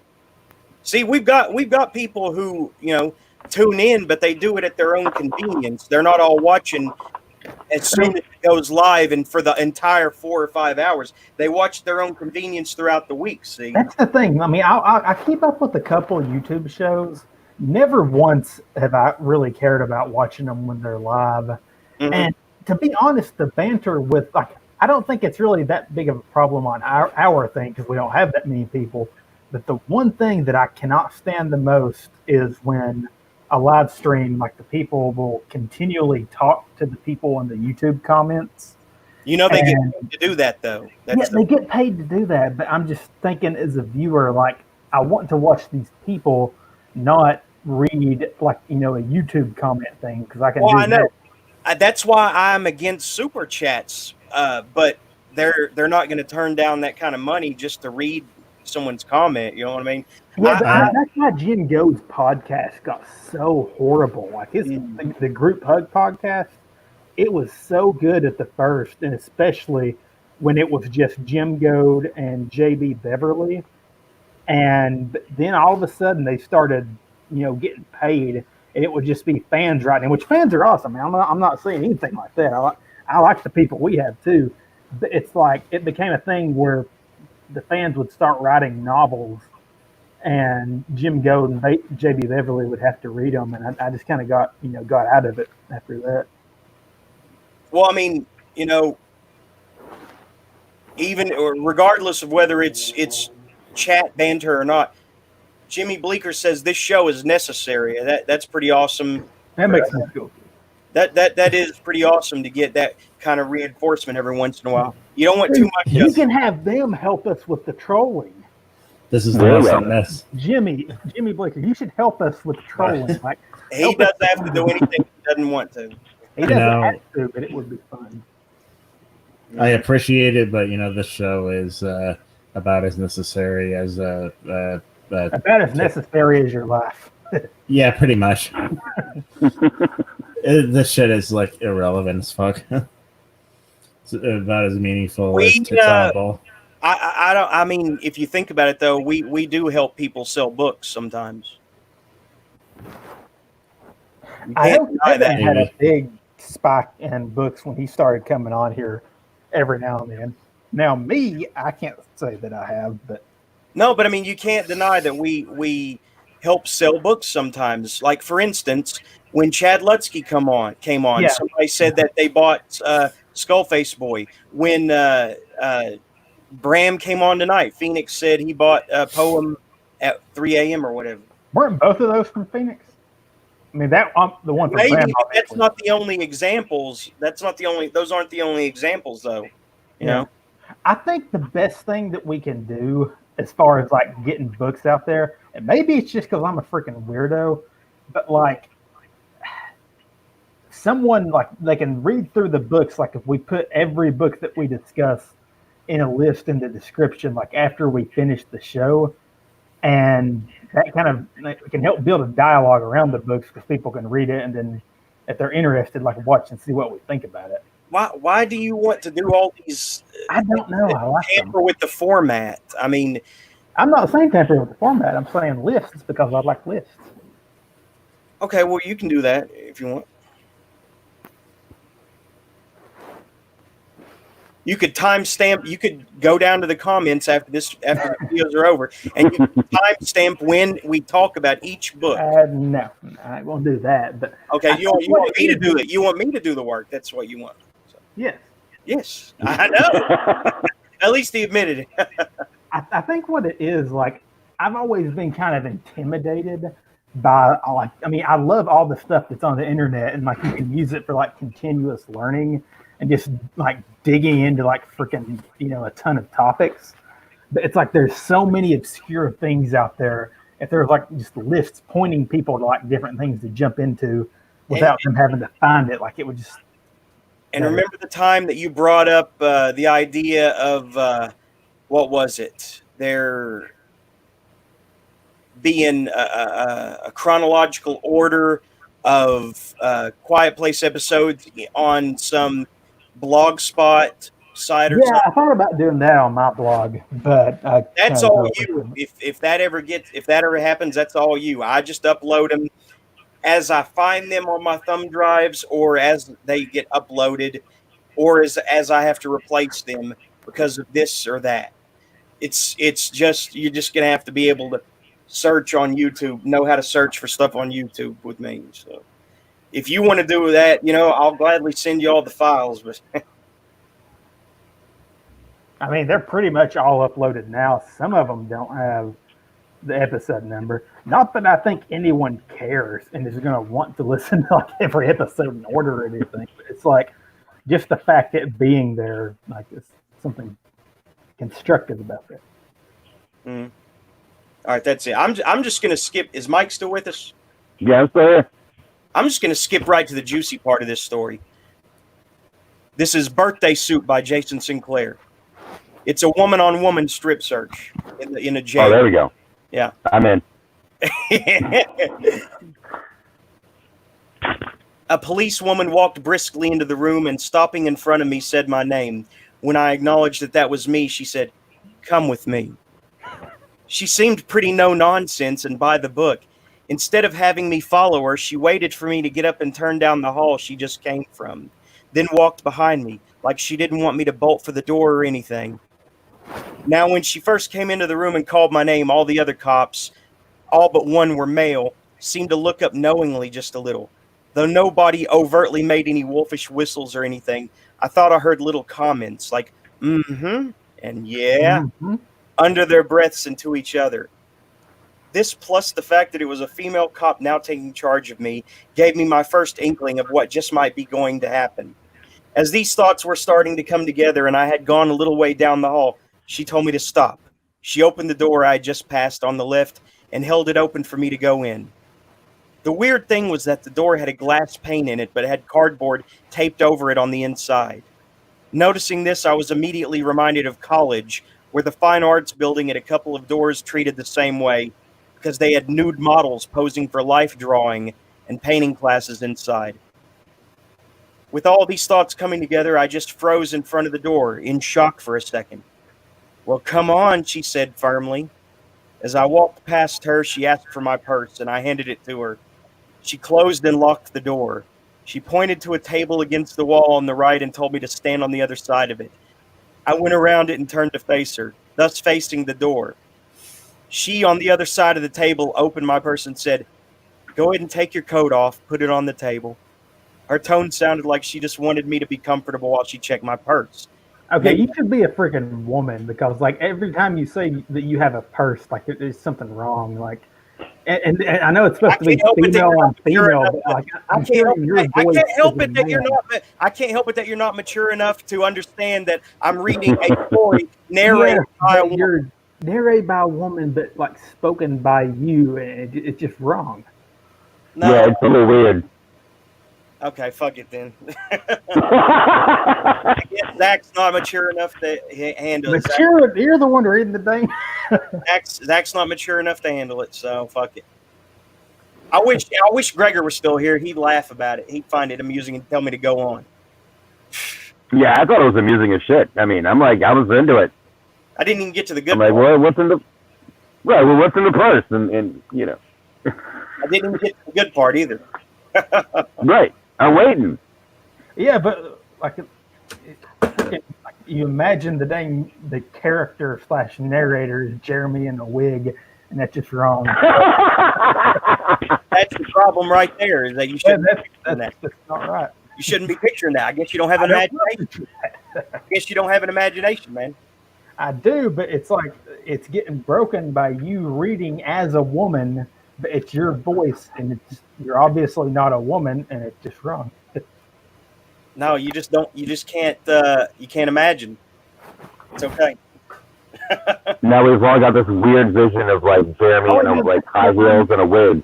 Josh episode when Josh is trying to get Drake to teach him how to interact around females, and so Drake Drake pretends to be a woman, and he puts the plate up to his face and puts lipstick on it and is like to practice kissing, and obviously it gets freaking weird after that. That was a little disturbing. Yeah, it was a disturbing episode, but it's like Jeremy is reading the story from the point of view, an erotic point of view from a female character, but it's obviously Jeremy and of a story I found in the parking lot. We know that you are Jason Sinclair, Jeremy. Oh, I'm not. You are. Am I Jason Sinclair or am I the girl in the story? Make up your mind. You're part Norman Bates. That's what it is. No. You could in fact be both, Jeremy. I'm just saying. Interfering with the wishes of the viewers now. Look at that. Well, the viewers need to be saved from themselves. Theater of the mind. Keep reading. Right. I'm invested. I got to hear how the story turns out. Right. Because if you have a problem with the hang up on the person, get that girl on to read it that was on the creepy one. All right, get Ann back. Should have had Ann. Get Ann back in here. Get Ann back in here right now. I'll text. Yeah, get her to read the story. Get her back in here now. This is how we'll settle this. This is how we'll settle this. This is our final initiation test for Ann to become a permanent co-host if she can pull this off. We should get Jennifer Johnson on here to read your Jason Sinclair stories. Okay, get Jennifer on here too then. Send one out to her too. I don't care. Okay, I want this out to people's ears. Why did Zach leave? Well, we just lost Zach. You drove him away. You scared him away. Yeah. Yeah. What's wrong with you? You still can't get that visual of you in a wig out of his head. He drove me away.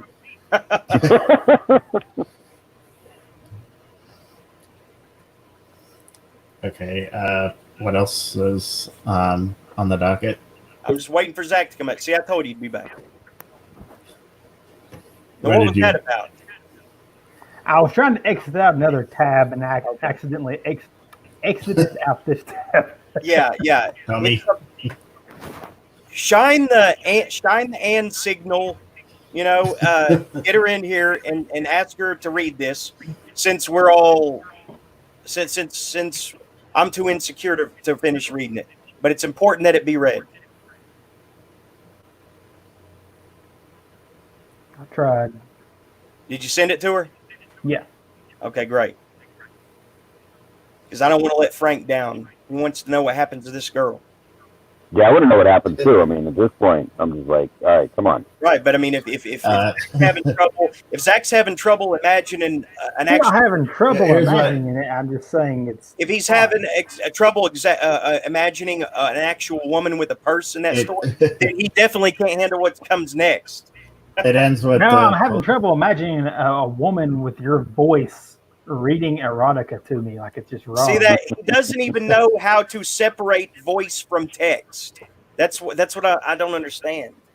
Oh, see, that's the thing about audiobook nonfiction. I mean, nonfiction audio and fiction audio. Like, it's fiction audio for me at this point doesn't work. Like, I'm not saying that it can't.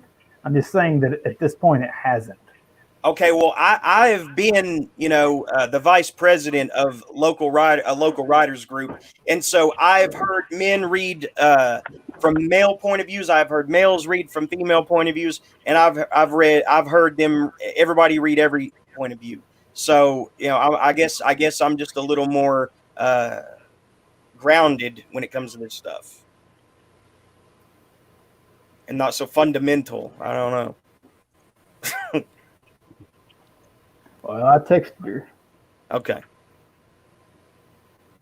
Oh, heck it. Never mind. What? I'll see if I can get Gregor on here too. He's not going to come. Gregor abandoned us for either he was intimidated or blackmailed, and so he I guess other things took priority over his friends. I don't know.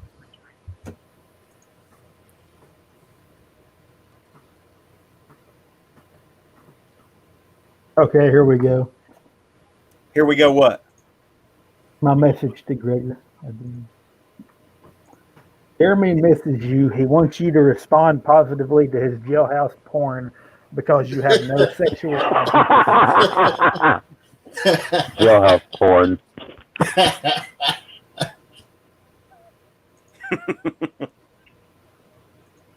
Gregor's not coming back.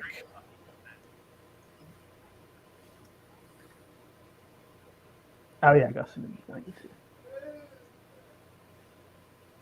I'll be back in a minute. Hey, Zach, Shit.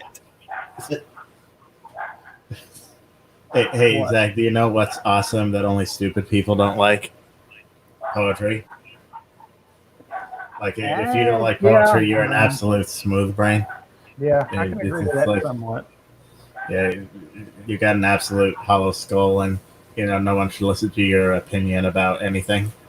Now, on a serious note concerning poetry, I've gotten a lot out of various poems I've read, especially ones by Robert Frost.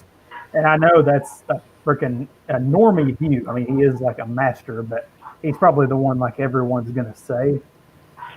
I understand what Jeremy says in the sense that, like,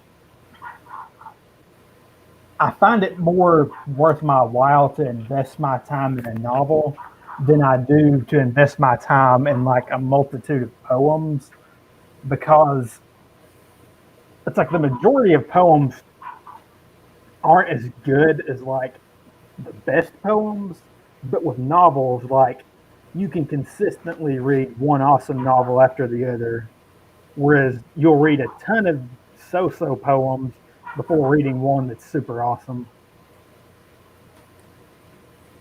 You're just not reading the right poems then? That's true, yes, but therein lies the problem. Keep going. I'm going to be busy for another minute. I'm taking care of like home health care stuff.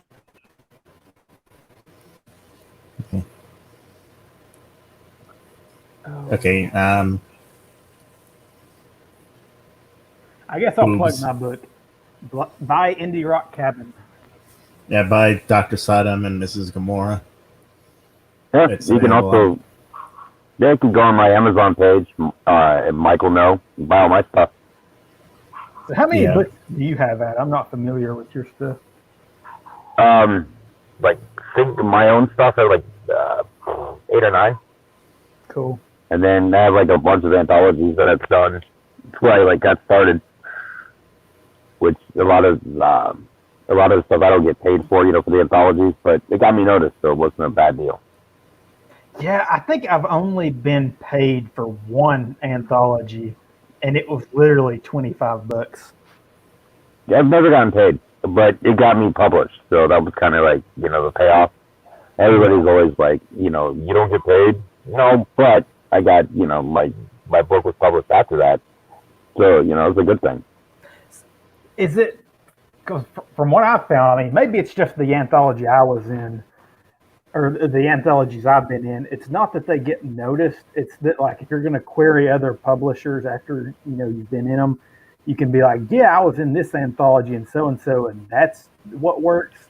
It's never been like the person has actually read the story that was in the anthology. Right. It's kind of like building up a resume, basically. Yeah. Yeah, you can, you could show somebody that, you have at least some talent because you're in these books. So they're more willing to look at a singular book. If that makes any sense. Yeah. It's kind of funny. Like, I actually did build up a freaking resume, but now I troll, or not troll, that's not a good word, but like, I provoke so many people, like, literally self-publishing. It's like in my best interest because I keep getting people mad at me. Oh, damn.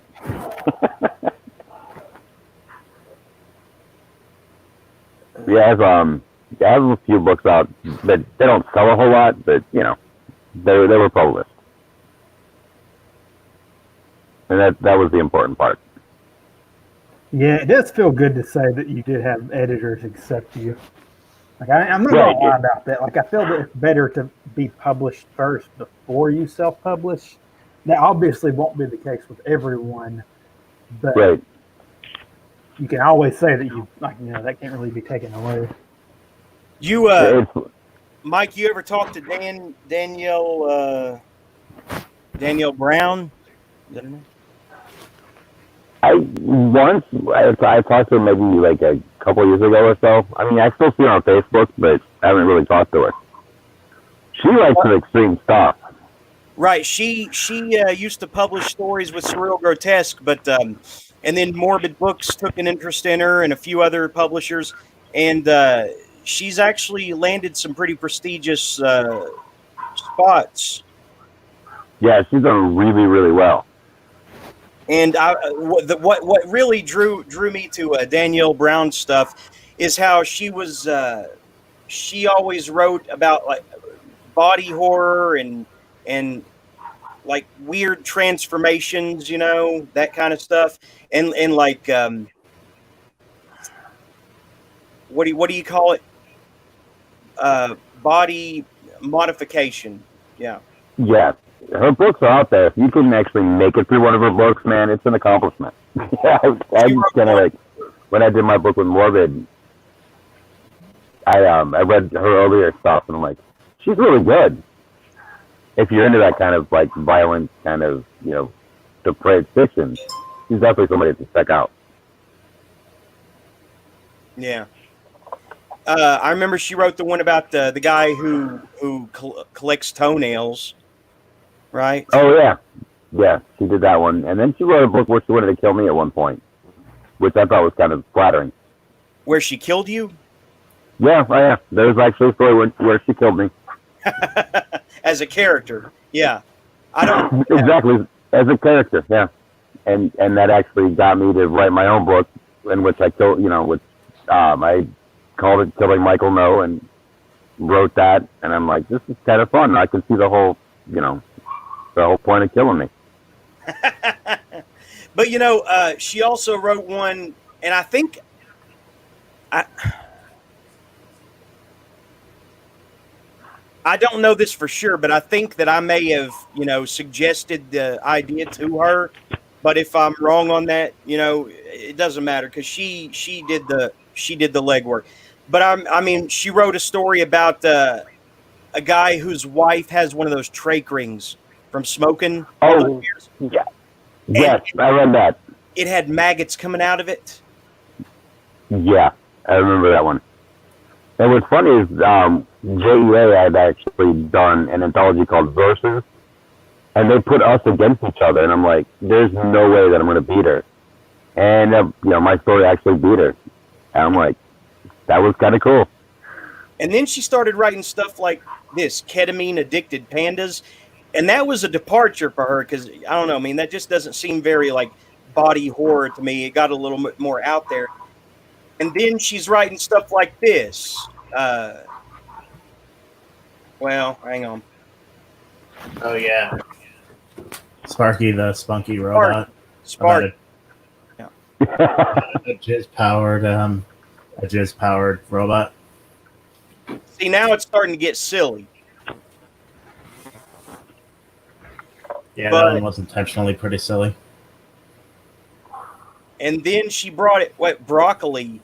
I remember that she was real proud of that one, and it was supposed to be really disgusting too. Haven't read it, but what was that latest one? It was a part of some series, the same series that The Dark is Full of Monsters was a part of. A Crack House in the Desert. Yeah. Anybody read that? I haven't read that. No. Right. I think that's her most recent one. That was actually really good. I got to read that. I read that one. Okay, what's the deal there? What's the creature? It's a creature feature. Yeah, actually, but if I'm correct, I think I actually edited that one. Well, what's the creature that's in it? I can't remember. It's been a while since I read it. I actually did the editing on that. Fish people.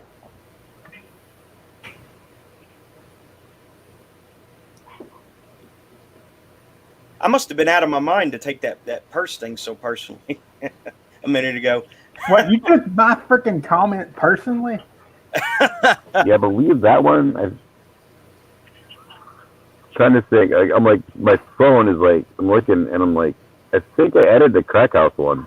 Did you? Yeah. I have noticed you have taken my jabs very personally. Like, not just this episode, but it's like you'll always like make comments about them. It's probably the age gap. There will always be a gap between us where we don't know how to exactly to read each other because of the age difference, I think. Yes, probably. I do appreciate you though. Don't think I don't. I wish I could have gotten through that as hard enough as it was reading it without that comment, but it doesn't matter because it's just a brainless, thing anyway. But anybody knows Jason Sinclair, I'd like to get to the bottom of this, just like I'd like to get to the bottom of this Laura Angelina thing. And I think she was that she may have been that person behind that other account, for all I know. I don't know. I kind She of wasn't. because she came in with like an actual full name, which of course that can be fake, but like it just seems like I bought it for some reason because it's like a person like that you see with their name there. So She wasn't. She was a friend of mine. I sent her the link. Are you serious? I'm serious, yes. I didn't say anything because I wanted to see you guys get wound up about it. So what was she going to talk about, though? She was just going to talk about her blog, which is about her disability.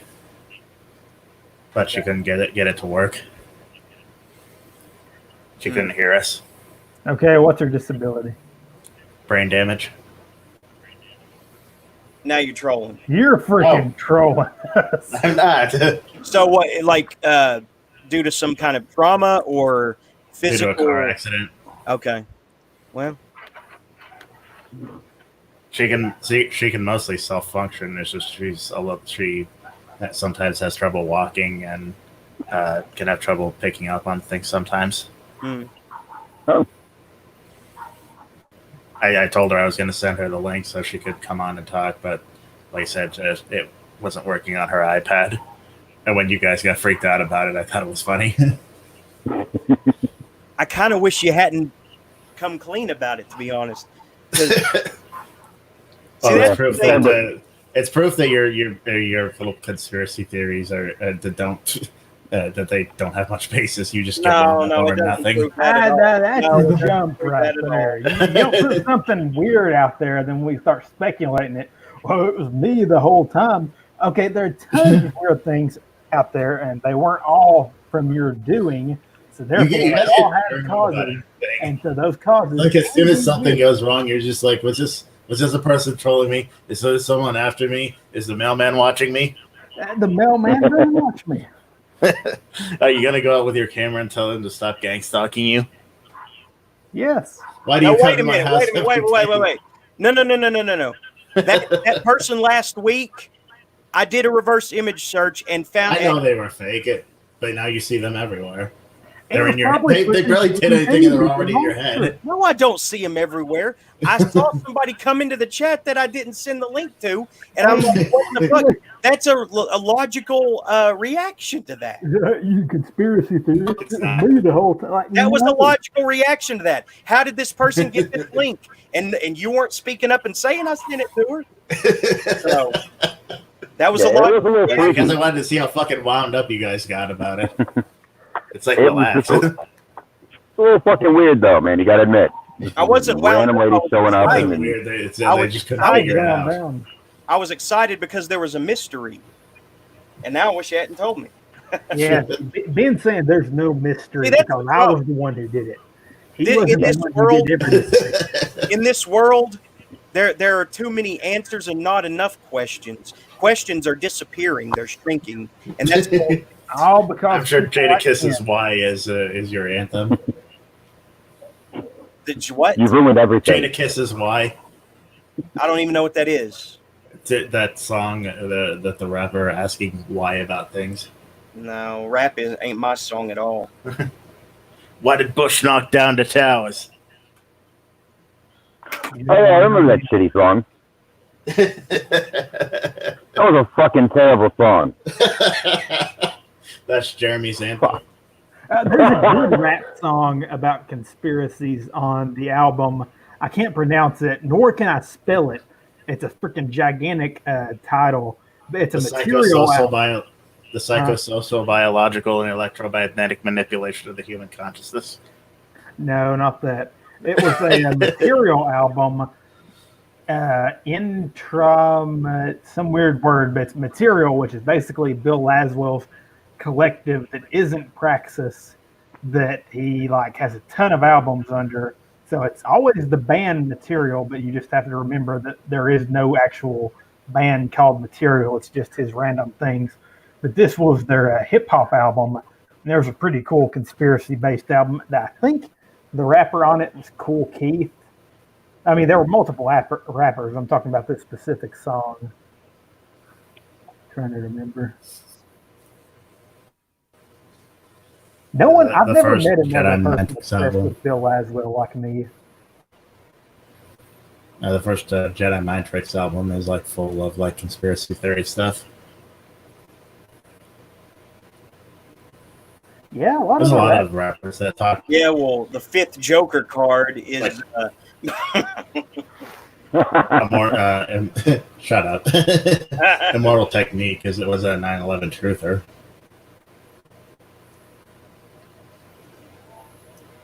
Are you a 9/11 truther, Ben? I think that this boat is finally running out of steam. No, the towers never fell. They're still there. If you go to New York, you can see them. Now, this isn't running out of steam. We just have to do more interesting things, Jeremy. Now read your fucking jerk-off story. No. I can't now. He ruined it. Yeah, you hear that, Zach? You ruined it. Yeah, you made Jeremy lose his boner. Yeah, unless you get Ann or Jennifer in here, I ain't doing it. I don't know Jennifer, so I couldn't send the link to her. No. I doubt she's going to come on short notice. Yeah. Yeah, I don't think Gregor's going to respond to my. Gregor is never coming on the show again. Mark it down. I promise you. The goody good boy demands his treaty treats. I don't fucking know. So I'm saying, should have just let me read, Zach, because now we're out of shit to talk about. Yeah. Oh wait, no, I just saw a message. No, that's a different. That would have sustained the show for at least another 30 minutes. Oh no, I'm glad I'm glad. You all need to be thinking this.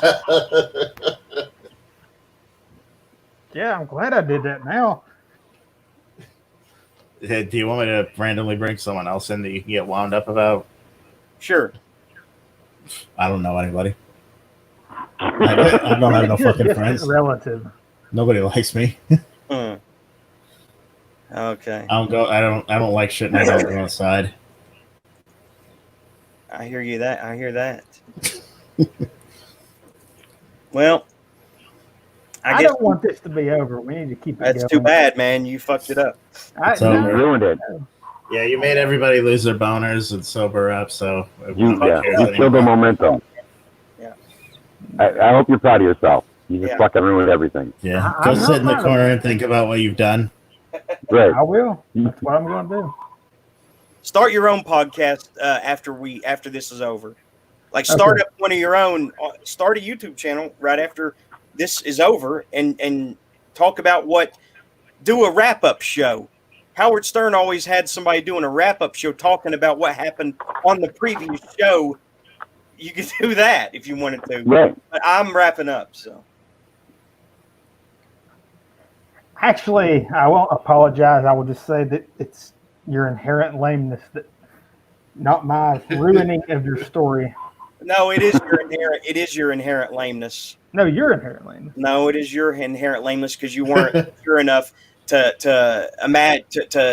take it at face value that I was reading from a female perspective, and it would have been amusing for everybody once I got into the good stuff. So yeah, you couldn't just close your eyes and beat off like the rest of us. Don't ever join a local rider.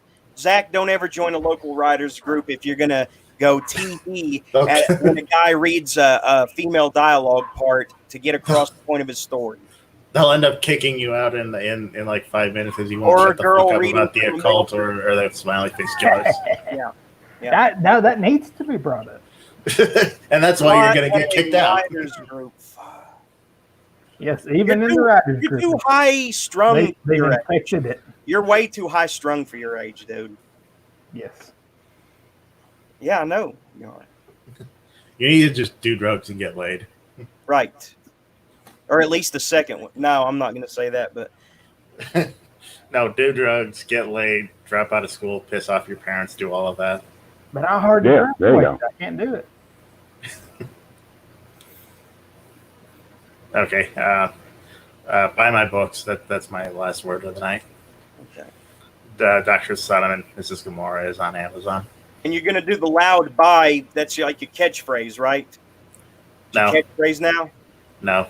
What do you mean? No, you always do it. Wait, he does? I don't always. I don't. Well, you brought it up, so I'm not doing it now. Well, pretend I didn't bring it up. Well, to pretend that Zach didn't bring up that you don't sound like a woman. Right, you ruined the fucking story. You don't sound like a woman. You just act like a woman.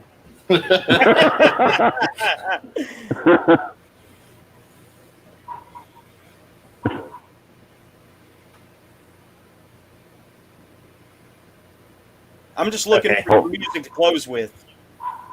Yeah, buy my books too. Hit up Amazon, look up Michael No, buy all my shit. What's the latest one? What's the latest one? The latest one is the short story collection, Cracks in the Sidewalk, which is just a bunch of weird genres all mixed together. A lot of fun. In the Sidewalk? That's it. Hang on, let me... Geez, you're not even... There's a lot of books named Cracks in the Sidewalk. Okay. I had no idea. There, right? I can't see anything. That's supposed to you guys. Okay, that cover is from like a picture of a broken down abandoned mall, right? Exactly. That's me. Yep, that's it. Okay, and So then pick that up if you're in. Yeah. Yeah, that's the newest one. That's got all the great short stories in it. Short stuff. I mean, if you're into like horror, weird stuff, that's the book to check out. And then Dr. Sodom and Mrs. Gomorrah, Ben's new poetry collection, and Zach's Indie Rock Cabin, which is really awesome too. So, and I have, You know what I missed that we could do to keep this going? What? City Hall showdowns. Yeah, but Ben gets What? bored with those. Ben gets bored with those, so I stopped doing those. Ben, you ruined a good thing. People who fight in What? city council meetings. They just went on too long. You go on. You know, I want actual.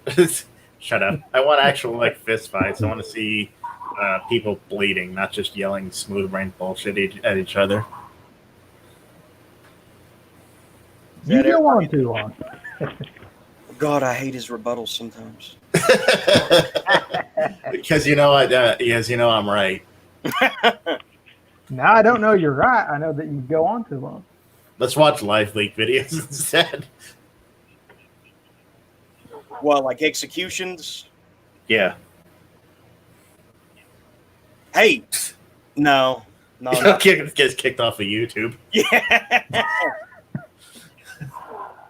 Again. Oh yeah, I was about to recommend one, and then no, wait a minute, that'll get us. That'll definitely. They'll be showing up to our house. Like, how did you get that footage of that Korean prisoner of war or whatever? You know.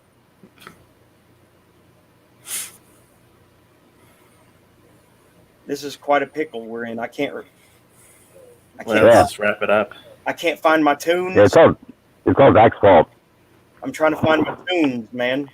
I can't find my tunes. I got to wrap it up with some kind of music. Yeah, you're the tune, the fucking cartoon. Mm.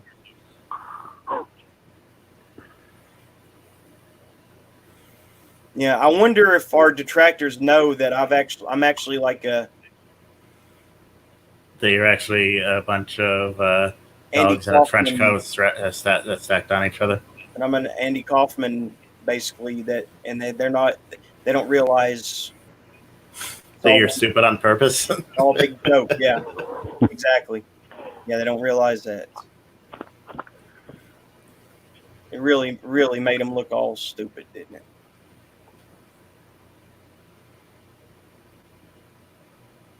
Didn't it? Everything is stupid.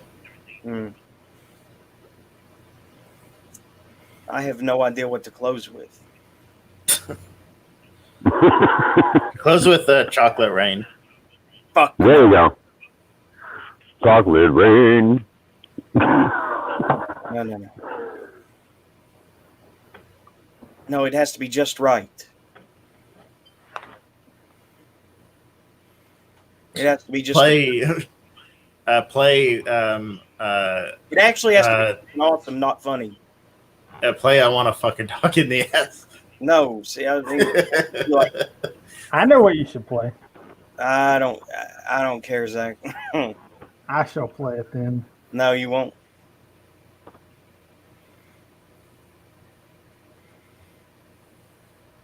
Fuck you. You want to go to the multiverse? You want to go to the multiverse? I believe I mentioned it. We'll go to the multiverse. I know what you should play. I don't. Do you want me to randomly bring someone else in that you can get wound up about? Yes, sure. I don't know anybody. Relative.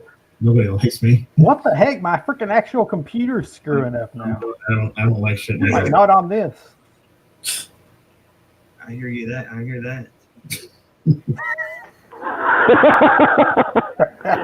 So wait on the show. That's too bad, man. You fucked it up. So ruined it. Yeah, Zach. Yeah, you made everybody lose their boners and sober up. So Yeah, you still get momentum. For shame. I hope you're proud of yourself. You just fucking ruined everything. Yeah. There's that music again. Zach, stop playing that. It's still playing. I'm able to go to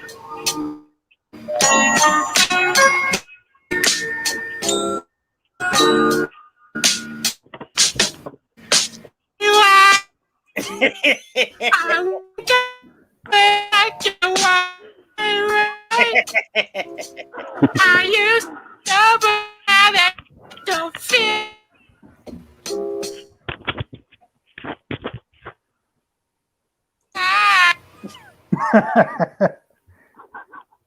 This whole time, it's not been me, Jeremy. Okay. I don't get it. Are we still in the freaking multiverse? You're not playing it. That's why we're not in the multiverse. Oh, okay. No, we're out. After this is over. You're right. It's not. I'm just looking at what we can close with. It's not doing it. Yeah, buy my books too. Hit up Amazon, look up Michael No. Buy all my shit. What's the latest? What? What's? Oh yeah. Sparky the Spunky Robot. Spark. Just powered.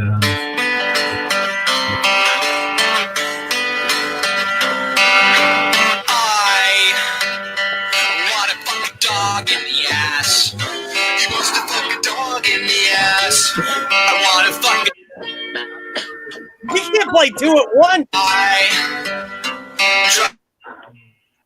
ass. Tried to fuck your dad in.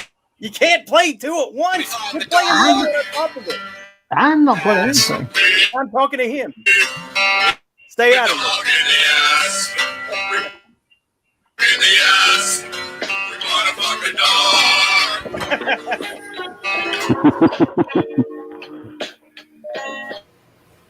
See, he's playing it there. We're not in the multiverse. You're not doing anything. Why isn't it working? What are we doing here? What are you doing with your life? Look at yourself. Why isn't it working? Look at what you become. It was a part of some series. The same series that the Darkest Cold Monsters was a part of. Which series? The crack house in the desert. Yeah. I don't remember that. Who was that? There he is. When they filmed Dead Alive, and it was called, what was it called? Originally called, I think it was called Brain Dead originally. Yeah, they had to switch that upside down too. No, it's not working this time. When they Because operator error. My mind is not limber enough to process that.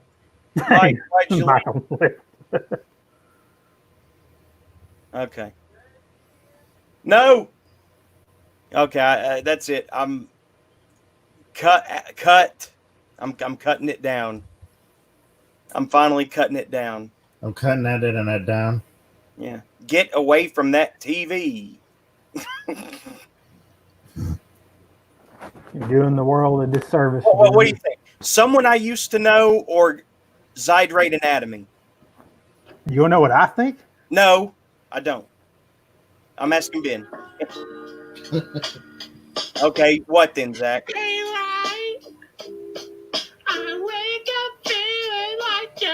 What, Zach? See, he's playing that. He is playing that. Zydrate Anatomy or Someone I Used to Know? This song. Want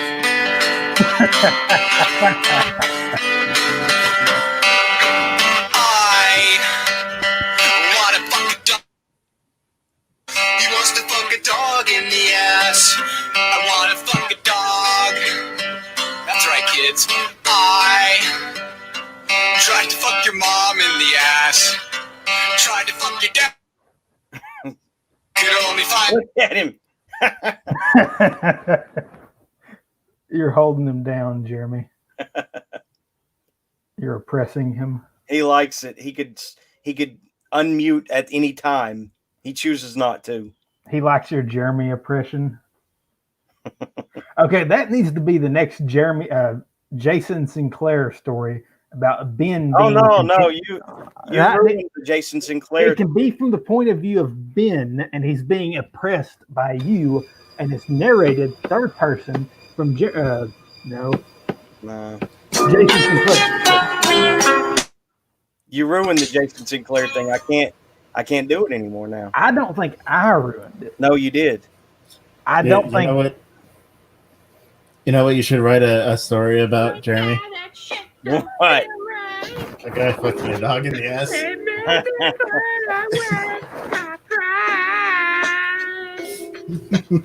You see, what happens in the story is he tries to fuck your mom in the ass, then he tries to fuck your dad in the ass,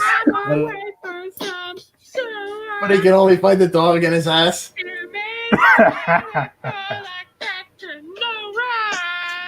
You didn't miss anything, Michael. Where did he go? Oh, he's in the chat. No, he really didn't. We should have ended this an hour ago.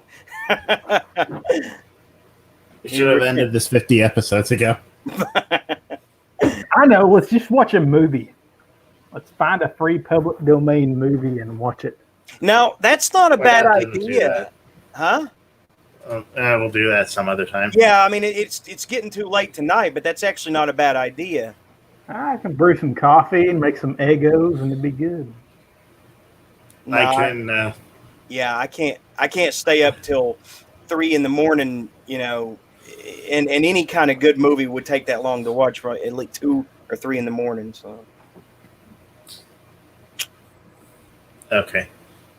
Dr. Sodom and Mrs. Gomorrah is available on Amazon. Play us out, Jeremy. I'm trying to think of something. I can't think of anything. I know what we need to do. No. Yeah. Let's contact someone who hasn't been on in a while. Who? Let's not. Who? I'll give you a hint. Play. All right, tell me, and then we're going. Well, let's see what happens. No, Zach. Yeah, give it 5 seconds.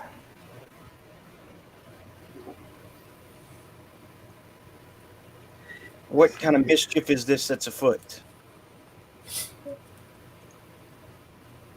Let's see here. I'm mute trying it to real get out of quick here in the next fucking soon. In the next soon. Yes. In the next fucking soon. Yeah, I'm trying to get out of here. Yeah.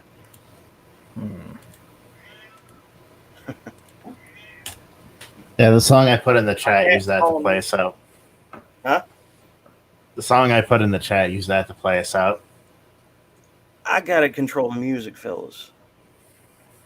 Obviously you can't. Yeah, that's true. Let's see what this is first. I gotta do quality control. The same thing like now? No.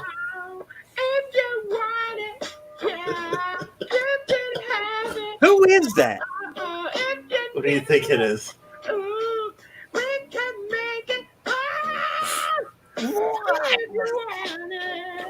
You can have it, but stay woke. Time is creeping. They don't find you. Okay. Don't take this personally, but you're smoked, kid. Wait a second. What? You got rid of Ben? That's all right. He'll be back next week. You got rid of Ben, Jeremy. Yes. He was good to you. And you're next. He was good to you, and you got rid of him. It's going to be on your conscience. Bang. I don't regret a thing. They were asking for it. They kept pushing me and pushing me.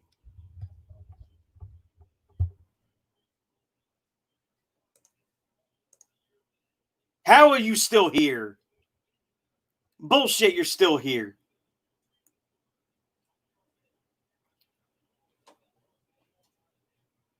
How are you doing that? I just removed both of you, and you're still in the private chat. Well, what the? Now there's 2 Zachs. Oh my God, they multiply asexually.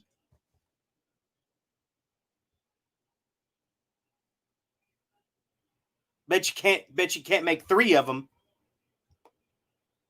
Yeah, that's what I thought. So the Zacks reproduce asexually. That's my house. What? He just did it again.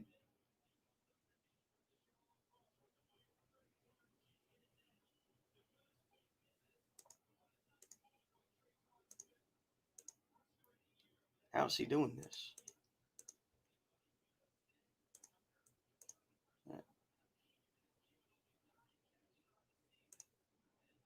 See this? Do you see? Look, they're doing it again. There's 4 Zacks in here. Oh my God. It's a takeover.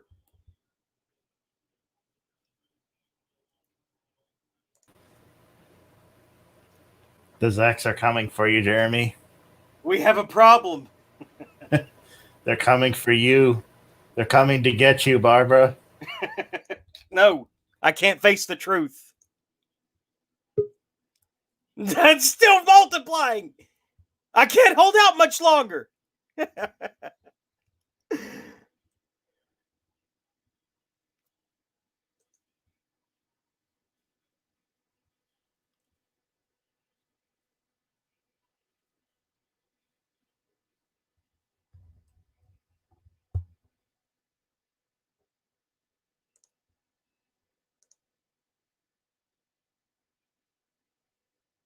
don't know what to do.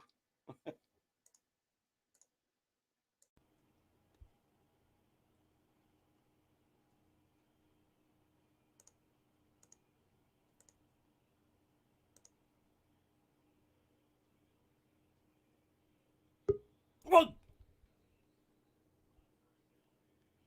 it only allows 6 people in a room. What are you talking about? How would Can you hear me? Oh, that sounds creepy. Oh, stop it. There, you're gone, you're gone, you're gone, you're gone. Stop with the echoes. No. Evil. Evil.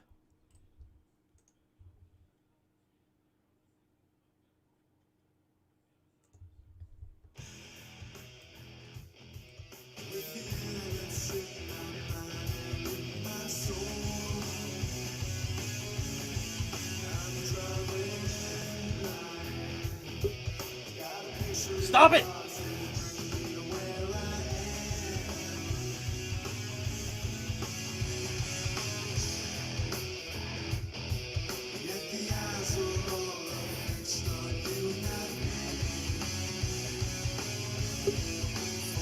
Stop!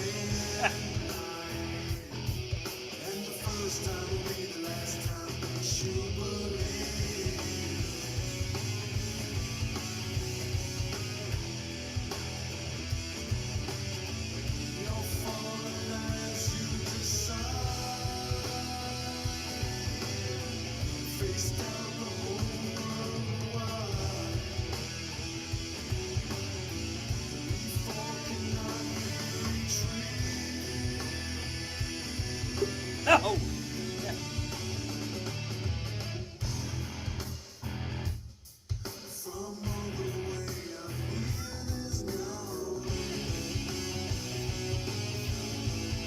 What are you?